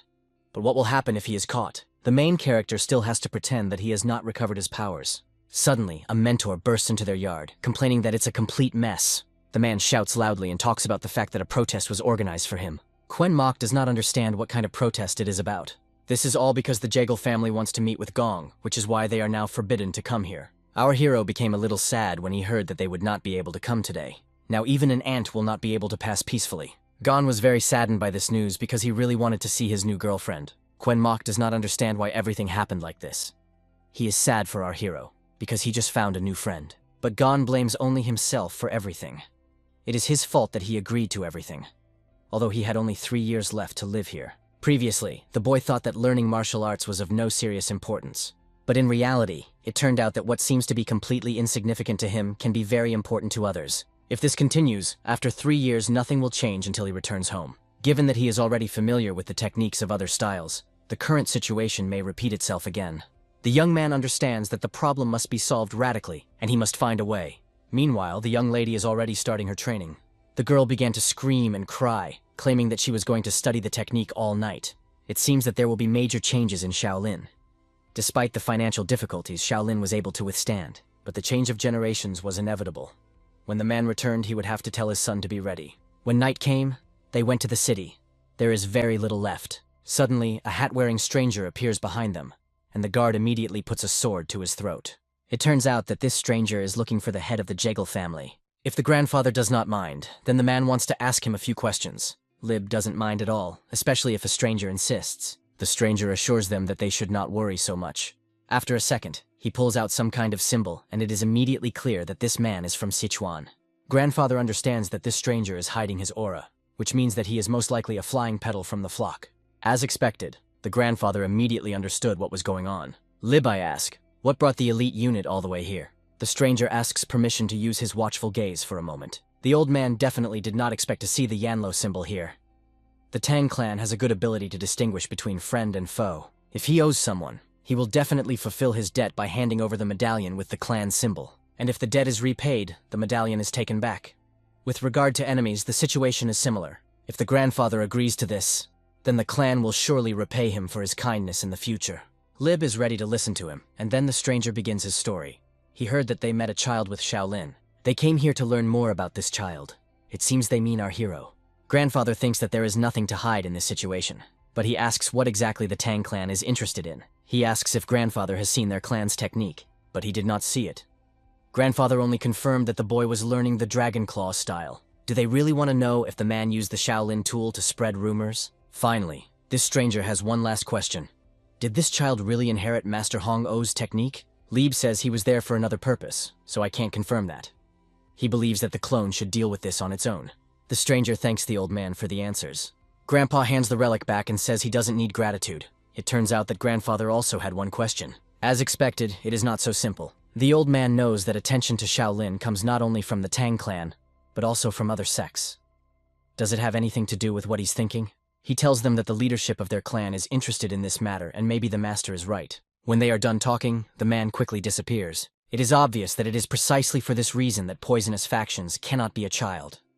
So, the case is related to Master Hano. John runs up to his grandfather and asks if her new friend is really that famous. After a second, the grandfather says that the girl better not meet this boy anymore and not fight with him. Since he comes from the secular world, sooner or later he will appear in the fighting circles. But you must stay away from him. And it was not a request, but an order. Hearing about this, the girl was very upset, because she had just found a friend. They had to hurry to the city.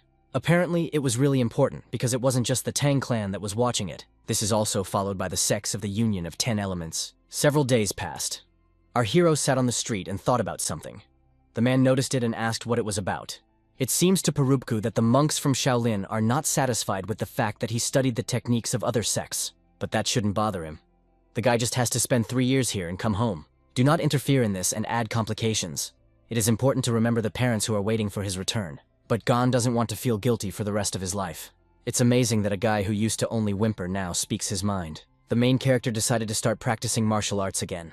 Master is against it. Is it true that the young man simply cannot wait 3 years and calmly return home? He does not support the boy in his desire at all, but he will still do it his way. After meeting the girl, he realized that it would be difficult to hide the fact that his inner energy had been restored. His martial arts skills have not gone anywhere, so he wants to learn Shaolin techniques from the beginning. Quen Mok sees determination in the young man's eyes.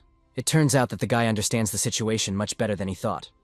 Children really do grow up fast. Soon the man sighs heavily, but agrees that this might solve the problem once and for all. Meanwhile, some stranger climbs the mountain. He knows that Gon is on this mountain. The stranger is determined to rise up and put an end to this once and for all. The ascent was very difficult for the man. He walked slowly and held on to the trees. The mountain path turned out to be very difficult. Does Jianggong walk this way every time? The more the stranger thinks about it, the more angry he becomes. This stranger strongly disagreed with the fact that Gon had learned this very quickly. He didn't know what happened at the time, but he was talking about a serious injury. The man plans to beat Gon beyond his control. At first, he decides to wait until the boy is alone. Suddenly, he notices something in front of him. In the distance, he notices our hero, who is calmly walking through the forest. He is shocked to see our hero here, and immediately chased after him. The man had not run with such enthusiasm for a long time. Now it remains only to master the martial arts of other schools. The man learned to use energy in such a way that it is imperceptible to others. The main character cannot get John out of his head. Now he really wants such a little sister. For some reason, Gon feels more grown up now. Suddenly, he notices a man in front of him, who stared at him and stared. The boy cannot understand how the man ended up here. The man is shocked that Gon is moving so quickly because he heard that the young man was badly injured. In fact, our hero is very happy to see his old acquaintance. But the man thinks that he wants to beat him up. It turns out that the young man wanted to say that he did not ignore him during their fight. Did the guy say that specifically to humiliate him? But everything is not like that. This was his first experience using martial arts, so he didn't know how to act properly. He apologizes to him and promises that if they fight again, he will do better. But the man is afraid, because he is sure that he will lose in this fight. He quickly tries to think of a way out of this situation, but does not understand what to do. Now, the guy is quickly trying to come up with an excuse for what he's doing here. Suddenly, he remembers that he has a song potato and thinks that he brought it especially for our hero, because he had wounds. Gon definitely did not expect to receive such a gift from an old acquaintance. He thought that he hated him. In fact, it was the pure truth. Our hero quickly puts the potato in his mouth and takes the first bite. The man is shocked that our hero is so naive and simple. While he was watching the boy eat, he wanted to have a snack himself. The man's stomach rumbles and the boy realizes that he hasn't eaten anything. After a second, he breaks a potato and takes it to his husband. The man accepts and thanks him. After that, they sit down on stones and start talking. It turns out that the young man is not as bad as the man thought. Gon thought that it would be great to find a true friend. A second later, he smiles sincerely and shares the news that he has made his first friend in Shaolin. When the man found out that our hero was going to the mentor, he was shocked.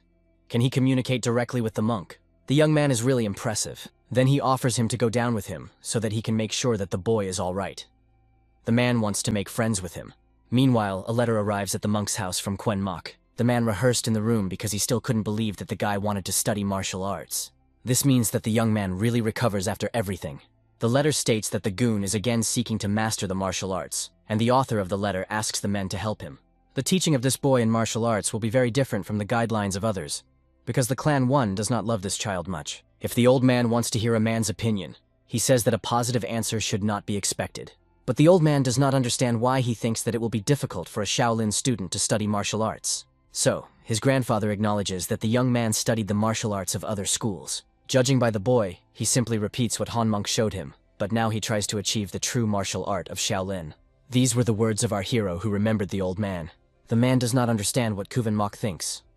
The celestial master Shaolin would definitely not do so without thinking. He is a candidate for the post of the next chapter, so no matter what the master would have thought, he will not be deprived of losing. The old man is going to leave the young man under the care of her husband.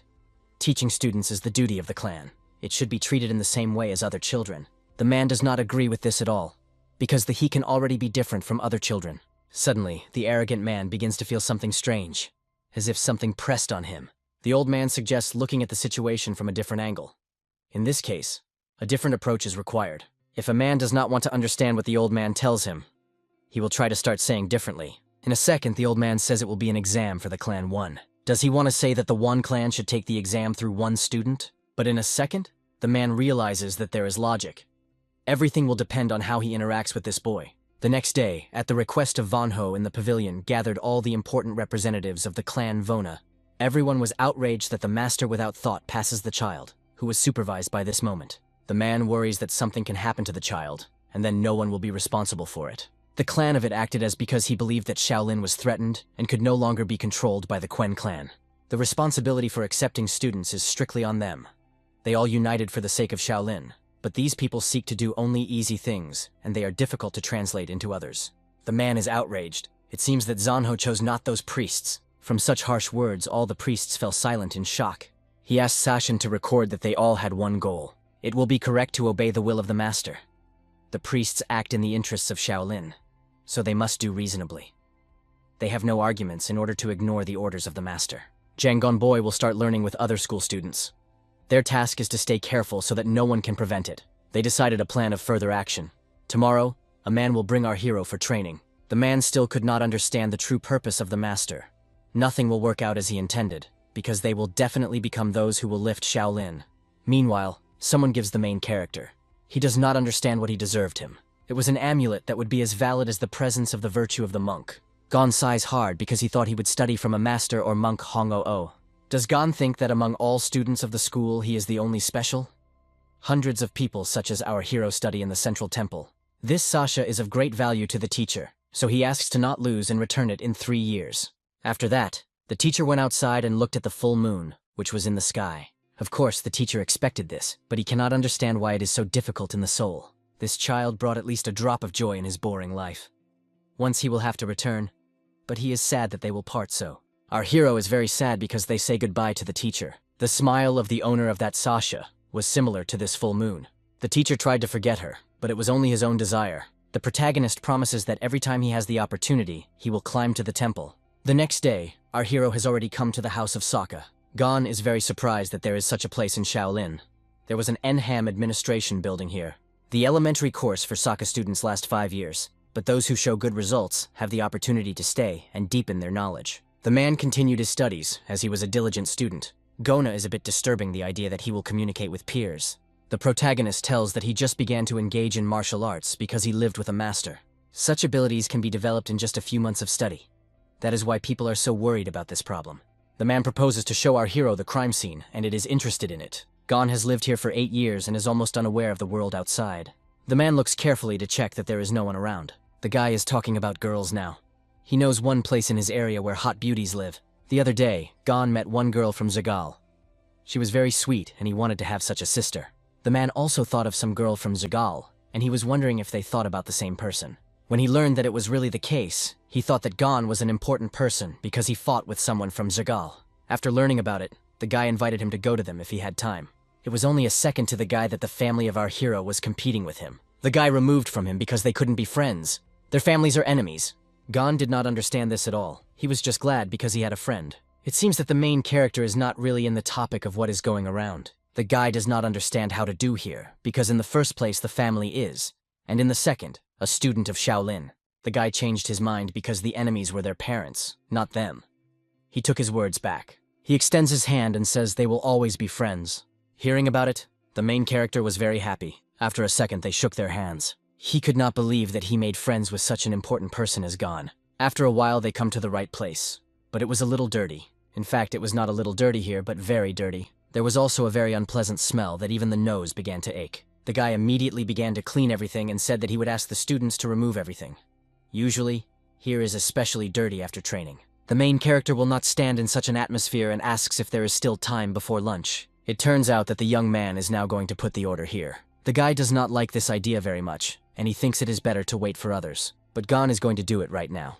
A friend tells him where the ironing room is. Our hero immediately begins to clean it, and a friend concludes that he does not like a mess. He thought that he was a dear guy, but he could not think that he had a difficult character. The young man thinks that it will be very difficult to live together with a newcomer. It has passed for a while, and the students return from training. They are surprised that the room is so clean, and see that Vanhwa is removed. The student ordered his friends to clean up too. One of the students calls a newcomer to a failure, but Vanhwa immediately intervenes for him, and says that he monitors his tongue. The guy warned that a newcomer is his friend, so they don't have to say anything wrong about him. The students were shocked by the behavior of Vanhwa, because earlier he behaved completely differently. If the students are not going to go for lunch and workout, then let them go to the washing room. Gone there is already their things. The boys did not take his words seriously and just laughed at it. The boys think that our hero is going to spoil their things, so they are about to go to him and see what he does. After a moment, they all rush to a new one. Meanwhile, the main character was near the river and the rights of other students. In a second, students who had already noticed Gona with their things came running. Our hero immediately realized that he would share the room with these students, so he wants to make friends. But no one seems to be friends with him. Someone ran to him and grabbed his things back. Because of this, they can suspect that they do not wash their clothes. Gon, hearing about it, immediately began to apologize. The boys were outraged by our hero. They seem to have not wanted to accept him in their team. In this way, it is difficult to spoil something, but one cannot attack one person with a group. In any case, they said they would follow their own things. But when they take things into their hands, they wonder that they are so clean. They begin to think that it is not their clothes, and the guy exchanged it for it. No one believes when Gon says that these are really students' things. Our hero says that their names should be embroidered on their things, and you can check it. Finally, they thought of looking at it and realized that their names were really written on their clothes. Everyone is surprised as the Gon was able to wash such dirt. Now, it was necessary to dry clothes. Our hero took him into his hands and shook heavily. After a second, the clothes were almost completely dry. It was very surprised by absolutely all students, and they even opened their mouths. Everyone begins to praise this new. It's hard to believe that it is so good. Just at this moment, Vanhwa comes to them. It turns out that Gon has a kimnus, a method that is difficult to master ordinary people. Now everyone around you realized why Vanhwa was friends with this guy. The students were angry at Vanhwa because they realized that it was done specifically. The main character is glad that everything ended so well. It has been a few days from that moment. The teacher was worried about his student, but was sure that Gon was well settled there. If there are no problems, then no news will come to the teacher. This time he wants the student to spend winter in a cozy place. Meanwhile, students had a training. Everyone was seriously trained, and they were annoyed by the Gon because it raises stupid questions. Our hero apologizes, but the master said to ask the teacher all that he would not understand. Everyone was angry. They did not think they should suffer through our hero. Because of this, the teacher was very angry and gave everyone a very difficult physical task. Vanhwa addressed them and said that they did not get into a conflict. The guy began shouting at Vanhwa for constantly interfering with their affairs. To ask the teacher what is not clear to you is normal, so you do not need to quarrel. The guy was very angry and could no longer control emotions because he was called an idiot. Apparently, Vanhwa's confidence is based on one of the victories at the previous festival. A few seconds, the young man approaches Vanhwa, but he still continues to perform the exercise. He offers Vanhwa to beat today. This time he will definitely win him. Vanhwa says that the boy has only a void in his head, so he can say such nonsense. Our hero became a little anxious from what was happening here. Lightning really flew between the boys. They seemed right now they would throw on each other. Gon ran to them and tried to calm down. He tried his best, but if it interferes with others, now he will be more careful. Vanhwa says that our hero is not guilty of it all, and he may stop asking the teachers questions. Meanwhile, the administration building. Employees think that they need to take a decision to stay here, but he does not understand why, because the boy did absolutely nothing wrong. But because of it, occupation with other children is ineffective. The guy constantly asks a lot of questions. The teacher does not even have time to answer, but the questions continue. Gon is not even familiar with the basics, and the teacher has the desire to simply give him a book to study at his pace. It is wrong to think that you can practice martial arts for a long time without having any knowledge. The duty of the teacher is to monitor their students and control the learning process. If he has a complicated student, then you need to think about the methods of correction instead of making a scandal. If his behavior is harmful to others, then the teacher should solve this problem. A man will not become a well-known person if he cannot handle even such a problem. It took a while, and finally the teacher allowed to finish the exercise.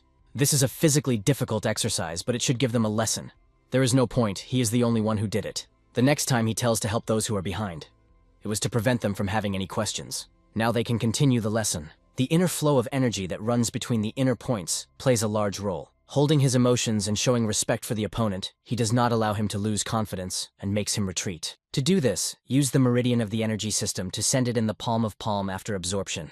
Mabo is definitely not critical, but in the beginning there will be enough pubo. As the teacher noticed, the energy flow contributes to many inconveniences. The teacher notices that our hero does and thinks that he is not able to concentrate. He is sure that the master will soon make a decision, and he only has to wait. He orders students to get into a couple and try this technique. Vanma approaches our hero to offer to work in pairs. They are approached by another guy who says it is his place and they should go away. Gon tries to reassure them and says it is a regular workout, but no one is going to listen to it. It seems that this abomination wants to do something during the workout, but he has never won Vanma. Thus, this brazen gets up with the main character. Now he is going to check all the abilities of the guy. In fact, the protagonist is already very tired of all students, so he is now going to punish him. After a second, the abomination is struck by our hero.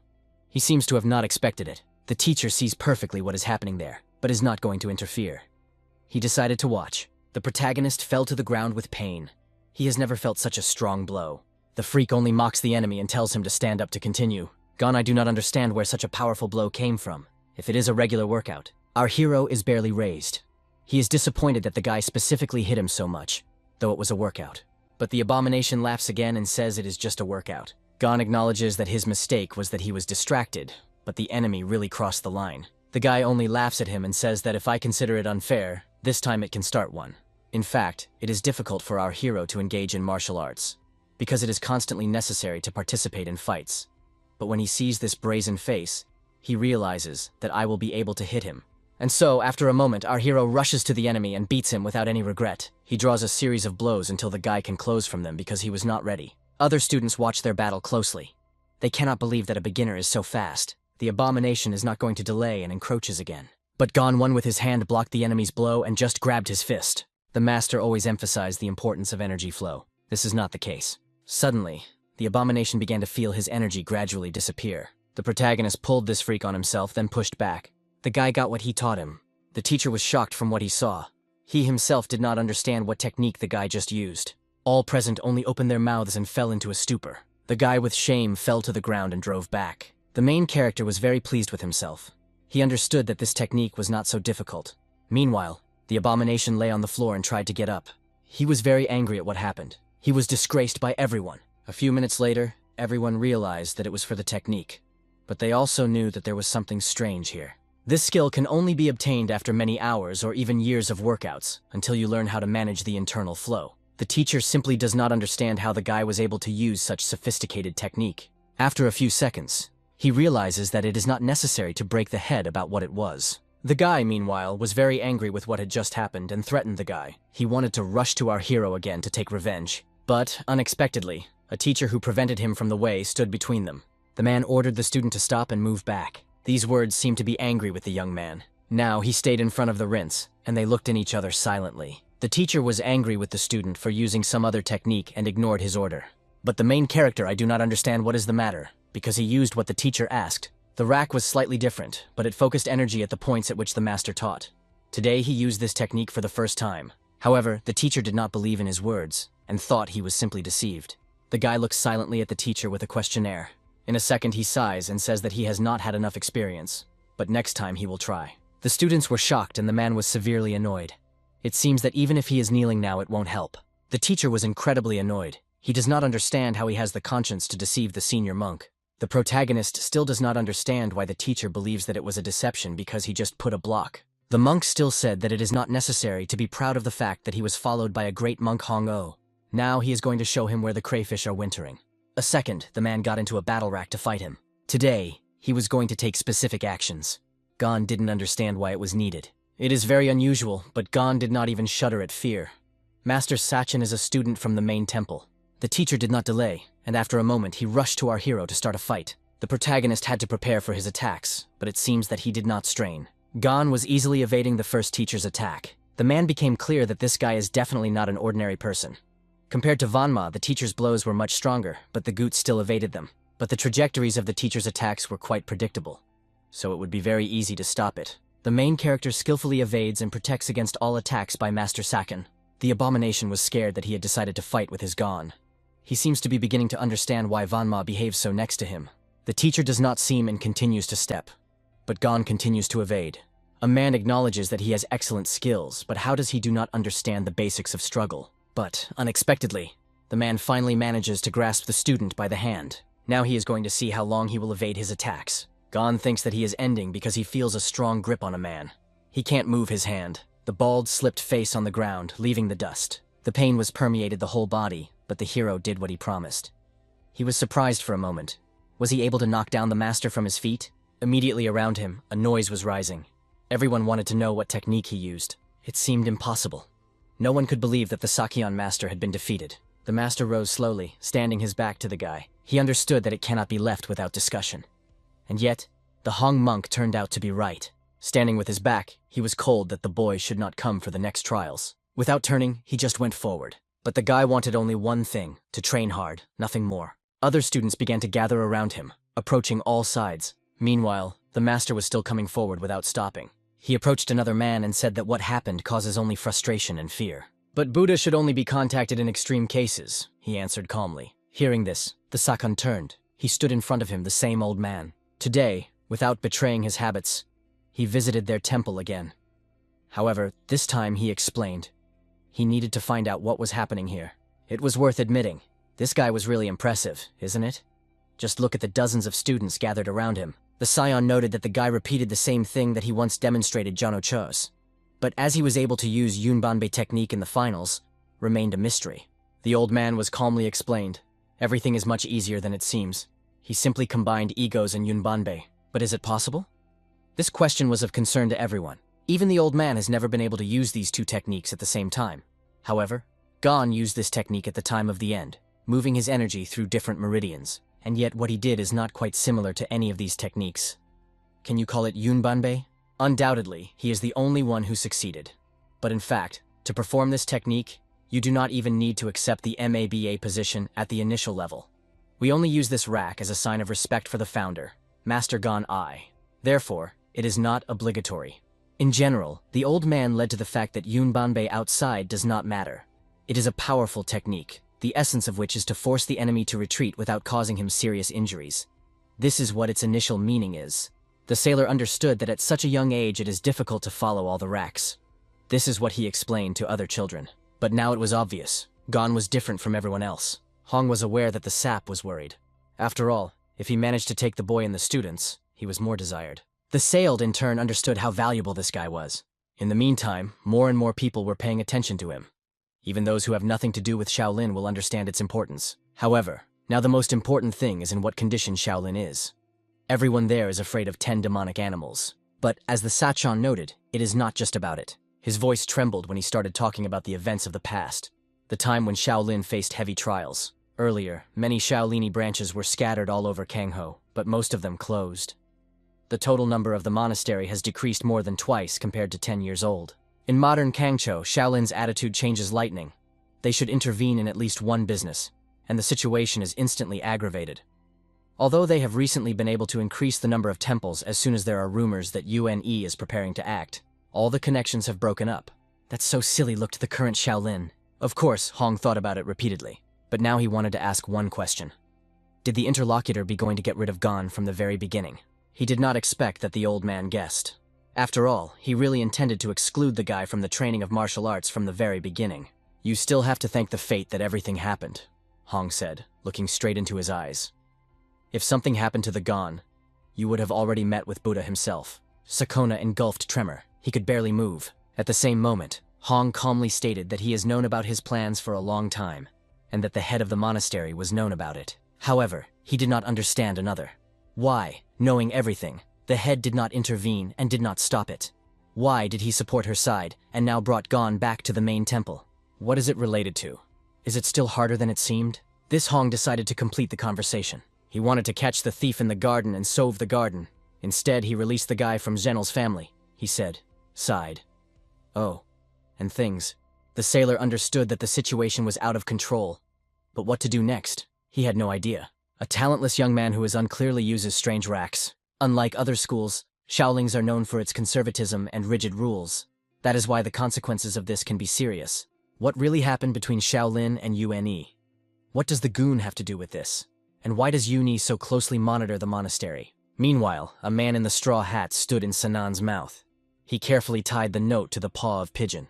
In a moment, the birds straightened their wings and flew into the sky, disappearing in the distance. The children argued with each other, and Vanma, without holding back critics, called Gona senseless, because his actions seemed too unreasonable and unjustified. Gon watched the movements of his hand carefully, feeling unusual vibrations that seemed to open the door to unknown forces. In his mind, the question of whether he could accept the defeat if he had faced him with the true force of the enemy. Gon was rumored that there was a mysterious force in Kangcho, but he did not seek to resolve conflicts solely by force, doubting the opportunity to get closer to this guy, as it once happened between him and Vanma. Suddenly, Gon decided to interrupt the quarrel and to speak for reconciliation, feeling the need to settle old misunderstandings. Exchanging with a handshake, they felt a real relief that removed the heavy burden of image and misunderstanding, giving a new breath of trust. Vanma, watching this gesture, found the situation absurd, not understanding how such unexpected shifts could appear between them. The spectacle was almost comical. It is amazing to watch the former rivals break their barriers, as if children's quarrels were getting an unexpected depth. Today, as it seemed, it was not necessary to turn into a problem, because everything had to go for a predetermined plan. Soon the boys were assembled together, and Jin, a temporary master of martial arts, who assumed the duties of Gon, who retreated. Standing in front of everyone, Jin was carefully asking if the guy was named after the name, causing a slight surprise among the listeners. The black-haired goon raised his hand, confirming his presence, and thus once again demonstrated his determination and power of will. Jin, following the disposal of a respected senior teacher, persistently stated that he was only allowed to watch today's workout, leaving the court of fate beyond his control. He believed that it was worth taking the current situation as it was, and devotion to the time of introspection, which could open new horizons of understanding the martial arts. At the same time, red-haired turned to Vanma, emphasizing that everything should be like that, because the lesson of Master Gin always benefited. Although Vanma doubted how to be a true friend Gon, given their difference. Such explained that the pursuit is allowed to be an observer, because the master of high rank, awarded the title of Jade Dragon Sun San for eradicating numerous thieves, will teach him. Then the Jin sat down by the master who ordered to start training, announcing a new stage of their development. Gon did not fully understand what it means, but he was sure that if something was unclear, it would not be possible to ask a question, because everything is only temporary. Jin explained that when it is time to leave the Kangho, they will be waiting for numerous trials. To practice under the name Shaolin is allowed only as a last resort, because the basis is their own perseverance and work.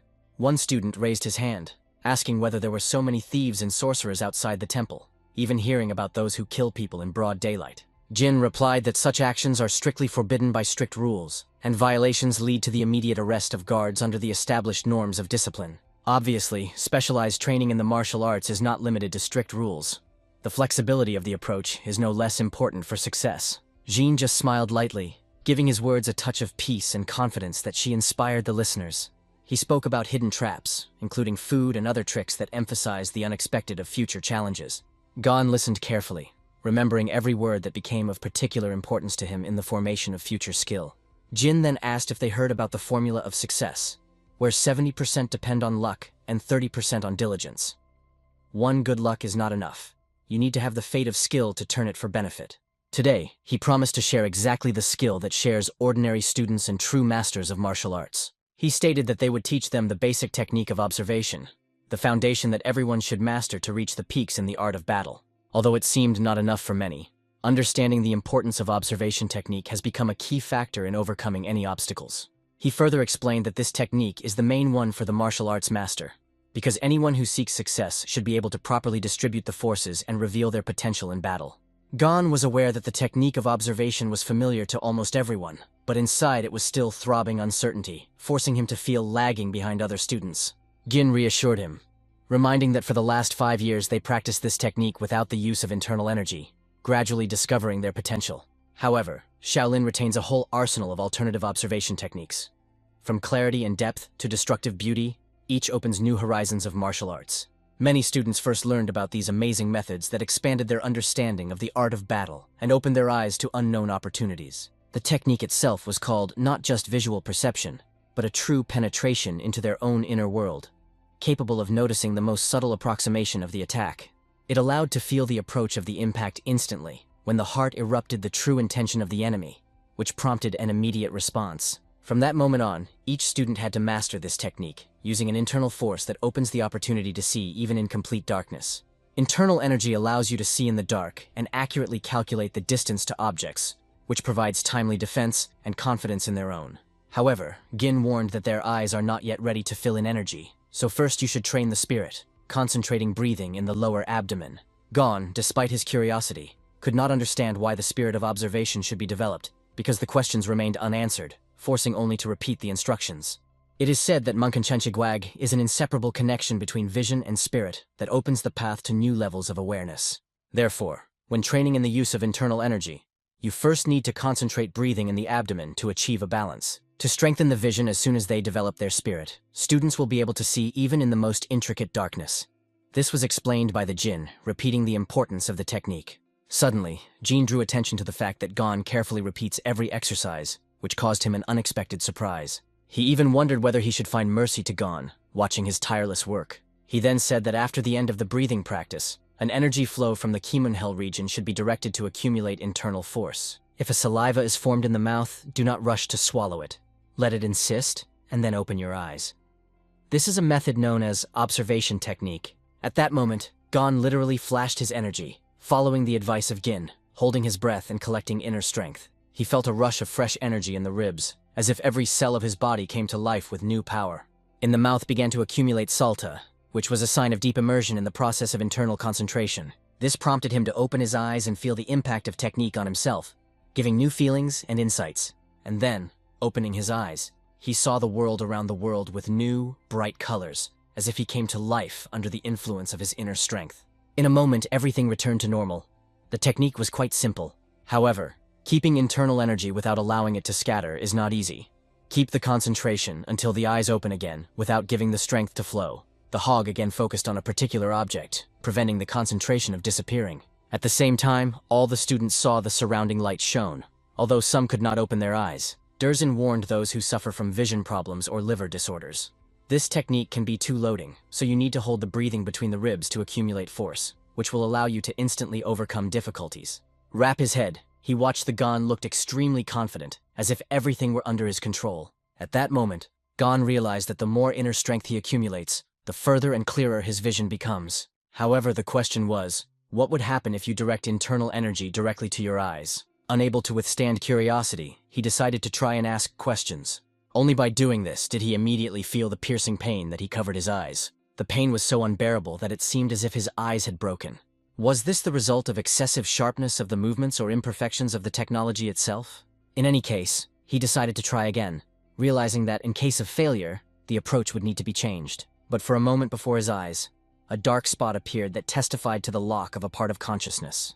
Perhaps the exercise was simply done incorrectly. At the same time, Gin walked past Gon, watching his movements carefully. He thought that this guy has hidden something unique, which immediately distinguishes him among other students. Is not Samonadiano believed that Shaolin's fate is laid on the shoulders of this young man? That is why the Jin was here, having received permission to check the one who was spoken by Mugen, because the fate of the school depended on his future actions. However, he was immediately warned.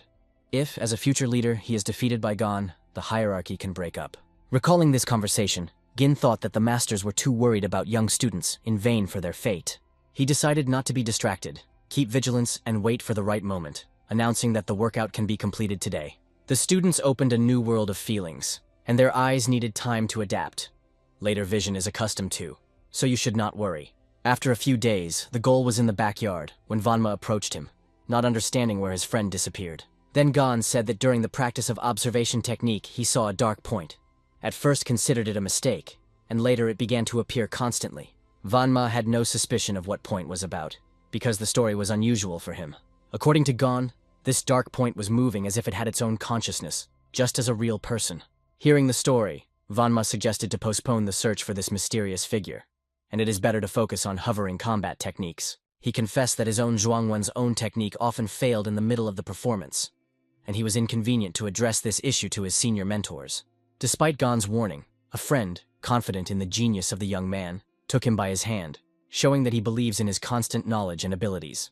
He pulled Vanma behind, calling to try the exercise together and feel the power of the observation technique. After a few minutes, Gon sat down and carefully watched his friend, performing the technique, repeating each movement with accuracy. He noted that these are the same techniques, stable, coordination of movements, when every step, movement of the legs and the body works synchronously to achieve the goal.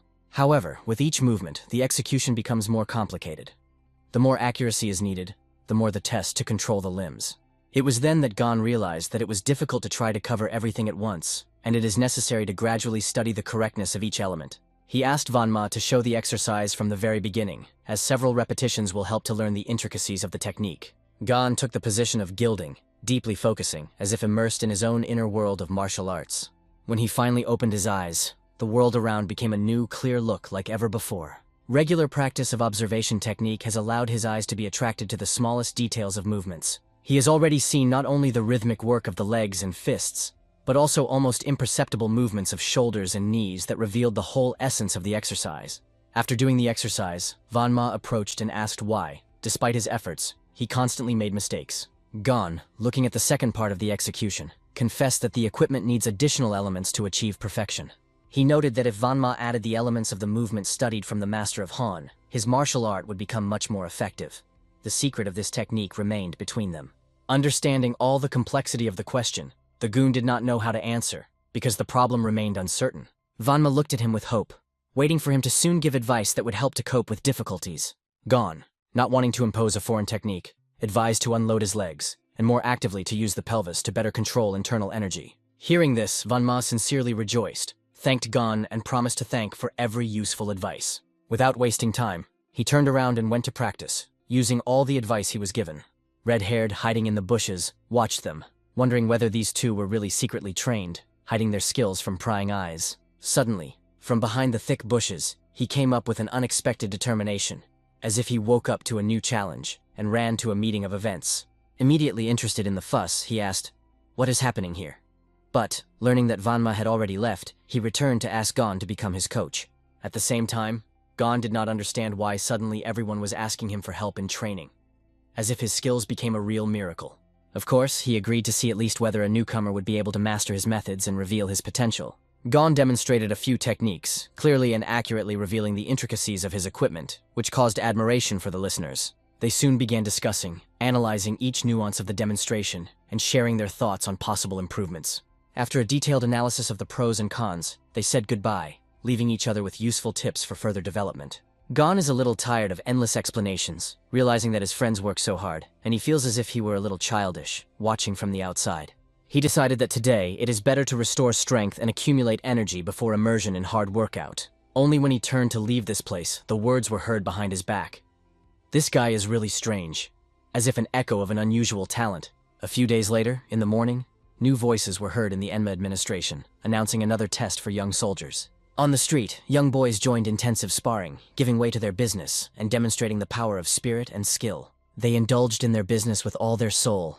Every blow and every movement testified to their determination and desire for perfection. Meanwhile, Gon sat in the lotus pose, watching the sparring carefully, analyzing each movement and reception that took place on the site. He constantly thought that for such intense training, it is necessary to organize a friendly duel between the techniques of Zhuangvan and Sochongvan to improve each of them. Watching the intense sparring, he felt an insurmountable desire to consider every detail, as if every movement retains its history. Suddenly, the idea came to apply the technique of observation to catch the subtle nuances and imperceptible details of this site. At the same moment, the masters of Shaolin sat near the arena, including the head of the school, who was silently watching the events. The head, however, did not pay attention to the sparring. His view was attached to another person. He watched the stupid carefully, analyzing his every movement and inner force that permeated his speech. The thoughts of the head were spinning around what these events could lead to, because each gesture was of great importance for the future school. When he was addressed with the question of students' success, he answered that their eyes could see significant progress and an increase in their skill. The bearded master confirmed this, agreeing with the idea that each of the students takes a significant step forward. If Vanma continues such tireless work, he thought, in 2 years he will take over the final stages of training. The chief is quiet. The departure, although lagging behind in basic techniques, almost completed the study of Sochong 1, demonstrating confidence and effort. In sparring, students felt that their strength was growing with every movement, which only lit a fire of rivalry between them. Listening to their conversations, Gon wondered whether to share joint workouts with those who allow themselves to be overwhelmed. However, in a moment, thanks to the technique, he saw something strange again that attracted his attention. It was an unusual black spot that, like a mystical sign, appeared right before his eyes. Allegedly from Nyatkuda, she appeared, causing an unspeakable anxious anticipation of future changes. Today, Gon was not going to release anyone. He kept the situation under strict control. Suddenly, as he rose, he rushed to run towards the events, decisively approaching the arena of the dispute. At the same moment, the students fought fiercely, giving all their strength in every dynamic movement. Then the bearded master turned to her, asking his opinion on how Vanma used the techniques of Kichenbo and Zhuangwan. He knew that Vanma had mastered Zhuangwan well, but watched closely at every nuance of his movements. However, the master noticed unpredictable jerks in his technique, and similar drawbacks were noticeable in the departure. If you look carefully, the movements looked strangely limited, as if there was a lack of smoothness and naturalness. Meanwhile, these techniques did not resemble the style of Gon, which caused anxiety among mentors. An indignant bearded master began to shout, "How the hell is taken away? You teach your students so that there is no development at all." The head immediately urged to stop swearing, emphasizing what stunning progress was made in a short time. Then he noted that the place where the goon sat suddenly became empty. He was not there. It caused him even more anger, because he considered Gona an uneducated child who dared to leave. The chairman was convinced that Gon was confused through a missed lesson, which is unacceptable for the future leader. At the same moment, Gon was busy completely different. He was completely focused on the search for a mysterious dark spot. He made every effort to catch up with this mystical sign that he was inseparably attracted to his gaze. Finally, after great effort, he managed to catch up with her, and he tried to grab his hand. But after a moment, an unexpected thing happened. His hand struck a man standing on his back while holding Metlu. When Gon curiously inquired about the identity of his interlocutor, the old man only smiled mysteriously and replied that he was an ordinary woodcutter, not worthy of special attention. However, the young man was haunted by a strange feeling. He tried to understand why this seemingly ordinary old man appeared to him enveloped in a dense and impenetrable black energy.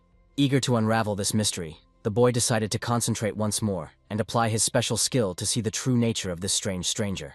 Looking at the old man from a different angle through the prism of his abilities, Gon suddenly felt a true revelation, as the puzzle in his mind finally began to form a single picture. He assumed that the ominous dark image arose because of the old man's gloomy attire, which sharply contrasted against the traditional light garments of the other local monks.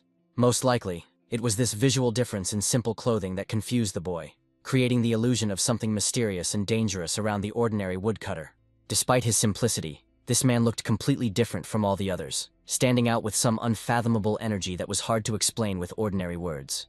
It also became clear that the whole matter was about martial arts masters, whose inner strength and special aura always stand out brightly against the faceless and gray crowd. This elder seemed so inconspicuous that Gon literally felt the complete absence of his presence nearby, as if before him stood not a man, but a true invisible ghost.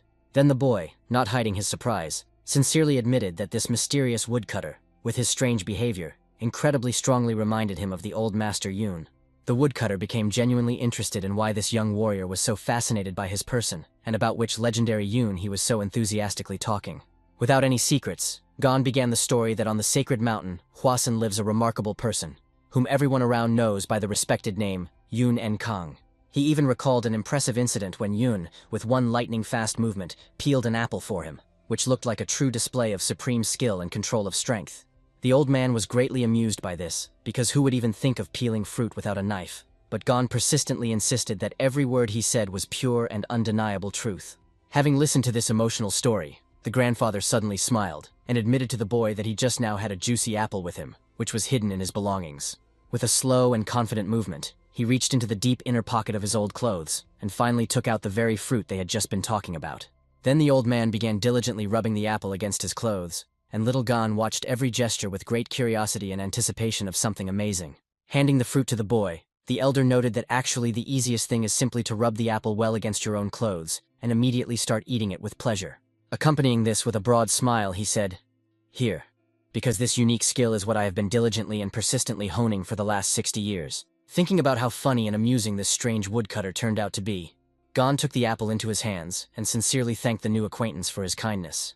But at the same time, a troubling thought flashed in the boy's soul that there was clearly some strange inconsistency in this situation that he could not yet understand. He decided to ask the old man once again carefully whether he was really just an ordinary monk, whose daily duties were limited exclusively to kitchen work and cooking. Briefly confirming his words, the grandfather decided to technically freeze out the persistent young man. noting that he had accumulated many important and urgent matters. However, the boy was not going to give up so easily, and sharply stopped the interlocutor, directly asking why he was trying to escape, and whether he was hiding some important secret. The old man only smiled ironically in response, noting that in reality, everything looks the opposite. It is not he who is running away, but the young man who is chasing him on his heels, not giving him peace. Continuing the dialogue, the woodcutter asked Gon if he himself would not start avoiding the meeting if he felt that someone was constantly and intrusively following him without any reason. Although the boy continued to insist on his suspicions, the old man only advised him to throw these silly thoughts out of his head and finally focus on his own daily affairs. After these instructive words, the mysterious monk made several confident and sweeping movements with his broom, demonstrating that this conversation had long been exhausted for him. Casting a brief glance over his shoulder, he noticed that the young man continued to stand motionless in the same place, and with slight surprise asked why he still had not left. The boy honestly admitted that in fact he was in complete confusion, and simply did not know how to entertain himself now, or how to properly spend the free time he had. Gon added sadly that he considered himself an ordinary idler who had no desire to study, and was used to wandering alone, having neither a specific goal nor important activities. The old man felt that the young man had serious reasons for despair, but noted that he could not call him a true idler for the boy to be so upset about it. When the interested Gon asked how he knew this, he replied, "If other people tirelessly work for your benefit, then you have already made a certain significant contribution to it." The boy pondered these mysterious words for a moment, trying to understand whether the old man meant his mother and father, who had always cared so much about him. While Gon was thinking, the old man began to walk away, explaining that it was time for him to rest before gathering firewood, and added that the first conversation in a decade had turned out to be too exhausting for him. These words about long years of complete loneliness and silence instantly caught Gon's attention, making him seriously reconsider the true personality of this woodcutter once again. However, the old man no longer turned around and did not try to continue the dialogue. He simply walked confidently forward, gradually disappearing from the young man's sight among the quiet monastery walls. Meanwhile, on the street, another noisy conflict broke out, where one of those present decisively stood up for Gon, loudly ordering the others never to touch the boy again. Gon himself desperately tried to break up the angry opponents, reminding them that they are friends first and foremost, and should not allow petty quarrels to spoil their relationships. Several other boys standing a little aside began actively waving their hands and calling Gon to join their company as soon as possible to go further together. Gon awkwardly addressed one of the boys, asking with anxiety in his voice whether all this noise and another loud argument had arisen again, solely because of his presence in the building.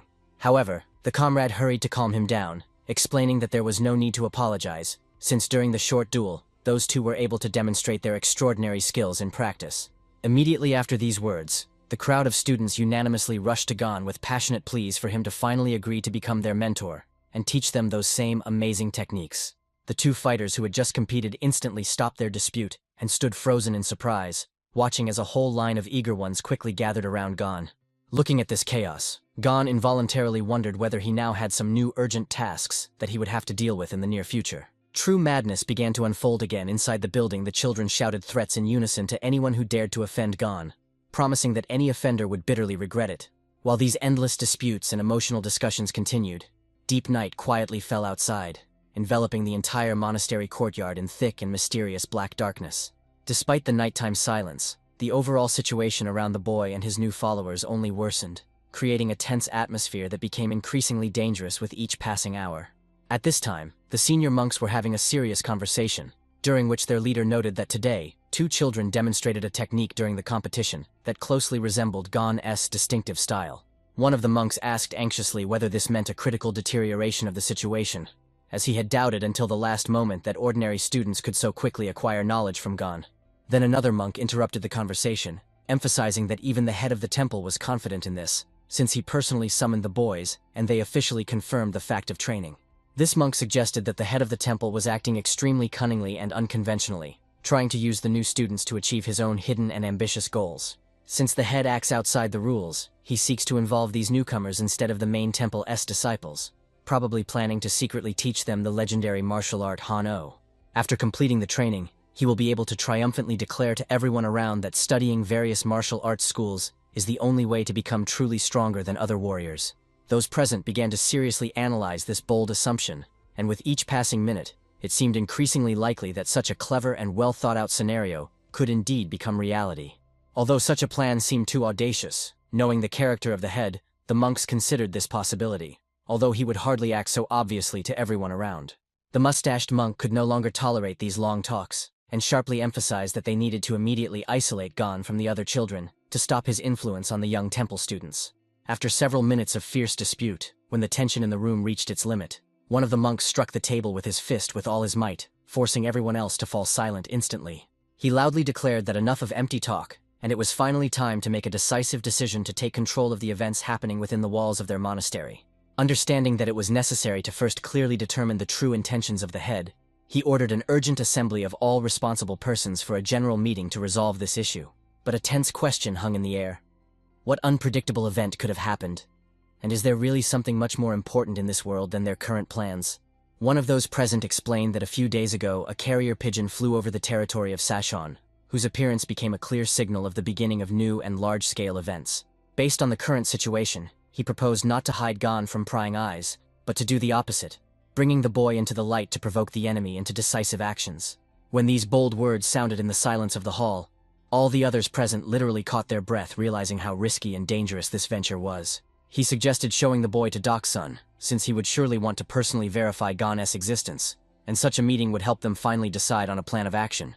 However, the other monks clearly understood that such a plan bordered on madness, so they began to emotionally emphasize the mortal danger threatening the young boy's life. He acknowledged the risks, but emphasized that Un posed a much greater threat, so only complete information would allow them to take the necessary security measures in time, since now they needed to be ready for any twist of fate. He called on everyone to gather their willpower and unite in the face of the inevitable trials awaiting them.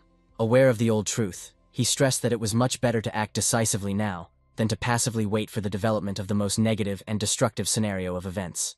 But most of all, his heart was troubled by the possible outcome of this game, since no one could accurately predict what consequences their interference in the course of this story would lead to. Meanwhile, the carrier pigeon, overcoming vast distances, finally reached Sashon, carrying on its wings a secret message that had been awaited for so long at the main headquarters. The arrival of the bird was immediately reported to the chief, who, wasting no time, sternly asked his subordinates about the current location of the object that caused such a stir. In response, a confirmation sounded that the dove had successfully reached the sacred mountain Sunsan, which was a key point in their complex and intricate observation route. The bird moved so swiftly and elusively that even the experienced leader failed to track every detail of its long and dangerous path with absolute precision. Suddenly, the man who had been silently standing behind the leader all this time stepped forward and calmly offered to personally intervene in the situation, if it was the will of his master. The leader only slowly turned around, and with a slight shadow of doubt in his eyes asked his subordinate if he was truly confident in his own abilities and capacity to stop such an opponent. It was a secret Shaolin monk named Han Xin, who considered it his sacred duty and matter of honor to complete this task, regardless of any possible obstacles. Since the mentor Han O had not given any instructions, the leader ordered to refrain from any active actions for now, and allow all events to unfold naturally and in the usual way.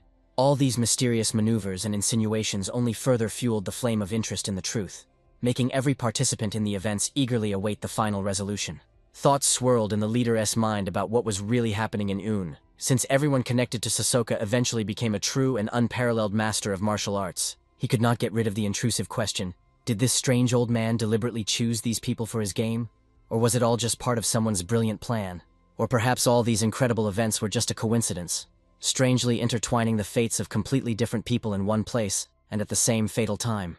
No matter how much the leader tried to rationally consider the situation, it still seemed to him that this was not just a coincidence, because, as is known, there is never smoke without fire in this world. And at that very moment, when the tension in the room reached its peak, the leader's keen hearing caught a barely audible but very distinct sound that instantly made him become alert and fall silent. Meanwhile, in another place, a simple but symbolic scene was taking place. An old worn water flask was slowly being passed from one calloused hand to the hand of another traveler. The old man sincerely thanked for the kindness, and the man in response urged him to be careful, to rest a little in the shade, and only then continue his difficult ascent higher into the mountains. This man did not even suspect that before him stood a legendary figure, one of the mighty masters of Untan Sadin, whose name once made entire armies shudder. Once again expressing words of gratitude, the travelers parted ways, and the old master heavily sat down on a roadside stone to regain some strength after the exhausting journey. No sooner had he squinted his eyes than he heard a quiet greeting and a stern voice asking why he had come without warning, and why they had not been informed about this visit in advance. The one addressing him was the head himself, using a special technique of transmitting sound over a distance. explaining that the monastery was not yet quite ready to meet such esteemed guests. The old man calmly informed the head that his visit was purely private in nature, as he had come only to finally visit his old and faithful comrade Honorable O. He urged his interlocutor not to show unnecessary concern, promising that he would simply talk with his friend, and immediately after that quietly leave the territory without attracting attention. The head hastened to politely apologize for his vigilance, but the old man just waved it off and ironically asked if he really thought he could be so easily deceived. Finally, he asked not to pay any attention to him, a simple old man, and to continue attending to their affairs while he proceeded to his final destination in the mountains. Step by step moving forward, he recalled an extremely interesting rumor that among ordinary fighters, a mysterious and unknown white tiger had suddenly appeared. Meanwhile, the bearded master called Gon to himself, informing the boy that he had one extremely important and responsible task for him that required special attention. He had prepared several fresh rice cakes in advance, and explained that Master Hanno currently had guests, so the boy needed to deliver these treats to them as quickly as possible. Taking the treat in his hands, Gon sincerely rejoiced at the opportunity, because since the moment he descended to the main temple, he had catastrophically lacked time to visit his old friend. The bald monk strictly ordered the boy to be as careful as possible on the way, and added that he was counting very much on his wit and speed in carrying out this task. Heading forward, Gon involuntarily wondered whether Master Quen Mok loved rice cakes as much as others, and if it were not for the order, he would gladly have shared them with him too. Walking along the mountain paths, Gon enjoyed the incredible views around, feeling as if he had suddenly found himself in a wonderful and sacred world of the celestial beings. But not only the young man admired this beauty, the majestic landscape on the mountaintop was also silently enjoyed by Hanno and his mysterious guest who had just arrived. These two old masters had accumulated many important topics for discussion, as Hanno sought to finally find out what was really happening in the world without his knowledge. The guest assured that he had always been on Hanno's side, reminding that he was once considered the best among warriors, and was a true idol for all the talented youth of the Celestial Empire. Having learned the troubling news from Yunyong Khan, he realized that Hanno was probably still completely unaware, so he decided to come personally to warn and help him. The old man admitted that he himself did not know all the details of this complicated game, but he was certain of one thing after him: another dangerous person would definitely appear here. Telling this story, he deliberately prolonged every word and very slowly presented the facts, creating an atmosphere of unbearable anticipation and tension around their conversation. Master Hanno could no longer contain his irritation and literally began to boil with anger at the interlocutor's slowness, who could not get to the point. Finally, the old man decided to reveal the true essence of the matter, but as soon as he began to speak, their conversation was suddenly interrupted by someone's cheerful voice sounding very close by.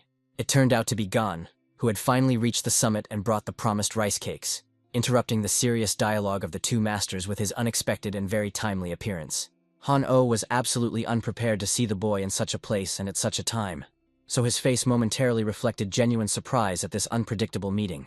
Meanwhile, the other old man began to scrutinize the youth very closely and critically, as if trying to see through his appearance the hidden power or secret signs of a great destiny. Gon politely addressed those present, noting that the mentor truly had a respected guest, and added that he was personally ordered to deliver these delicious rice cakes especially for them. Having spoken these words with respect in his voice, the boy carefully extended the package of food to the old man, demonstrating his upbringing and full adherence to the monastic etiquette. Suddenly, the second elder literally jumped forward, loudly admiring how charming this boy turned out to be, which greatly embarrassed and surprised Gon.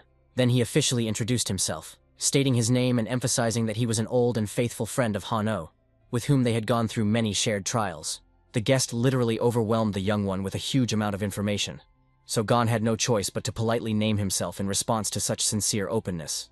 As soon as the boy said his real name, Tan instantly understood everything. Now all the details came together, confirming every word previously told to him by the experienced Yun Yang Kang.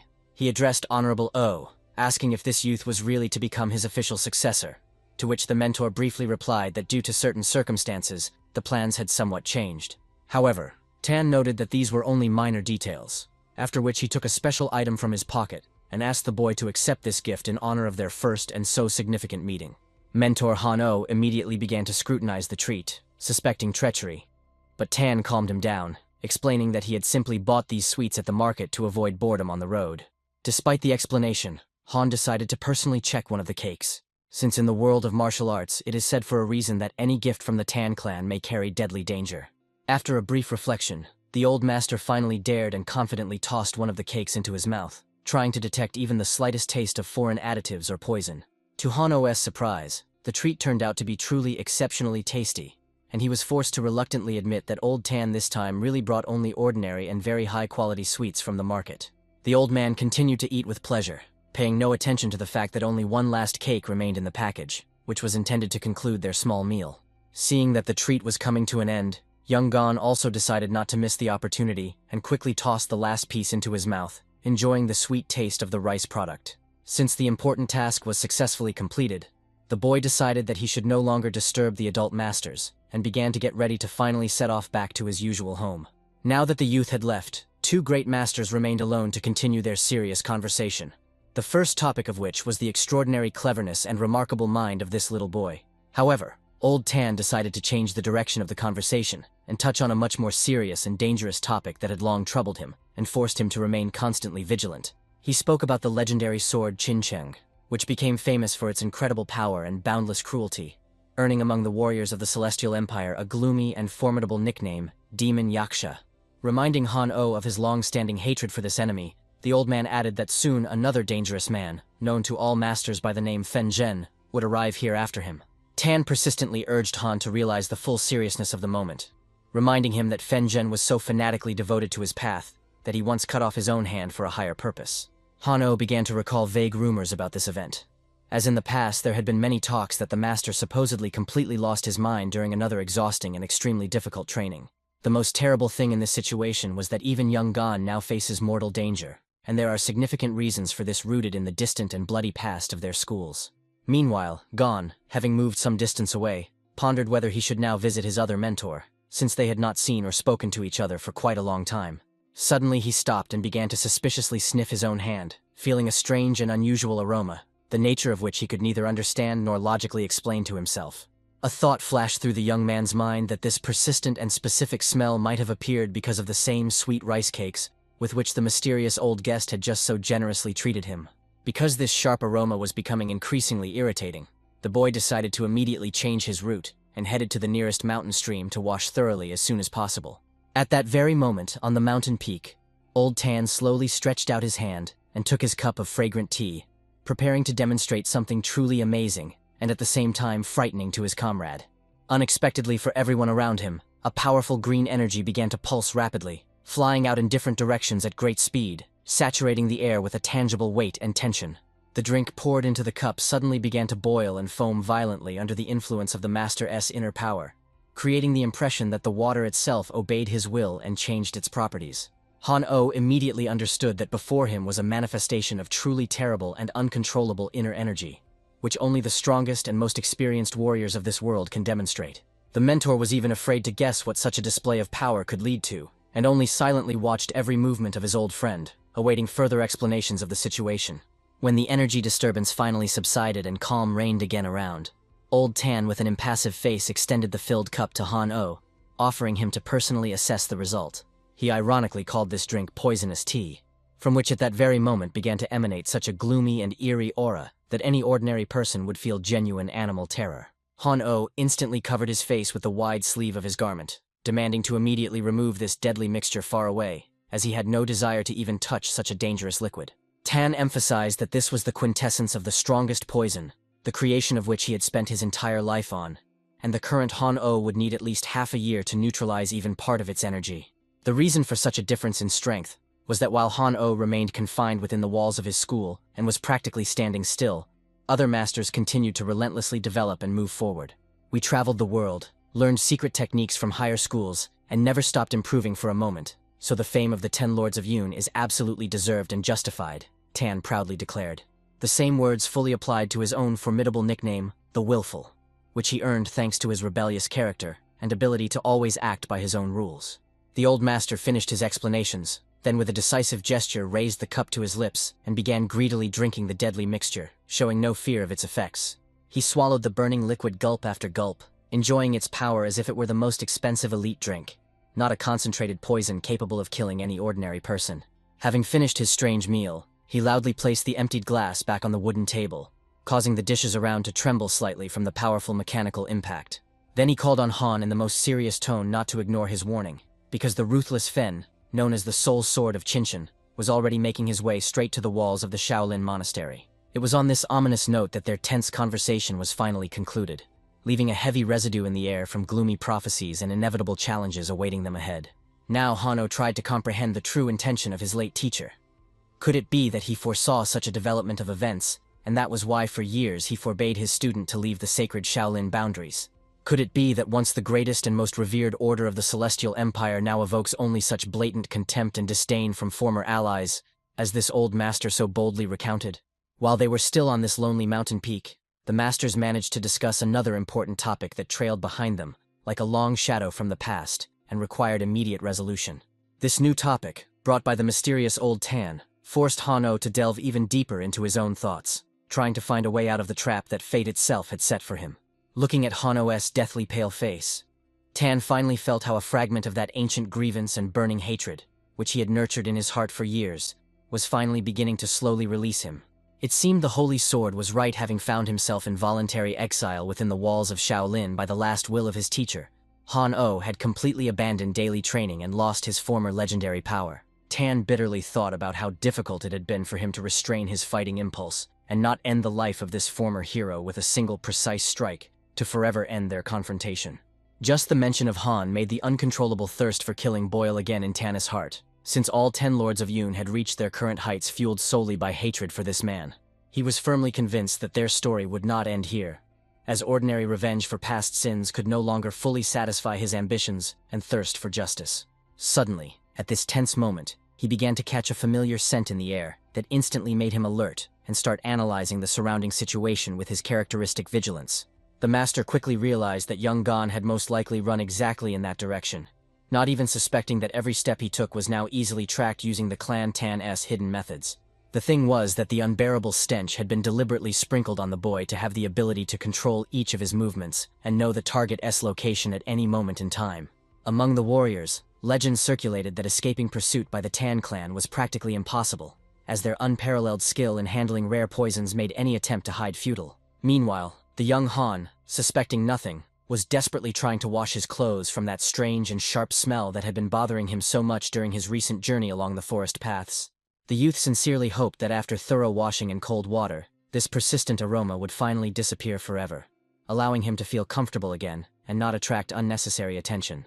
It seemed that the task was almost done, and now he only had to wash himself well to finally get rid of the remnants of that unpleasant smell that had literally soaked into his own skin and hair. Without hesitation for a second, he took a decisive step and boldly jumped from a high rocky cliff straight into the embrace of a turbulent mountain river, which swiftly carried its cold waters far down the slope. His body rapidly approached the water surface, preparing to plunge into the very depths of this powerful current, which promised to give him the long-awaited cleanliness and true refreshment. With a loud splash, the boy dived into the water, causing thousands of tiny droplets to scatter in different directions under the sun's rays, filling the surrounding air with moisture and the noise of falling drops. However, this old master, whom many considered a true bastard because of his cruel methods, was already very close, silently observing the youth's actions from his secret position. He was intently looking ahead, trying to calculate the next steps of his victim. But one important detail still remained a complete mystery to him, which he could not solve at this fatal moment.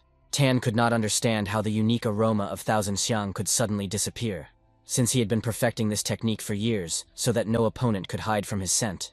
Why the magical smell suddenly dissipated in the air remained a complete surprise to the old man, as he could not even imagine that the boy would simply think to bathe in the river to wash off his mark. Even the experienced elder refused to believe that this young boy could so quickly sense the specific smell that is almost impossible to catch with an ordinary human nose. He realized the absurdity of the situation, since finding the target using the sense of internal energy key would only be possible if the boy possessed an aura equal to Han-Oh himself. Suddenly, an important thought flashed through his mind. Han-Oh recalled that he had sent Gon to the secluded Kunmok Monastery, which was a tiny hut on the steep slope of the sacred mountain.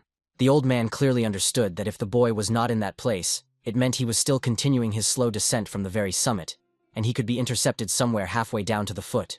Wasting no time, he rushed with all his might to search for the boy, fully understanding if Han-Oh found out about his secret presence here, he would definitely suspect something bad and intervene. Meanwhile, the carefree Gon was calmly standing by the riverbank, where he had just thoroughly bathed and finally completely washed off that strange and intrusive smell that had irritated him so much.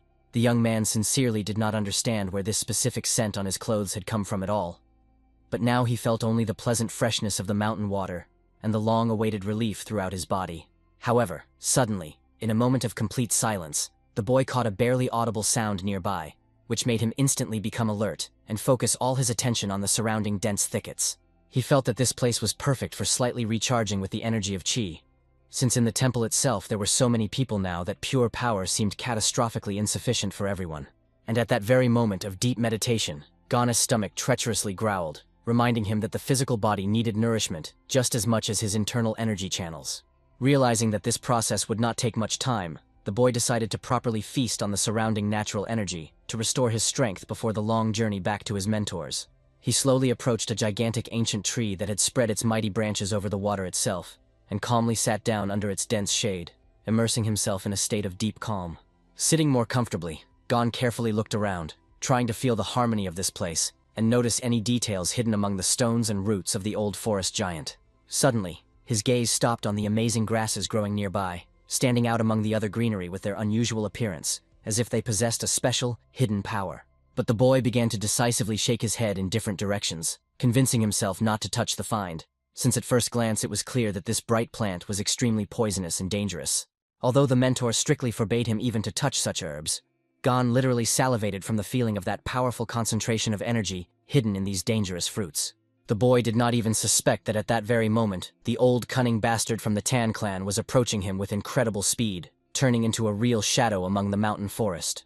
And then the pursuer suddenly stopped in place, feeling something with his supernatural senses that made his predatory smile even more expressive and confident in victory. The same scent of thousand xiang that he had so carefully prepared reached his nostrils again, and now no water could hide from the poison master the presence of his little victim.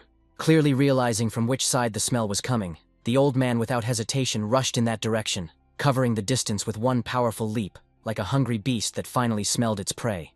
And little Gan at that moment had finally fed on energy, and decided that now he needed to return as quickly as possible, and greet his mentor so that he would not start worrying about his long absence. But at that very moment, right in front of him, as if from under the ground, appeared the same old grandfather, whose gaze promised nothing good, despite all his feigned friendliness and calm voice. From the very beginning of the conversation, he stated that he found Gan not by accident, but simply remembered that in his haste, he completely forgot to give the boy one very important and valuable gift. The old man began slyly telling that any student of his ancient friend Han-Oh was like a native grandson to him, so he was simply obliged to show his sincere care. Gan politely acknowledged that it was very kind of the elder, but modestly noted that he had studied with his mentor very little, and it was hard to call him a full-fledged student of the great master. These sincere words of the boy greatly surprised the old trickster, while Gan continued to say that during all that time he had only learned to skillfully dodge stones and some techniques of the diamond fist. Feeling this, the old bastard spread into an even wider and more satisfied smile. For now, he had a formal reason to carry out his insidious and long-planned scheme. Although Gan was not considered an official student, the very fact of his training in martial arts could easily be interpreted as a direct violation of an ancient and very strict sacred prohibition. With these thoughts, he slowly reached into his deep inner pocket and began to search persistently for something, not taking his vigilant and dangerous eyes off the confused boy. He perfectly understood that Honorable O was very close by, so he had no time for long ceremonies, and needed to finish this matter as quickly as possible before anyone intervened. The old man slowly took a mysterious object from the wide sleeve of his clothing, and, with feigned kindness, extended it to the boy, carefully watching his reaction. Gan did not hide his sincere admiration, for it was the first time in his life he had seen such an incredibly beautiful and bright object that shimmered so strangely under the rays of the sun. He began to explain the enormous value of the item, assuring that it was an extraordinarily rare bead that needed to be treasured as the greatest treasure in one's life. When Gan awkwardly called it an overly generous gift, the old man just waved it off, saying it was a trifle he was not at all sorry to give to such a fine boy. He persistently asked the youth not to refuse the gesture of goodwill, but simply to take the gift into his hands as a sign of their unexpected but pleasant meeting by the river.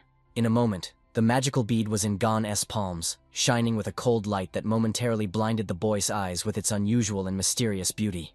But as soon as the boy squeezed the find tighter, it suddenly cracked, and before his eyes turned into a dense, shimmering liquid that began to rapidly spread over his skin.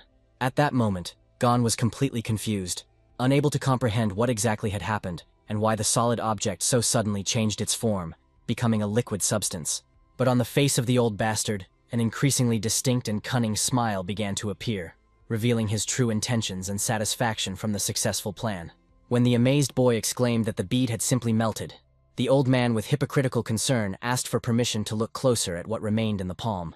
But looking at his own hand, Gon noticed with horror that it was beginning to disappear in a strange way, as if dissolving into space under the influence of that incomprehensible energy.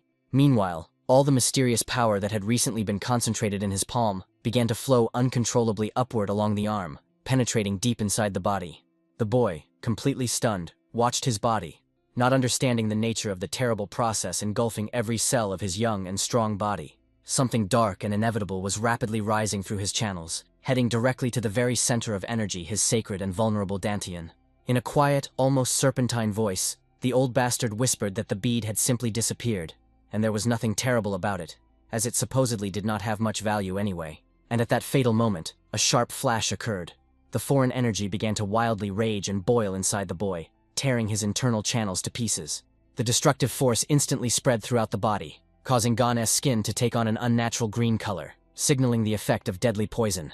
All living things around the boy began to wither instantly. The green leaves on the trees became rotten and crumbled to dust within seconds, under the influence of the terrible aura. The boy was overwhelmed by an incredibly powerful sensation, but it was devoid of any warmth, bringing only unbearable pain, from which he just wanted to stop breathing.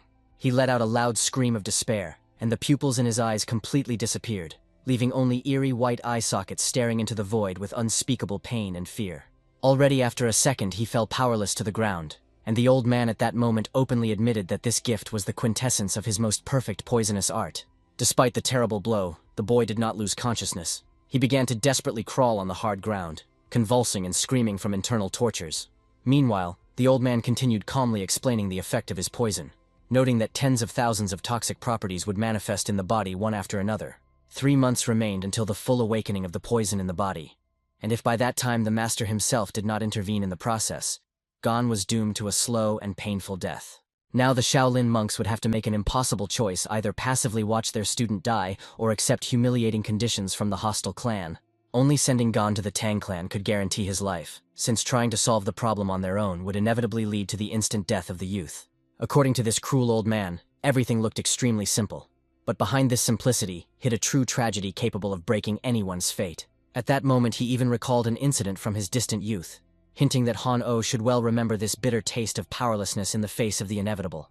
The sinister old man enjoyed the thought that his longtime enemy Han-Oh would finally lose his beloved child, who had become too dear and close to him.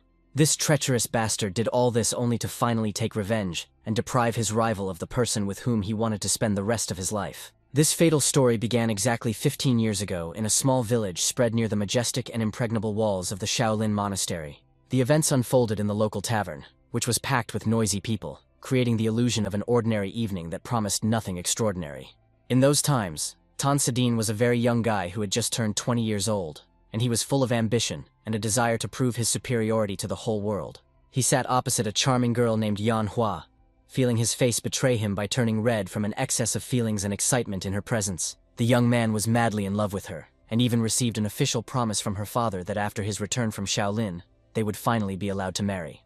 At the very same time, the legendary Han-Oh was in this noisy tavern, whose presence instantly attracted the attention of all the visitors in the establishment. He confidently placed a mysterious drink on the table, and loudly addressed those present, calling on those who considered themselves worthy to step forward and accept his challenge.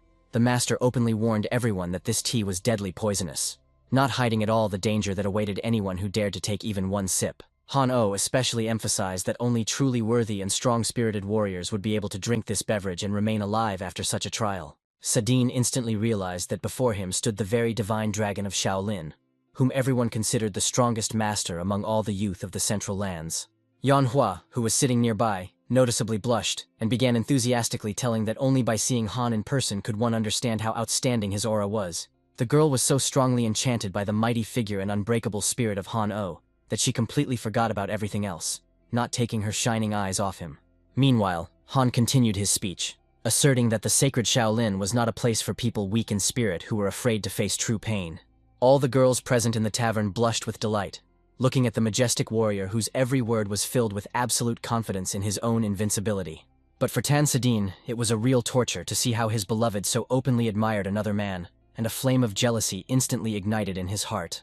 Unable to endure this humiliation any longer, he abruptly rose from his seat and with a determined step headed towards Han-Oh to put an end to this demonstration once and for all. He loudly and boldly declared to the entire tavern that he would drink this poisonous tea without hesitation, and proved to everyone around that his own skill was no less than Shaolin-S. Sadin openly expressed doubt in Han's strength, finally proposing to clarify in an honest duel whose art was mightier, his knowledge of poisons or the monk's inner energy. It was a direct challenge, the goal of which was to determine what would prove stronger, the secret techniques of the Tan clan, or the legendary power of the divine dragon, about which legends were told.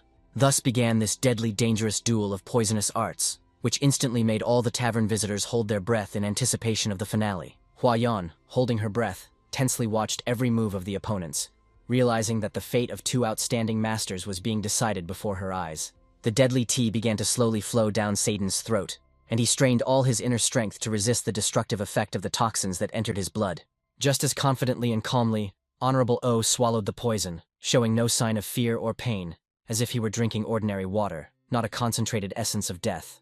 Already after a moment, 2 empty glasses with a dull clatter were placed back on the wooden table, marking the end of the first stage of their mad competition.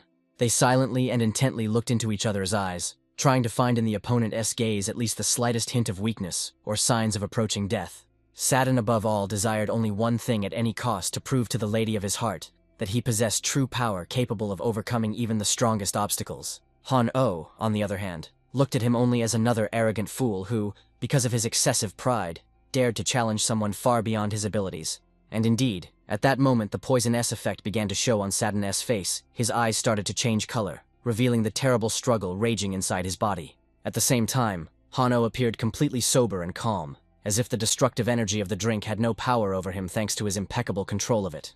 On the contrary, above the monk's head, a powerful and majestic golden energy began to clearly manifest, indicating his absolute dominance in this duel. A bright and confident smile of a true victor played on Hanno's face at that moment, who did not even doubt his own absolute superiority over the arrogant opponent. Which could not be said at all about Tan, who failed to neutralize the effect of the mysterious poison in time, which rapidly began to destroy his body right during the fight. Exhausted and stunned, the boy suddenly fell to his knees, clutching his stomach tightly with his hands due to unbearable and sharp pain that paralyzed his body and will to continue fighting. At this most inappropriate moment, Sadin began a terrible attack of uncontrollable diarrhea, which instantly destroyed his reputation and pride before everyone present in the tavern. Hanno remarked with obvious contempt that the loud claims about the greatness of the Tan clan as unsurpassed poison masters turned out to be empty words not worthy of any respect. The worried girl wanted to immediately rush to help her beloved, but Sadin, in despair, held out his hand, begging her not to come near him in such a shameful state. It was at this fatal moment that Sadin experienced the same sudden and uncontrollable lower chakra opening, which became the beginning of his greatest life disgrace before the whole world. Holding her breath, Yanhua watched in complete shock the unheard of shame and humiliation that befell Sadin in front of the crowd that just a minute ago admired him. Without a doubt, to every visitor of the tavern this spectacle seemed an incredible abomination, which provoked only feelings of disgust and deep disappointment in the once promising young master. The situation looked truly terrible. He not only lost spectacularly to the divine dragon, but also publicly soiled himself, forever losing any dignity in the eyes of those around him. With loud cries of despair and pleas to never approach her again, Yanhua ran out of the tavern in tears, forever severing any relationship with the disgraced representative of the Tang clan. Seeing the horror and undisguised disgust in the eyes of the only beloved person, Sadin felt his heart shatter into 1,000 small fragments, leaving behind only cold emptiness and pain. After this incident, he was shamefully expelled from his native family, and the humiliating nickname stuck to him like a magnet, while Lady Yanhua married a representative of a completely different clan. For him, it was incredibly unfair and painful, as he believed he had suffered an honest defeat in an open duel, although the consequences of this loss turned out to be too harsh. That is why he was able to come to terms with the loss of status itself. But in his wounded soul flickered one question, which he could neither endure nor forget throughout all those long years of wandering. 10 years of exhausting training in the dangerous southern jungles, where he perfected his art of poisons, did not help him understand exactly which technique Han-O used. Over time, he came to the bitter realization that surpassing Han-O in direct combat was practically impossible due to his colossal level of internal energy and mastery. Having no other way to unravel the mystery, Sadin chose a completely different path, deciding to pose as an old friend in order to finally get answers to the questions that tormented him. The last day came when Han-O came to say goodbye, and it was then that Sadin again asked about that very poison, declaring that he would not leave him alone until he heard at least some truth. Hearing the same question over and over again for many years was a real trial for Honorable O, which caused him only fatigue and deep incomprehension of such persistence. When Sadin literally began to beg for the truth, Han finally told how he managed to defeat the master of the Tan clan, who from birth consumed only poisonous snake venom instead of milk. The monk admitted that that day he simply poured into the drink everything he had with him. And among other things, there was definitely an extremely powerful laxative, which caused such a violent reaction in the body. This information, heard firsthand, instantly paralyzed Sadine with genuine shock, making him freeze in place, realizing how vile and mean they had treated him. After that, he began to consider Han a real bastard, who even now could not fully understand why Sadine was so furious about events that the monk considered just a funny story from the past. However, for Sadine, it was not a simple adventure, because it was precisely because of this dirty trick that he lost forever the woman he loved above all in the world, and his right to a happy future in the clan. Because of the shameful nickname Shitty Dog, he never managed to marry, spending 10 years in lonely travels to the most remote corners of the world, burning with shame and thirst for revenge. What troubled him most was the realization that his whole life was destroyed, not because of losing in an honest duel of masters, but because of using the most vile and primitive trick. It was for this reason that Sadine was not ready for a second to forget or forgive that old insult, which had been burning his soul throughout all the time spent in exile and constant training. Now he stood with a triumphant smile on his face, feeling that his long-awaited revenge had finally come true, and the insidious plan regarding young Han worked perfectly. Now all that remained was to calmly wait for the difficult choice that the Shaolin monastery would be forced to make, finding itself in a dead end in the face of his most perfect poison. Tan already imagined how he would personally raise this child, who carries his unique poisonous essence, turning the boy into the most powerful and dangerous warrior of his native clan. He dreamed of seeing how the same monks who once despised him would watch in horror as this exile crushes the world of martial arts and glorifies the glorious name of the great Tan clan. But at that very moment of triumph, something absolutely unexpected happened, which made even such an experienced poison master instantly become alert and change his further plans. This treacherous bastard suddenly felt on himself someone as strange and incredibly powerful pressure, which literally pressed him to the ground with its monstrous and unbreakable inner strength. He could not comprehend who nearby could pose such a serious threat to him, since it definitely was not Han-Oh, whose energy he had learned to recognize among thousands of other masters.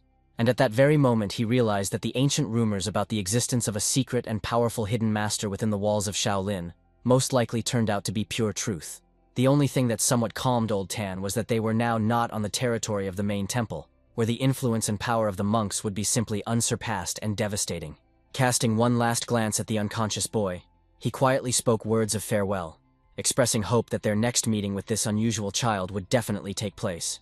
After some time, a bald monk arrived at the scene, but he found no one there except Gon, who lay helplessly on the ground, struggling against the effect of Tan's deadly and treacherous poison. The monk bitterly realized that some bastard had sneaked in here like a cowardly rat to pour out his hatred on an innocent child right under the nose of the entire majestic Shaolin order. He perfectly understood that the nickname the Willful was given to Sadine not without reason, and now even he would find it incredibly difficult to find a way to neutralize the effect of this terrible and rare poison. The bald man began to scold himself for his slowness, thinking that if he had come even a few minutes earlier, such a terrible tragedy would never have happened to this innocent child. With trembling hands, he opened the boy's clothes and carefully placed his palm on his neck, trying to catch a weak pulse and understand how deeply the poison had managed to penetrate the body. Suddenly he noticed and took out what made his heart beat faster from shock. It was the legendary Pearl of Poison Suppression, which somehow ended up in the hands of little Gon. For the monk, this became a true glimmer of hope, as thanks to the magical properties of this item, the spread of toxins significantly slowed down, giving the boy one more chance for salvation.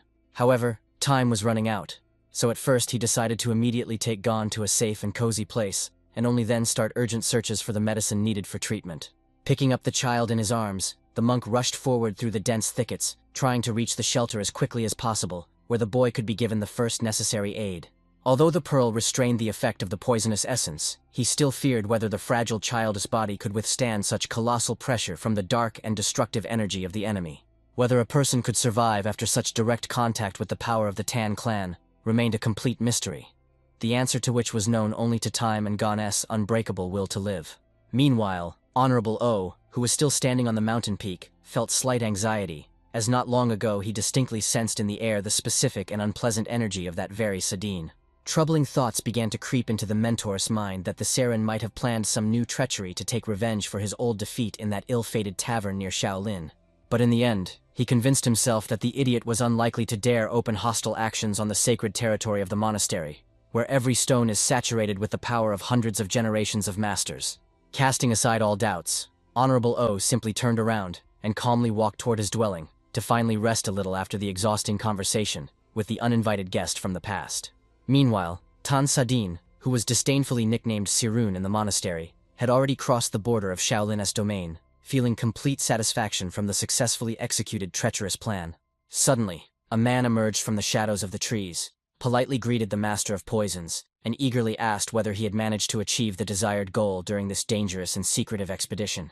Tan confidently confirmed the success of his mission, noting that without the help of the man dressed as a Shaolin monk, it would have been much more difficult to accomplish, for which he expressed his sincere gratitude. The bearded monk called his assistance only a small favor, but a clear interest in the further development of events, which he himself had so carefully helped to plan, could be read in his gaze. It was he who on the eve entrusted Gon to deliver rice cakes, deliberately putting the boy in harm's way, and now this traitor awaited the promised reward from Tan for his dirty work.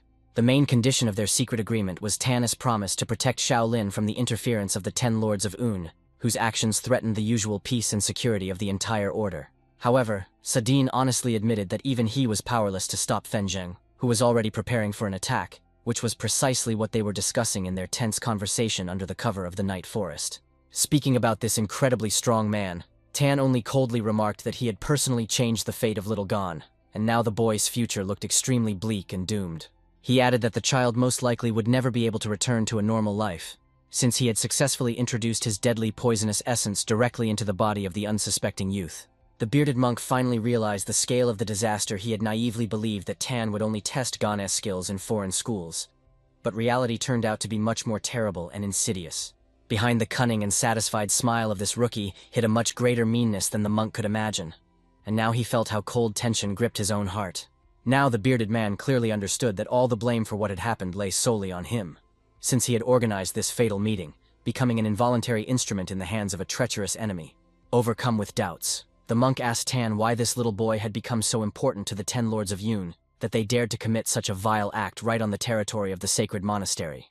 The answer was cruel. For decades these outstanding masters had lived focusing all their hatred on one Hong-O, and now their rage sought any outlet for final revenge. The bearded man noted that it would have been more logical to deal directly with his enemy, rather than doing such terrible things to a defenseless child who had not even had time to learn the true world of martial arts. However, Tan replied that the current events are merely the inevitable consequence of the very oath once given by the great mentor Mugak, trying to save his wayward disciple from deserved punishment.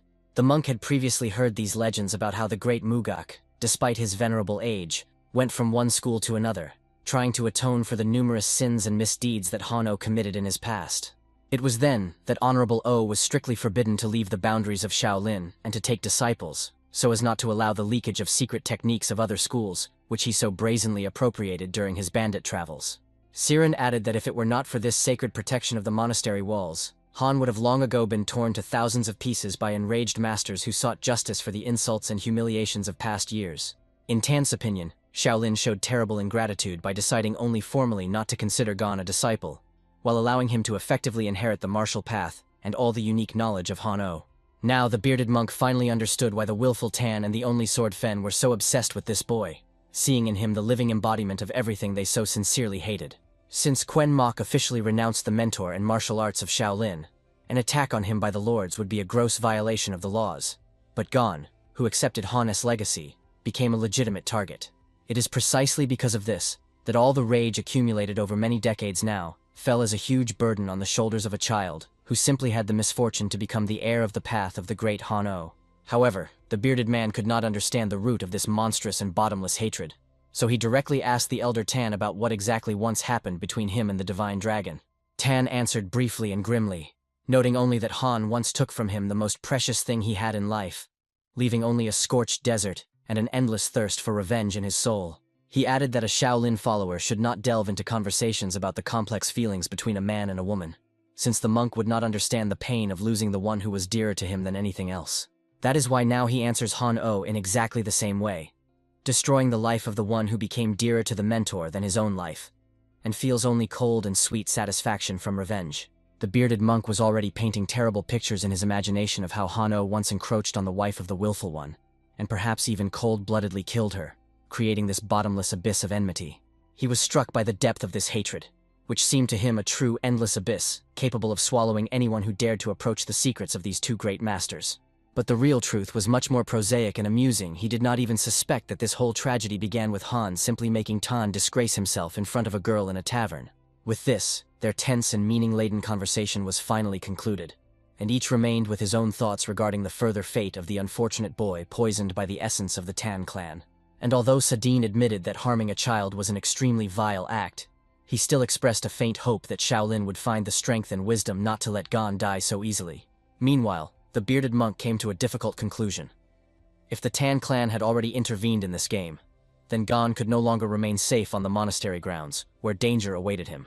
He decided that for the peace of Shaolin and the boy's own future, the best solution would be to send him directly to the Tan clan, where he could receive the necessary treatment and survive. The monk believed that in this way, Shaolin would no longer suffer from the constant threat of attack by the 10 lords, and the conflict that had been brewing for years would finally receive its logical and peaceful resolution. He sincerely convinced himself that he was acting correctly, although it was completely unclear whom he cared for more, the prestige of his native monastery, or the life of the little child whom he himself had betrayed.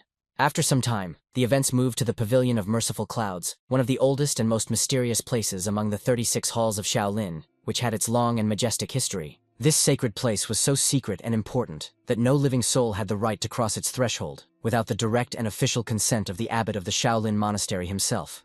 At this time, the old master bent over the helpless Gon in the depths of the inner chambers, which were already almost completely filled with the dense, ominous, and deadly poisonous energy of the Tan clan. The fact that the young boy managed to hold out so long under such colossal pressure from a toxic force caused sincere surprise and genuine admiration for the child's will in the experienced mentor. The old man clearly understood that decisive measures needed to be taken immediately, and bitterly realized that to save Gon's life, he had only one extremely risky way left. He hesitated seriously, knowing that sooner or later this child would enter the big world, and passing on such a powerful and dangerous force was extremely risky for the entire battle order. However, in the end, the understanding that human life is the highest value outweighed all doubts, and the master finally dared to take this desperate and fateful step for the sake of the boy. After some time, the old man decisively headed to the head of the monastery, intending to ask him only one direct question and express one extremely important request that could not tolerate delay. His first question was sharp and direct. He wanted to immediately find out whose exactly foolish idea it was to involve the treacherous troublemaker from the famous and dangerous Tan family in this dangerous matter. Hearing these harsh words, the head of Shaolin seemed momentarily tongue-tied, not knowing how to respond to such a direct accusation that instantly exposed his own enormous short-sightedness. However, recovering from the unexpected question, he was forced to reluctantly admit to the mentor that the situation was his personal, extremely serious, and truly fatal mistake. To the question of why he did not stop Tan earlier, the head replied that he did not want to reveal his awareness, since it was the current students who would have to lead all of Shaolin in the future. Such a confident explanation only further angered the old master, who clenched his teeth tightly in outrage, barely restraining his righteous anger before the person responsible for the fate of the order. Unable to hold back any longer, he struck the table with all his might, pouring all his fury and disappointment into the loud sound that echoed throughout the spacious office of the head. Despite all the justifications, the old man coldly declared that this time the abbot had made an unforgivable mistake, and now he was ready to tell the whole truth about what really happened. The old man clearly understood that Shaolin is currently experiencing an extremely difficult period of generational change, when unprecedented confusion and deep misunderstanding of the true purpose reign within the monastery walls. Although he had long ceased to be officially considered a monk, the elder persistently explained to the head that there are inviolable principles that Shaolin has no right to abandon if it wants to remain true to itself. The head of the monastery listened carefully to these stern words, and was forced to silently acknowledge the complete correctness of his interlocutor, as his arguments were supported by centuries-old wisdom and experience. It became clear now that the abbot was aware of the full danger of the situation, but despite this, he still allowed an innocent child to remain without proper protection in the face of a deadly enemy. After the mentor left the boy, all the fury of the martial arts world fell upon the inexperienced student, although the presence of even one master of Han's level nearby could have fundamentally changed the situation. Gon had to experience the full cruelty of this world firsthand, and seeing these sufferings with his own eyes, the head of Shaolin could no longer find the strength for excuses or any objections. The elder once again sternly emphasized that he formally had no right to interfere in the internal affairs of the monastery, but his visit to the abbot was caused by an extreme necessity that could not be kept silent about. After the head once again expressed his sincere apologies, The old man reported that he had already managed to move Gon to the Hall of Merciful Clouds to provide him at least temporary peace and safety. From the point of view of martial arts, the treacherous Sadin had already reached the stage of complete renunciation, so his unique poison was practically impossible to neutralize by ordinary energy purification methods. However, the experienced guardian continued to insist that even in such a seemingly hopeless situation, there still remains one hidden way to save the boy's life. At that very moment, a terrible thought arose in the head of the monastery, and he began to realize with tension what desperate step the legendary elder was about to take. The head anxiously asked if the master really meant the forbidden technique of tendon transformation and complete bone purification, which is considered the highest secret of their spiritual order. This technique is the pinnacle of Shaolin's inner teachings, and only the abbot or the eldest members have the right to study it, as it grants a power capable of changing the very nature of the human body. The abbot recalled that even the great Hong-O once mastered only the transformation of tendons, but he did not intend to obstruct the will of the guardian if he was ready to take personal responsibility for it. Then the guardian added that the transmission of the technique itself does not guarantee the child's survival, as the legendary pill of return to the origin, passed down among abbots, will be needed for a successful outcome. Before giving his final answer to such a bold request, the head of Shaolin asked the guardian for permission to pose only one, but extremely important question that had long troubled his soul. He reminded that the elder does not belong to the official structure and can remain anywhere as a hidden master, so his interference in the worldly boy's internal affairs seemed very strange. The main thing the head wanted to hear was the real reason why such a powerful and majestic master shows such deep and sincere concern for the fate of an ordinary child who has no relation to the temple. The elder's answer was full of sorrow. He noted that the abbot took the path of refusal only after the death of his disciple, and he himself had already fulfilled his duty by passing on the last instructions on the secret technique. Despite these deep philosophical reflections, the head still persistently awaited a clearer and more understandable answer regarding the true motives of the elder's unusual behavior. He involuntarily recalled that memorable day when he first met this legendary master, whose figure was always shrouded in a thick veil of mystery and unfathomable inner strength. At that time, he was incredibly impressed and somewhat frightened by the aura emanating from the elder, which made everyone feel their own insignificance in the face of true art. It was at that significant moment that the elder handed the monastery head the last secret instructions on performing the bone purification technique, which became a turning point in the development of the entire order. After receiving this invaluable knowledge, the abbot's progress accelerated significantly, and soon he had no equals among all martial arts masters within the central lands of the country. Since their first significant meeting, a long 10 years have passed, during which the elder never once showed active interest in the affairs and events of the surrounding world. And only now, after so much time, has the one appeared who was able to once again feel the hidden presence of the elder, despite the master making every effort to remain unnoticed by others. The elder openly admitted that it was the young Gon who became that unique person who felt his aura, and this discovery made the master look differently at the potential of this unusual boy. He emphasized that after such a manifestation of supernatural sensitivity from the child, he simply cannot remain indifferent and passively watch as this incredible young life fades away. This became especially unbearable now, as the talented child was slowly and painfully dying right before his eyes, becoming a victim of insidious revenge and ancient quarrels of the great masters of the past. Sighing heavily, the head of Shaolin was forced to admit that the elder himself was now extremely displeased with the events and moods prevailing inside the monastery, destroying its ancient glory and greatness. The elder sternly remarked if the head considers his help to the child merely a manifestation of personal sympathies, then he has too low an opinion of the true motives and high spiritual values of his brother-in-arms. Having heard these words, the abbot asked hopefully whether this mysterious boy could really become the force that would finally pull the current Shaolin out of the deep quagmire of decline and internal strife. Then the elder silently turned his head away, making it clear that he had never thought about such global consequences, focusing exclusively on saving a specific human life. However, he was absolutely certain of one thing. If the unfortunate boy is left in such a terrible condition without proper help, he will inevitably die within the next few hours under the influence of dark forces. But the head of Shaolin continued to insist on his question, seeking to understand whether this decision would be right for the safety of the order itself, and what exactly the mentor intends to do to protect the temple. The elder replied that he does not know what exactly the abbot is contemplating, but he simply cannot leave the child who is right now fighting a desperate and painful battle for survival with his last strength. He added that he was personally ready to sacrifice himself for the good of Shaolin at any moment, but did not consider it possible to demand such sacrifice from other people, especially from an innocent boy.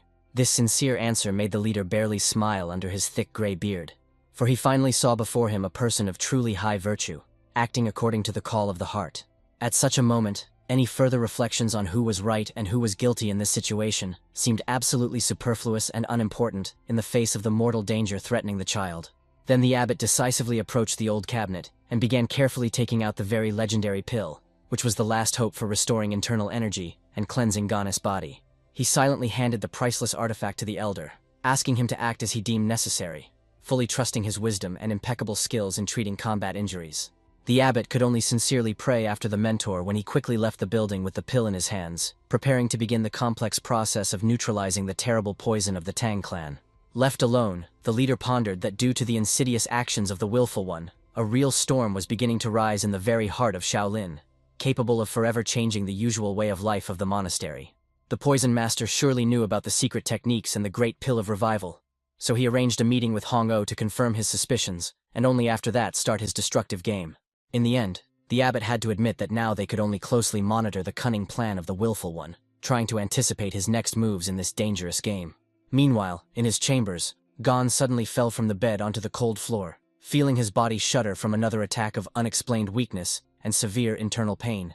The boy tightly held his head with his hands, which hurt incredibly from the throbbing pressure, trying at least for a moment to calm this terrible sensation that was tearing his consciousness to pieces.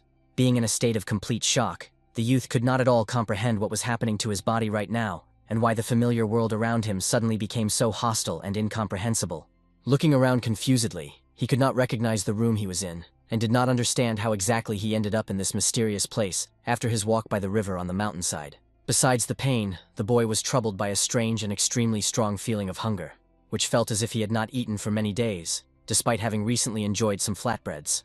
He tried to recall the events of the last hours. He only remembered how his grandfather from the Tan clan gave him a beautiful bead that instantly melted in his hands, and then everything around was covered with thick and impenetrable fog. Not understanding the true nature of what had happened, the boy naively believed that the strange pill bead was something extremely valuable, although in reality, it carried only death and destruction. In fact, the poisonous essence of the willful was the true embodiment of his entire life path, and even an experienced poison master would hardly be able to handle such a concentration of power alone. However, Gon had eaten poisonous plants with powerful yang energy since childhood, so his body could manage two types of energy, which was similar to the secret technique of the Tan family, the unity of heaven and earth. Thanks to this unique ability, he was literally able to absorb the essence of the poison, restraining its destructive power throughout one life cycle, even without conscious control over its circulation. Moreover, the willful deliberately excluded corpse poisons from the essence S composition, as he seriously considered the possibility of taking Gon into his clan and making him his best next disciple. But the boy did not know any of this yet. His only concern was not to be late for the evening meal, since he was already missing classes, and they might start considering him an ordinary idler again. Gathering the last of his strength, he decided to go to the mentors as soon as possible to explain that his long absence was connected with fulfilling an important assignment from the bearded monk.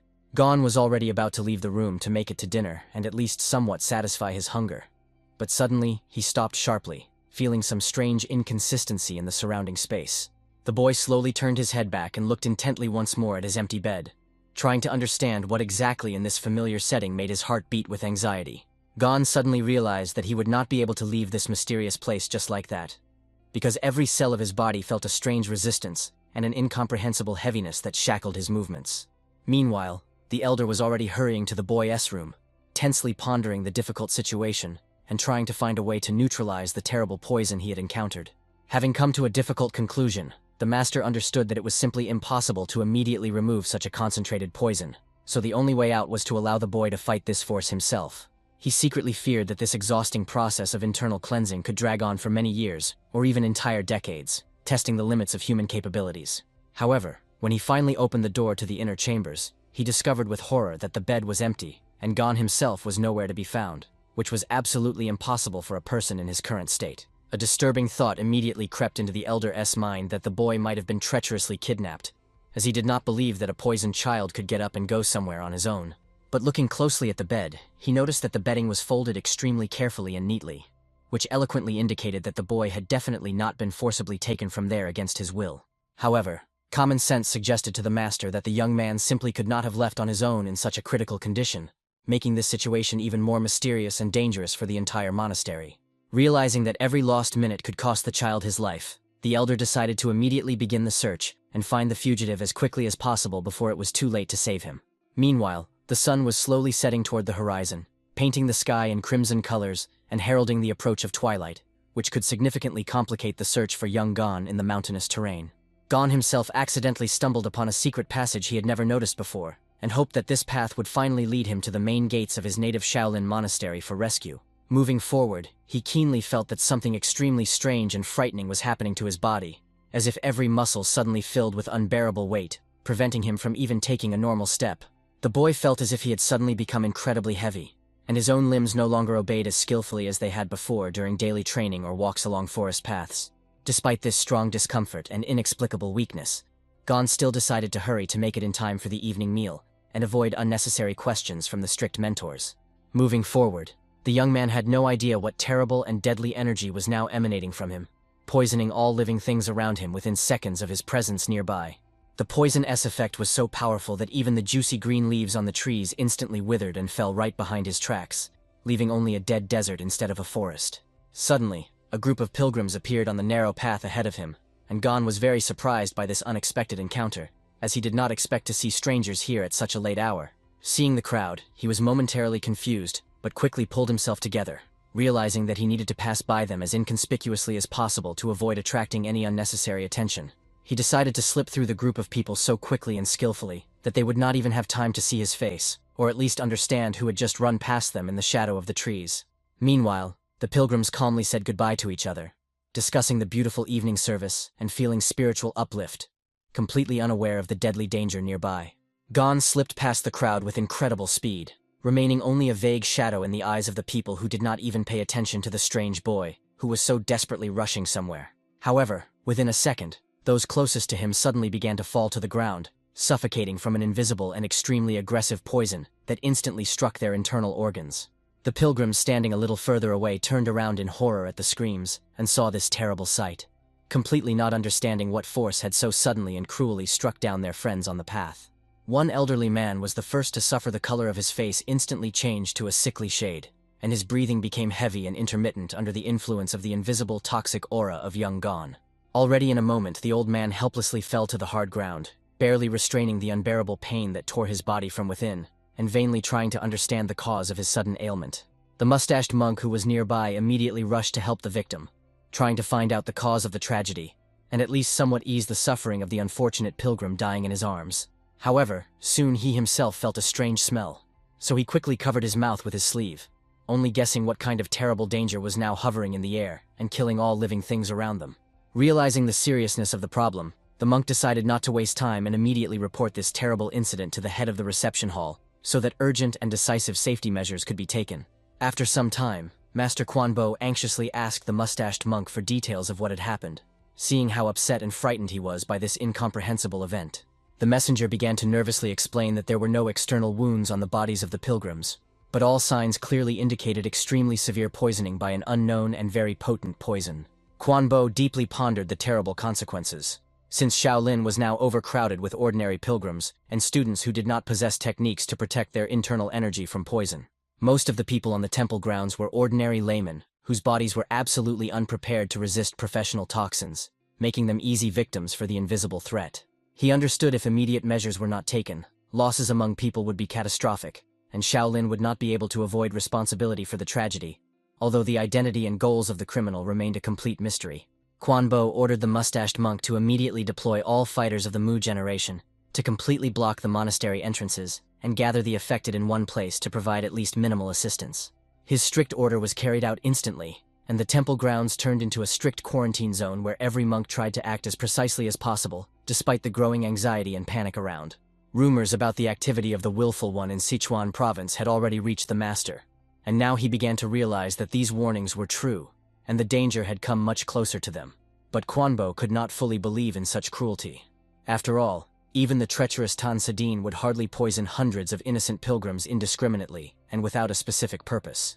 Meanwhile, the unsuspecting Gon slowly approached the central gates of Shaolin, feeling a strange fatigue that with each step increasingly shackled his once light and skillful movements. Suddenly he heard the alarming toll of a bell, the sound of which did not at all resemble the usual signal after the end of service, which made the boy wary, although he did not understand that he himself was the source of the problem. After some time, a huge crowd of ordinary boys and visitors gathered on the street, who in complete confusion demanded explanations as to why they were not being allowed to go home to their families. Instead of clear explanations, they received only a stern request to unconditionally follow the instructions, since all passages were blocked solely to ensure the safety of the pilgrims in this troubling time. The monks asked people to be patient and wait a little, but a real chaos and dissatisfied commotion had already begun among the crowd, which became increasingly difficult to control by the security forces every minute. The young monk on duty did not know what to answer the angry people, as the agitated crowd before him increasingly resembled a pack of hungry dogs ready to break free from the chain at any moment. The guards themselves were also not given any clear explanations regarding the reasons for the emergency state, so they could only silently carry out the order, wondering why these strange events began immediately after the service. At that moment, Gon quietly approached the monk from behind and politely asked if he could now go inside, since he was delayed due to an important assignment and wanted to get to his cell as soon as possible. The boy explained his delay by carrying out an order and simply asked for permission to slip through the gates, not feeling at all the deadly aura that now invisibly trailed behind every one of his movements. The monk looked at Gon and, recognizing him as one of the secular disciples, decided that the delay of such a small one was not worth extra trouble with the higher authorities if he let him through without unnecessary formalities. It was precisely because of the unwillingness to escalate the conflict and write unnecessary reports that he decided to make an exception for the boy, thereby making a fatal mistake that put the lives of many people at risk. The guard only briefly ordered Gon to pass as quietly as possible so as not to be seen by the senior monks, who were now patrolling all entrances and exits of the main monastery grounds in great fuss. Then he wanted to ironically add whether this task was just an ordinary excuse for a truant, but he did not manage to finish his thought because a sudden and unbearable pain instantly pierced his entire body. A sharp flash in the chest made the monk fall silent mid-word, and his breath was caught by an incomprehensible pressure that seemed to tear his heart and lungs into thousands of tiny bloody pieces from the inside. The guard convulsively grabbed his chest with his hands, trying to understand what was happening to him, but the pain was so paralyzing that he could not even utter the slightest cry for help. The senior brother, who was standing on duty nearby, immediately noticed something was wrong and anxiously asked his companion about his condition, trying to support him until he fell onto the hard cobblestone. However, he only writhed in convulsions and could not utter a single word while his skin, before the witness's eyes, began to take on a terrible brown shade, characteristic of the effect of the strongest poison. The events shifted to the training yard, where there was relative silence, which did not at all correspond to the tense chaos that had already begun to engulf other parts of the large monastery complex. It was here that Gon finally arrived, approaching a group of other students who were just coming out of the hall and were extremely surprised by his sudden appearance, as the boy had not been seen at any class since early morning. The young Vanmu was the first to run up to his friend, and with obvious concern asked what exactly had happened to him, as Gon looked extremely exhausted, and his face had an unnatural and very sickly appearance. In response, Gon could only mutter that he was incredibly hungry, as hunger became the only sensation that for a moment proved stronger than the strange pain that continued to tear him apart from the inside.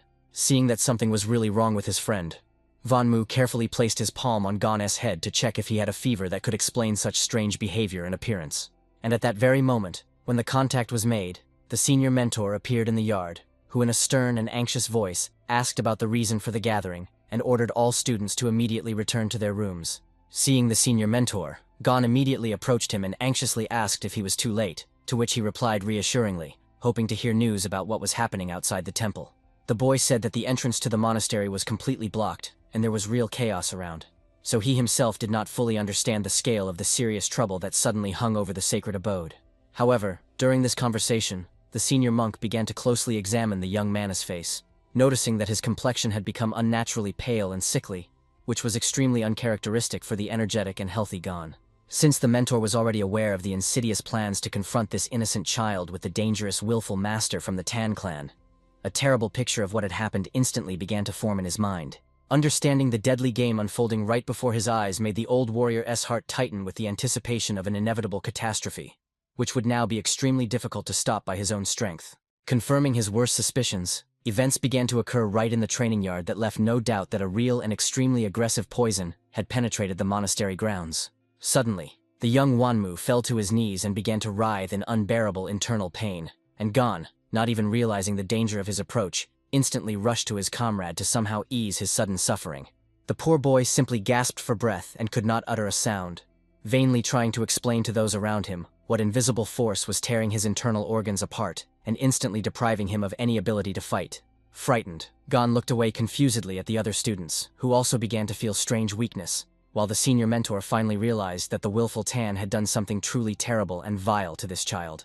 It became completely clear to the elder that the enemy had used Gon as a living instrument to spread the deadly essence, and now everyone who came near the boy automatically became the next victim of this treacherous game. The air around them began to distinctly carry the same sweet yet repulsive smell of the Tan clan, which the elder immediately recognized, understanding that the affected zone was rapidly expanding every second. The monk realized if the situation continued to develop according to this bloody scenario, very soon even he himself, despite his inner strength, would find himself in mortal danger from this poisonous aura. Gon ran up to the teacher with a desperate cry that all the novices around suddenly began to fall unconscious, not even suspecting that he himself was the source of the invisible death that destroys all living things in its path.